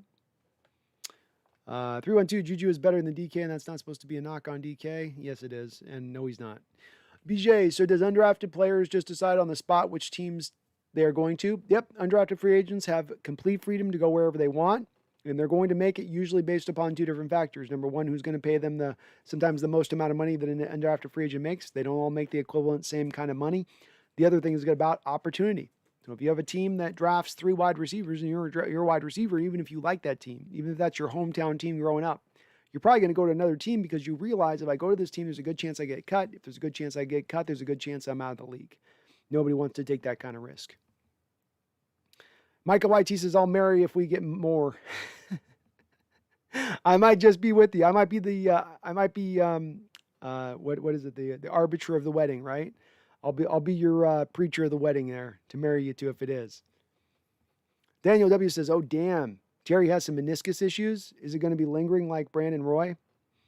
The meniscus stuff, you only have so much meniscus. So that's the part with that. That's the problem is if you get operated on, they tend to take some of it out and you don't tend to have a lot of it that remains. I've been under the understanding that with meniscuses that you can fix those injuries, that they're not the major ACL, MCL, anterior cruciate ligament type injuries that are more of the long-term worry ones. That the meniscus one is one you can get around. Just send him over to Norway like they did a couple years ago with KJ Wright and some of those guys. What is the redendacrawl, whatever procedure where they shoot like they put shots in your knee to try to generate cartilage. Which Moore am I talking about? Was I talking about Moore? I meant Scary Tammarion, I think. Oh, David Moore. David Moore, Ethan Tech World. David Moore. Daniel W., I really wish we signed Jamie Newman and let him develop under Russ, one of the best deep balls in the draft class. Got Rusty sitting out for a year, but would have been perfect to sit behind Russ. Maybe they bring him in, man. Maybe they take a look at him. Fish says, breaking news, the Seattle Seahawks have signed Brian Mills, Senior Bowl attendee. He's a cornerback from North Carolina Central, 6'1", 174. Yep, he's more of a Seahawk mold guy, Fish. First, Trey Brown is not as much of the Seahawk moldy type guy. Mighty Joni Boy says David Moore's going to the Panthers. Damn it. Well, he's from Georgia. He's from around that area. It makes a lot of sense. Michael Carasino just watched a bit of Terry's film. Damn. I can see why they call him Scary. Yeah. It's a well-earned nickname. Well-earned nickname. That 2019 tape is absolutely smoking hot. Smoking hot. Smoking hot. So it sounds like we missed out on David Moore. That's sad to see, unfortunately. It's a good pickup by the Carolina Panthers. Wouldn't be surprised to see that guy start 10 years in this league. Not at all. Not at all. Okay, we are 7.5 hours in. I am getting hungry. My voice is gone after 3 days of doing this. It has been a marathon session, but it has been a wonderful marathon session and one I'm going to do every year with you guys. This is my version of Christmas. This is I like this more than Christmas. This is more favored for me. Seahawks signed Jared Hawker, offensive guard out of Texas A&M. Nice. Continue to build up some offensive line. So good to see on that, Fish. Good to see on that. We'll track more of these moves as we go along. I will be back on Thursday to do a live stream. We'll be talking a little bit more about the undrafted free agents. If you want to look for a full breakdown over the next couple of days, I will be doing a breakdown on every one of the Seattle Seahawks receivers drafted. I'll be probably doing it on my Seahawks scouting channel. So look for the Seahawks scouting channel on YouTube. Go search for that if you want to see some breakdowns of film on those guys. Very excited though by this draft. Very excited how this finished out. This is This has turned around, and that's good to see because I was in a dark place yesterday, man. That pick really hurt me in the depths of my soul. But I'm brought back out of the darkness. I'm back out of the dregs. I'm excited and encouraged by this football team. They finished us off really nicely. They did a lot of good work with very little to work with in this draft. Thomas Cox says, dude, I'm waiting for Sam Hewer to take over as a Hawk. You know what I want him to do? I want him to pull the first Northwest power play move. First power play move, Thomas. I want him to come out in the draft and I say, I'm not going to any other NFL team but the Seattle Seahawks. Go do that move. I want to be the benefit of that for once. Benefit of a local boy saying, no, I'm a Hawk. I'm going to Seattle. Deal with it. Thomas Cox says, Terry may not as caring. Terry made not as caring, but later guys. Not as caring. Thomas, you'll have to rewrite that. You'll have to rewrite that, Thomas. All right, well, thank you again, though, folks, for watching in, for tuning in, for hanging in here with me. We've been just rocking and rolling along. Thank you for all the donations. Please slam on that like button if you happen to be liking this stream, if you're watching it after we've been recording. But be encouraged. Be encouraged. We're on the right path, and with Aaron Rodgers potentially on his way to be out of Green Bay, you might be seeing Seattle as the number 2 team right there with Tampa Bay as the main competition for that NFC West next year. NFC. It may not be as strong a conference as it's been more, and maybe the AFC is the strong conference next year, and we get a little bit of the weak knees to go through there. We got to benefit from this back in 2005, where the conference wasn't as strong at that time. That's one of the things that helped propel us to getting to the Super Bowl in that year. So it's a little bit of what I've called that feast factor that you have to have, be it within your division, be it within your conference, sometimes to get to the Super Bowl. It'll be interesting to see if that plays out like that, if Aaron does force his way out of town, or if he actually forces the general manager to get fired, which would be crazy too, which would be amazing as well. But either way, feel good about this team. They're making moves. They're doing what they need to do. We still have $7 million to spend in cap space. We still can convert Russell Wilson's base money to bonus, at which point you save an additional $10 million. You're essentially sitting with that, with an additional $2 million on top of that with Jamal Adams. If you put him to a new contract extension, to an additional $2 million. If you cut Trey Flowers, now that you got the cornerback stacked up behind him, you're talking about nearly still $20 million in cap space, and I expect there to be a wide wave of guys cut this week from teams that have gone out and have been able to get the needs that they need, be able to get the replacement for that said player that they want to cut to save salary cap space, as all of these teams are now really pressed up against the cap. No one's got any sort of money to move around at this point, so I expect to see this in the next week. Hopefully we've got a couple of cool undrafted free agents we've signed. Maybe there's even a couple guys get put out in free agency. They buff this team up even a little bit more. Don't stop John Snyder. Don't stop Pete Carroll from improving this team and keeping them going. Keep stacking the bricks. Don't think that you've done enough. That's been a failing of you the last couple off seasons, as you reach the point off season, okay, we've done enough, we'll stop. And then you get to the start of the year, and then you get into desperation point to have to make a desperate trade. Let's not do that again. Let's get out ahead of this. Let's arrive at the season and feel like we've got everything we need. We got the stack club on the front end, and we've got the depth that we're also looking for. That's what I hope that they concentrate on. I expect them to do it. The players will be there available to do it. They just got to pull the trigger. That's going to be the key. I appreciate you guys. Thank you so much for watching this, Seahawks. Stay happy. Stay positive. We're back on the horse. And please don't you guys ever forget. Don't you ever forget. Don't ever. I see a few of you out there. I see some confidence shaking. Don't let it shake you. Stick your chest out.